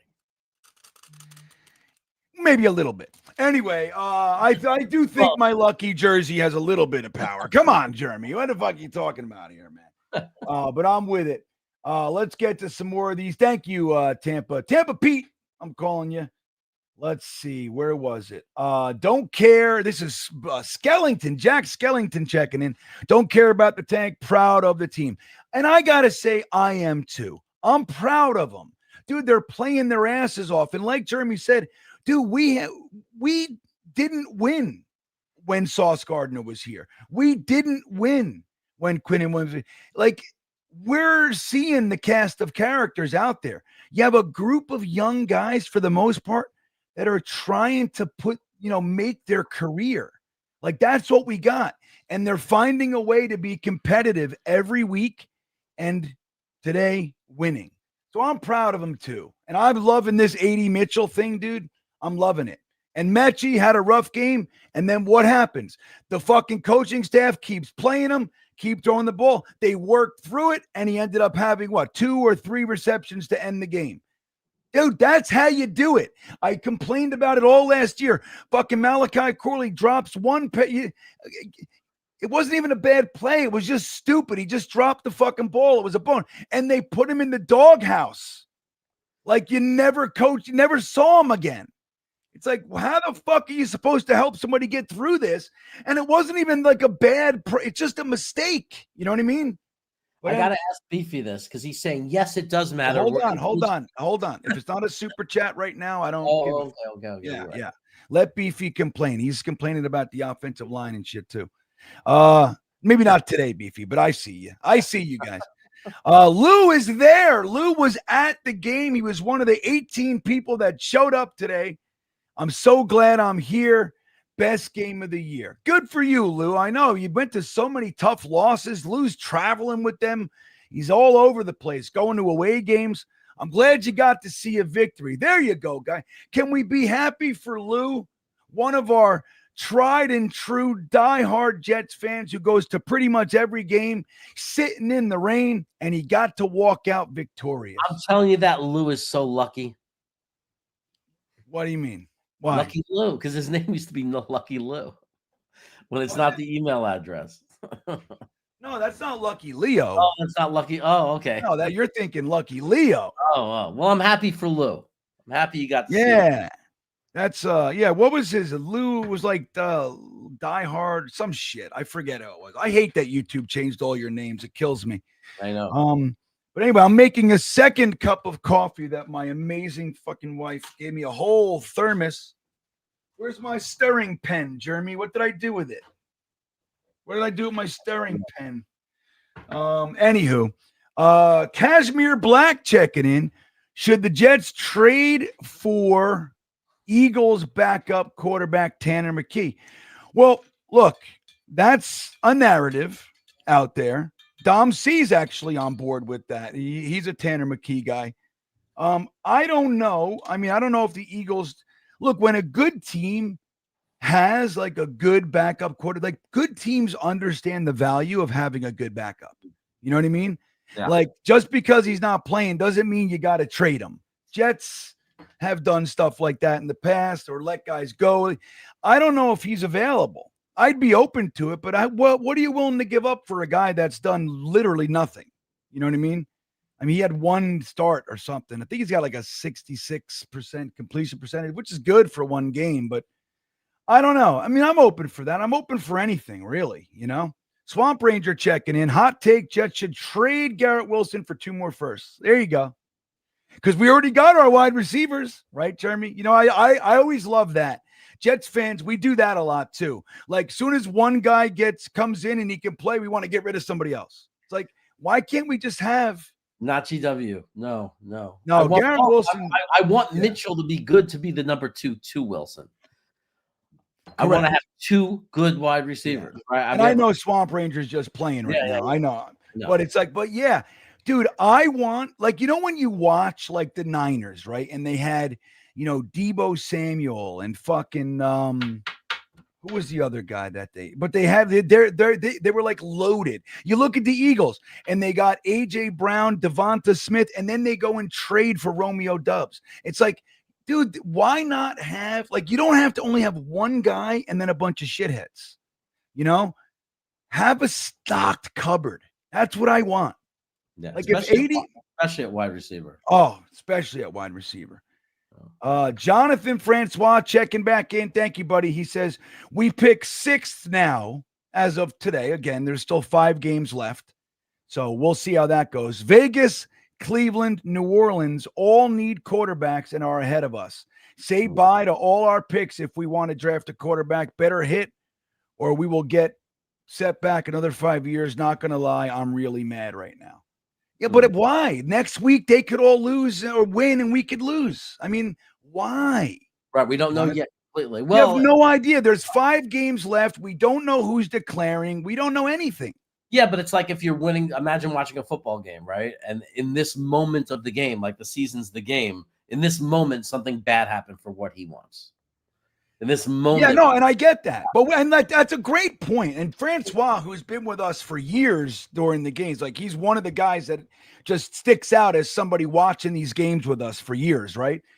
We know damn well, like how many times, Jonathan, have we seen something bad in a game happen and everybody throws their fucking shit in the air. It's over. This is bullshit. We suck. And then the next drive, we score a touchdown and it's back. And it's like the ebbs and flows. It's like, again, there's 5 games left. We have no idea who's declaring, who's coming out, who's staying in. We don't know anything about anything. So there's no reason you could be however you want, of course, but to go all the way to being furious, like there's something finite that happened. Nothing happened. At the end of the season, when we're looking at exactly where we do pick, then we can attach emotions to it. That's my 2 cents on it. And I get it. Like I said, guys, I've been on Team Tank at the end of the season literally every year since 2016. Every year. I am on Team Tank at the end of the year. And every year the Jets win meaningless games. The game that I went there, it's Rex Ryan's last game. Dude, if we lost that game, it was like, I think we were moving up like 4 picks in the draft. It was crazy. It was a big deal.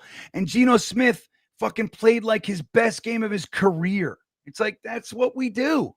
It's what we do. It's very frustrating, but it'll be, again, it's not the end. We don't even know what the numbers are yet, Jonathan. So my hope for you, buddy, is that you can not let it ruin the rest of your Sunday, because there's not even anything in stone yet. It's just like you said, Jeremy, it's really the second quarter in a game. We don't even know. It's a long game. Right. Relax. Yeah, we might gain ground. We might lose a bunch of games and gain ground.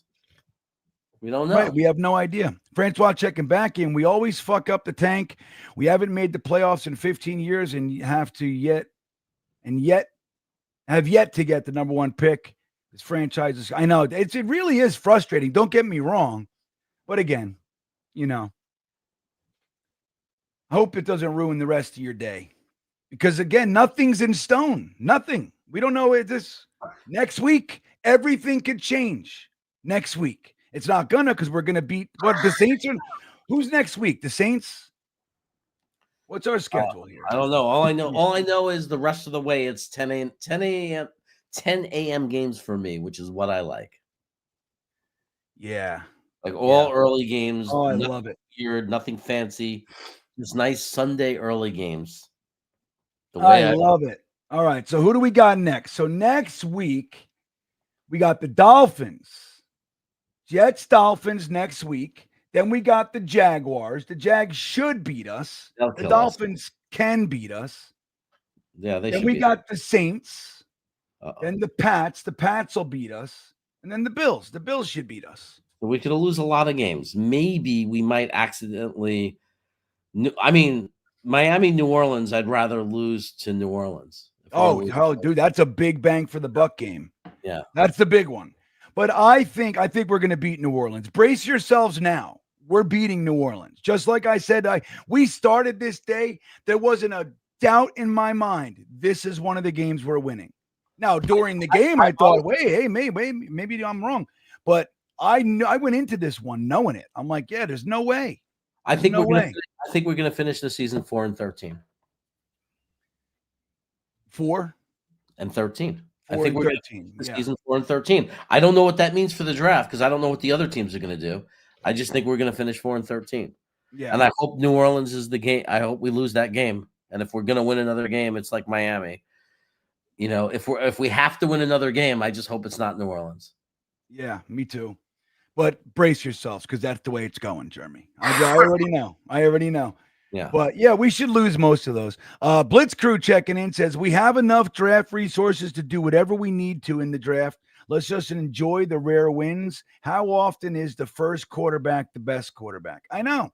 And that's the thing too. Like, we've created, think about this as Jets fans, the shitty lot that we are in. We've created a dynamic that the one thing that the game's all about, winning, we have found a way to make it the worst thing that can happen. Winning.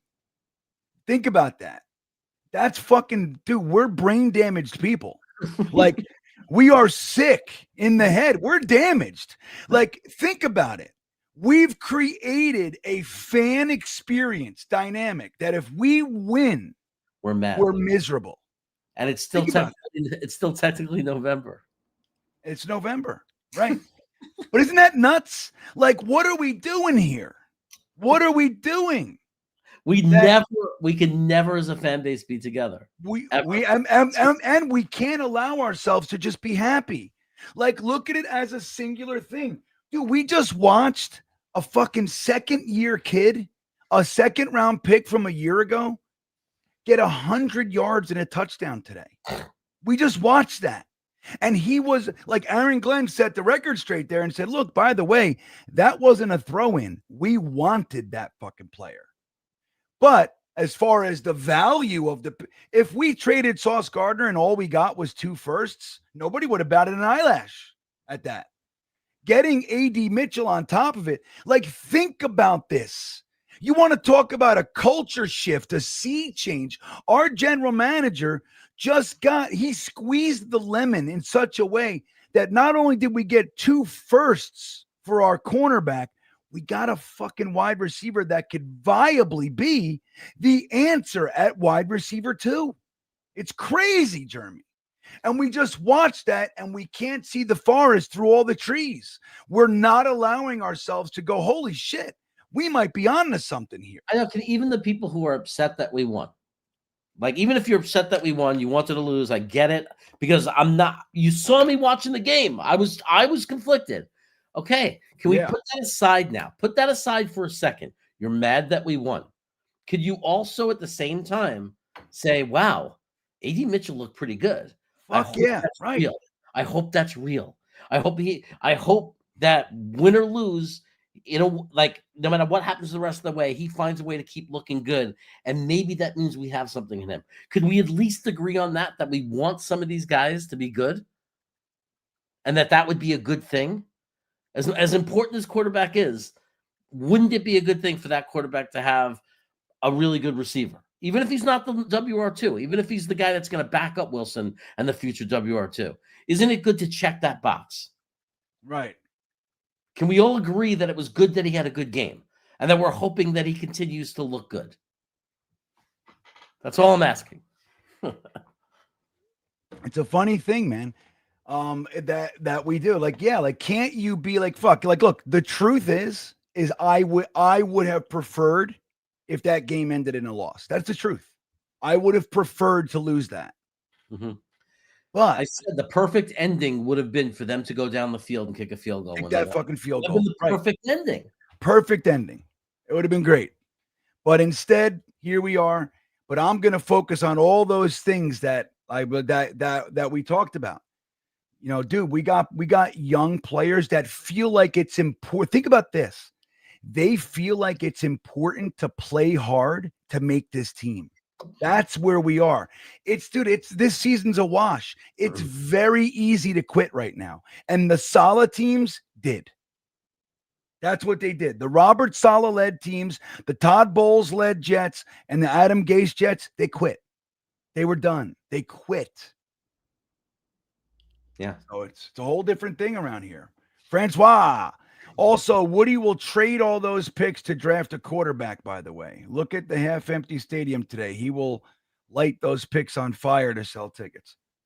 Yeah, I mean, I don't know what to say about that. Hopefully, Woody's not fucking involved in the draft picks. I mean, I don't know what to say about that, Jonathan. But hopefully they're fucking paying attention. With Moogs, if we trade away those draft picks to move up and everything, he'll also get them to throw in some guys that they think are worthless, that they don't care about, that end up being good players. But think about this. Moogs seems to be able to do that. But think about what just happened, though. Jonathan, you're all bent out of shape that we're not going to get the quarterback because all the quarterback needy teams that are ahead of us. So you're miserable about that. But then if we create a situation where Woody uses the picks and gets up to get the quarterback, we're still unhappy. Like you've created a situation where there's literally no place for you to be happy in it. I don't like it. I don't like this for us. I want you to be happy, buddy. At least let yourself have a scenario where you can be okay. You know what I mean? Saleh's team quit so bad. We were 7-4, and then we ended up the season 7-10. Yeah, think about that. They quit. Yep. All we needed, and that year, 1 win, 8 wins would have got us in the playoffs, and we couldn't do it. Think about that. That's what we have to undo. And I know it's painful. I know it sucks, but that's the real job here. It's not just plays and players. It's deep. And Aaron Glenn's the guy. I'm telling you.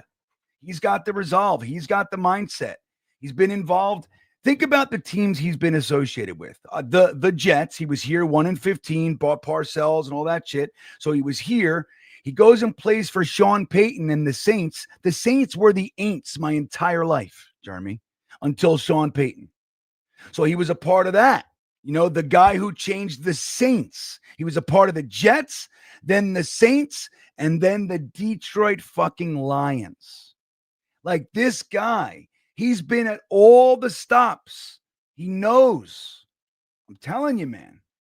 Alan Dode's got some words for you, Jeremy. He says, speak for yourself, bud. I influence the Jets every day. Without me, the practices would only be good instead of great, like they hear every week. You're welcome. That's right, man. Telling you, our lucky shoes, they definitely have an impact. Jeremy's crazy. I'm with you, Alan. Wyatt checking in. There he is.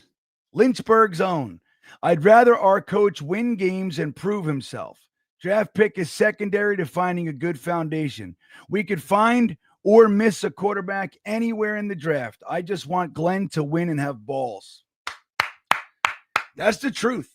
We can find the players come and go. My hope here is that we found our coach and GM. Like, imagine that, Jeremy.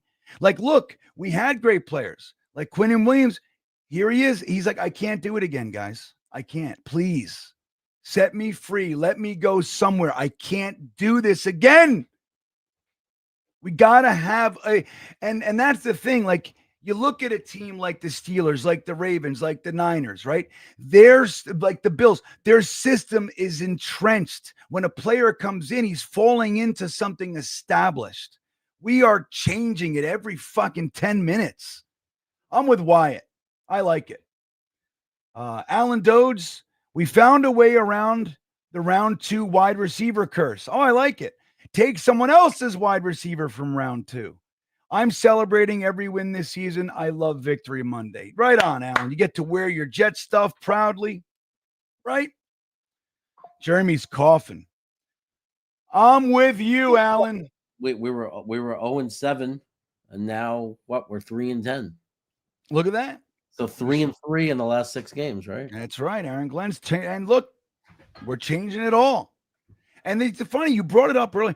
Dude, we didn't start winning until we got rid of these guys. Now, it's bigger than that. But the point being, like, you had to cut the head off the snake. You had to do it. It's why, like, getting Aaron Rodgers out of here, and he's playing well in Pittsburgh, and they got a whole thing. It's great.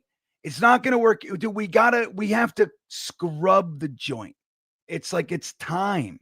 We need to get real leaders in here that are vocal, that are, you know what I mean? Like the whole thing. It's a whole different place. So I don't know. Jeremy, what a long day, huh? What a crazy one. Look at this. A spammer getting in at the very end. Look at that. Yeah, right at the end. Right at the end. But Phil got him. And look, Fat Gandalf. Woody is a jock sniffer. I like that. Fat Gandalf, where you been, buddy? It's nice to see you. But anywho, I think, Jets cut a lot of dead weight. So, Jeremy, I want to thank you for hanging out. I'm going to let you go. I might hang for a few more minutes, but unless you want to hang. But you got another super chat, though, just so you know. So it's good that you're going to hang and stay a little bit longer. Yeah, I'm just a couple more minutes, and I got to record the podcast. I'll get going, just so everybody knows. Brooklyn Brothers Food Review. We got a new review up. Me and my brother reviewed a burger place. It was darn good burgers in North Carolina when I was there last week before Matt O'Leary's wedding. So check that out at Brooklyn Brothers Food Review. The link is in the description to Brooklyn Brothers Food Review. Jets Chaos and his brothers out there tasting the world's weird shit for us so we don't have to. All right? Like everything. So it's great. It's a great channel. It's a lot of fun. Link is in the description. Jeremy, thanks for hanging out, man. Jets Chaos, everybody. Get on out of here, but I hope you feel better, man. Thanks. Appreciate it. Take care, everyone. Go Jets. There he goes. Go Jets indeed. Wait, what'd you say? Oh, I thought he wanted to say something. So just a couple more minutes here. We'll get to Wyatt's super chat. If I have to hear about fans crying over wins the rest of the year, I'll flip a table. Well, then fucking start flipping tables because it's going to happen. It's on both sides. And it's like, that's what I was telling, what I've been saying to you guys. Like, I am Team Tank. I'm a team Tank who's let go of the anger and the frustration because it's just not going to happen. If it happens, great. But it's not. It's not evidenced by today. The Jets are going to play hard, and I'll tell you why.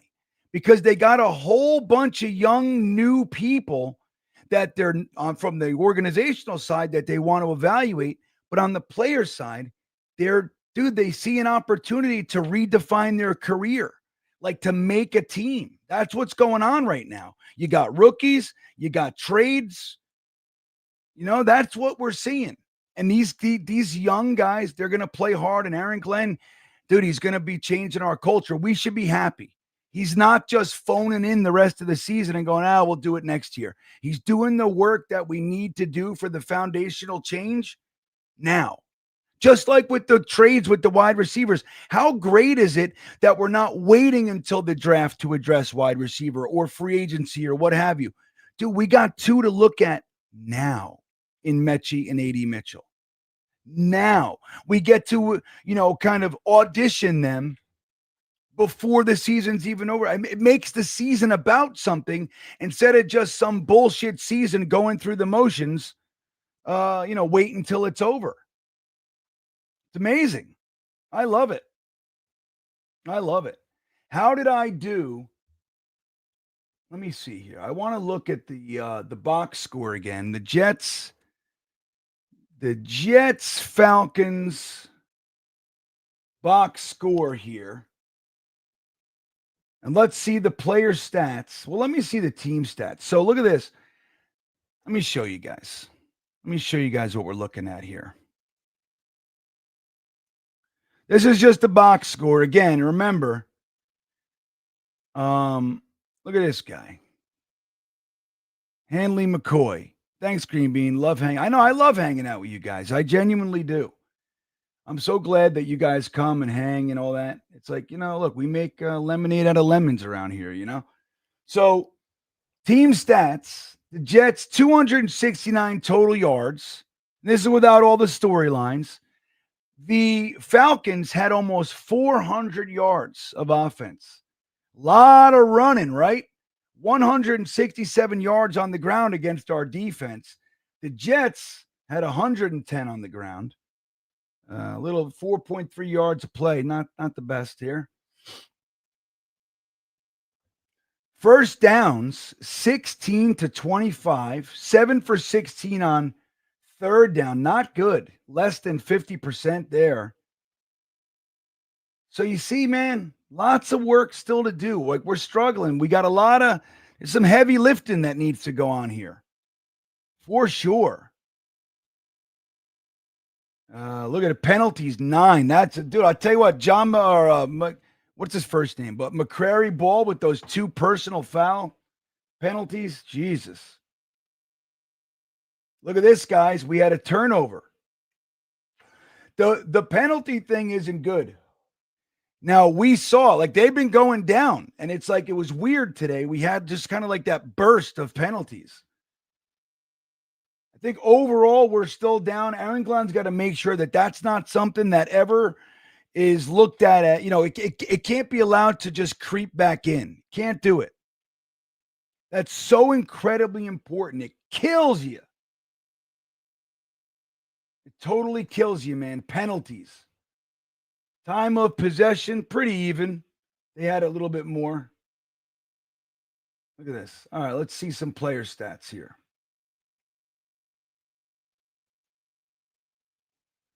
So, all right, Breece Hall had 68 yards on the ground. How did he do in the passing game? Where is he? Breece Hall, 2 for 8, only 8 yards. So Breece Hall had, 70 yards today or 76 yards total offense. Little light for him. But this is the big one right here. AD Mitchell, 8 receptions, 102 yards, and a touchdown. Now, what a bad pass that touchdown was, too. I mean, it got there, so there's that. But, AD had to work on that one. And Mason Taylor, 2 receptions. John Mechie, 4 receptions, but 3 credited drops as well. Not the best. Not the best there. But I really like the way that they kept playing them and let them get through it. Play them through it. That's real coaching, in my opinion, man. That's what I want to see. You coach somebody through it. They start getting in their head, you work them through it. The cure-all for that stuff is success. You drop a couple, get a couple in your hands, and then it's put to bed. If you sit him on the bench, then he's carrying that into the week. And then next game, he's fucking, I can't have that game. You know what I mean? It becomes a mountain out of a molehill. Big, or BG, what's up, man? Sup, Green Bean? What non-quarterback position would you actually like to address in the draft? It seems like a good defensive line draft. Ohio State has a good middle linebacker. Well, let me tell you this. Buddy. Wide receiver, got to do it. Even with AD Mitchell and Mechie, if they come out and then we decide they're money in the bank, we love them. That's great. I still want a wide receiver in the top 4 picks. We have 2 firsts, 2 seconds. I want a wide receiver in one of those.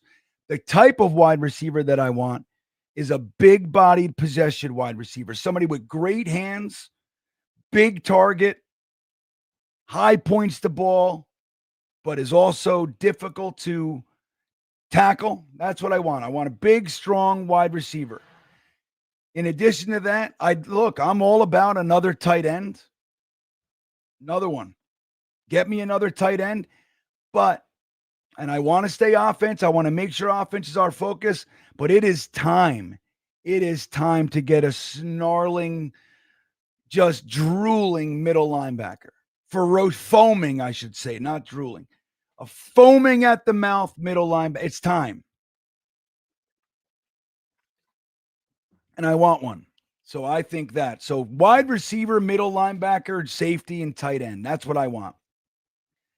And we got to see about the offensive line, what we're really going to do, because we got the 3 pivotal pieces, right? You got the 2 bookends and Tippmann wherever you want him. So he's a center or a guard. Can play either one. So depending on what's available to you, that's what you go. That's what you do with him. That's my opinion. So if there's if you're in the second round and the best center of the draft is sitting there, you grab a center and keep Tippmann at guard. If you see the opportunity to add a guard, Tippmann can move over to center. But let's not forget about free agency, man. If the Jets can steal somebody like a Linderbaum, dude, get him in here. Can you imagine Fashanu, Membu on the bookends, Linderbaum with Tippmann at right guard, and then we'd figure it out. Re-sign Simpson. I'm good with that. Simpson, I'm good with that. And then you re-sign Myers, keep him as depth, and then you use a mid-round pick, 5th. Start bringing in guards, man. Bringing in guards to develop. I love it. Rusty Spooner, thanks, BG. Good to see you, man. We lost in every category except turnovers and still won. Crazy, right? Shows you how important a turnover is, though, because that was huge because it put us right there. It gave us that score. That turnover was massive implications to the results. Without question.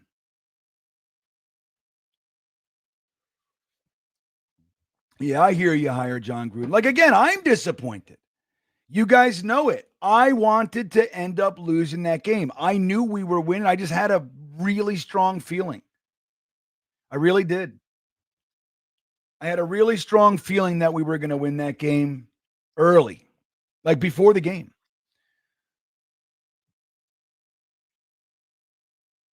But it is what it is. Again, I think, and Jonathan was talking about it earlier, Francois, it's I get it. But the good news for the folks on that side of it, and you included, is that there's still 5 games left. We don't know what quarterbacks are coming out in the draft yet. We have no idea. People are saying every week it changes. Oh, Arch Manning's now coming out. Okay. We don't know. And there's 5 games left. We don't know where we're going to be on the draft board. 2 weeks ago, we were at 5. Everybody was melting down. Then we went up to 4. Everybody felt better. Now we're at 6. Everybody's melting down. It's a week-to-week thing. There's no reason to get all huffy-puffy about it because there's nothing. It's in stone. It's going to change again next week. What if we win out? We end up an 8-win team. Imagine. What if we win out? We end up an 8-win team after this whole early debacle. Everybody wanted to fire Aaron Glenn. And think about it. We come around the mountain and we already in year 1 eclipse the best Robert Saleh could give us. We haven't had an 8-win season in years. I think Gase gave us one, right? But the entirety of Robert Saleh's era, 7 wins, max. John Carmen says, who do I hate more this year? I know it's funny because I caught myself. I have the game on. I caught myself kind of rooting one way or the other. And I'm like, oh, man, it's definitely the Bills that I want to lose. Definitely. But the fact that A-Rod's there, it changes things. I hate the Steelers. Make no mistake. I'm just so sick of them. I hate them. But the Bills are our division rival. I definitely hate them more. But the fact that A-Rod is there and I want him to suck and fail and all that shit. But, so it's a tough one. It's a tough one for me. It's a tough one, man. It really is. So I want to see how I did today. Let me see over here. Where is my thing? Let me see what I did.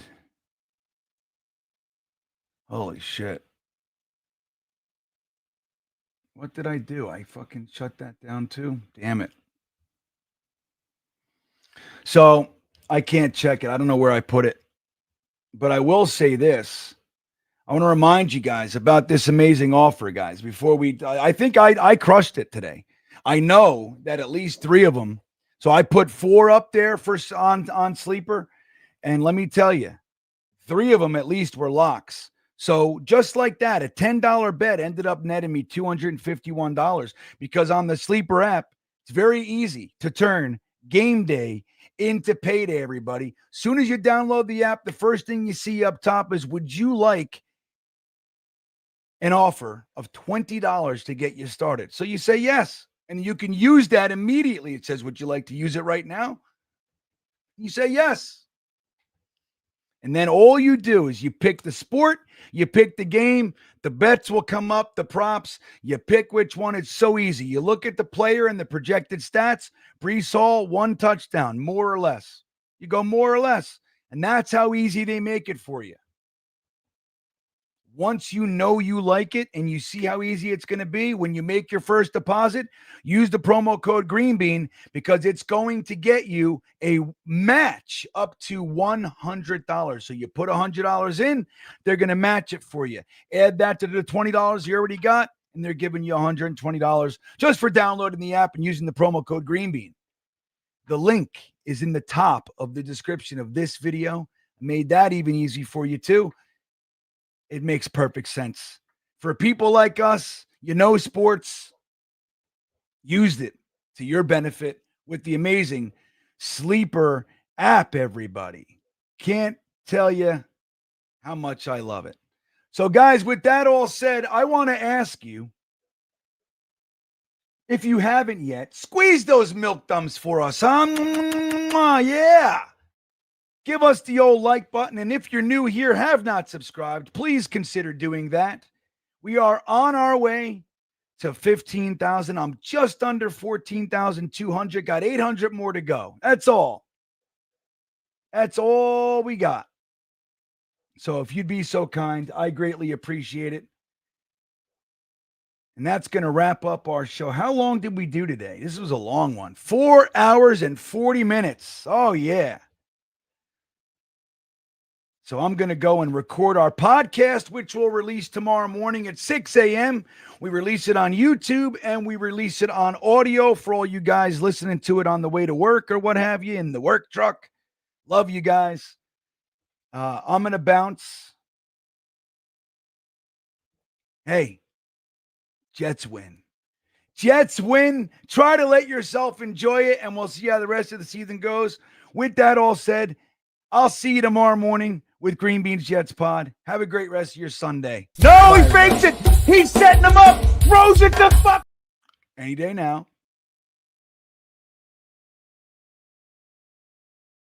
Jesus, this thing is all jammed up. No, he fakes it. He's setting him up. Throws it to fucking Conklin or Rucker. It's really just the Jets chamber pot. Oh, we suck at stuff. To Garrett Wilson. Oh, what a catch! What a catch! That was all Zach, everybody. Oh, Quinn gets him. Yes! Yes! Look at this. What is it? A real live offensive touchdown.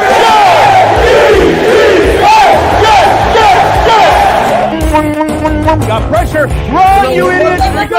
Oh, that's a catch. That's a catch. All right, everybody. Garrett Wilson doesn't give a shit. Look at Zachy do, huh? Let's go, Zod. Kicks it around the end. Run, little guy. Touchdown. Oh! Are you kidding me? High below Zod. Let's go, Jets.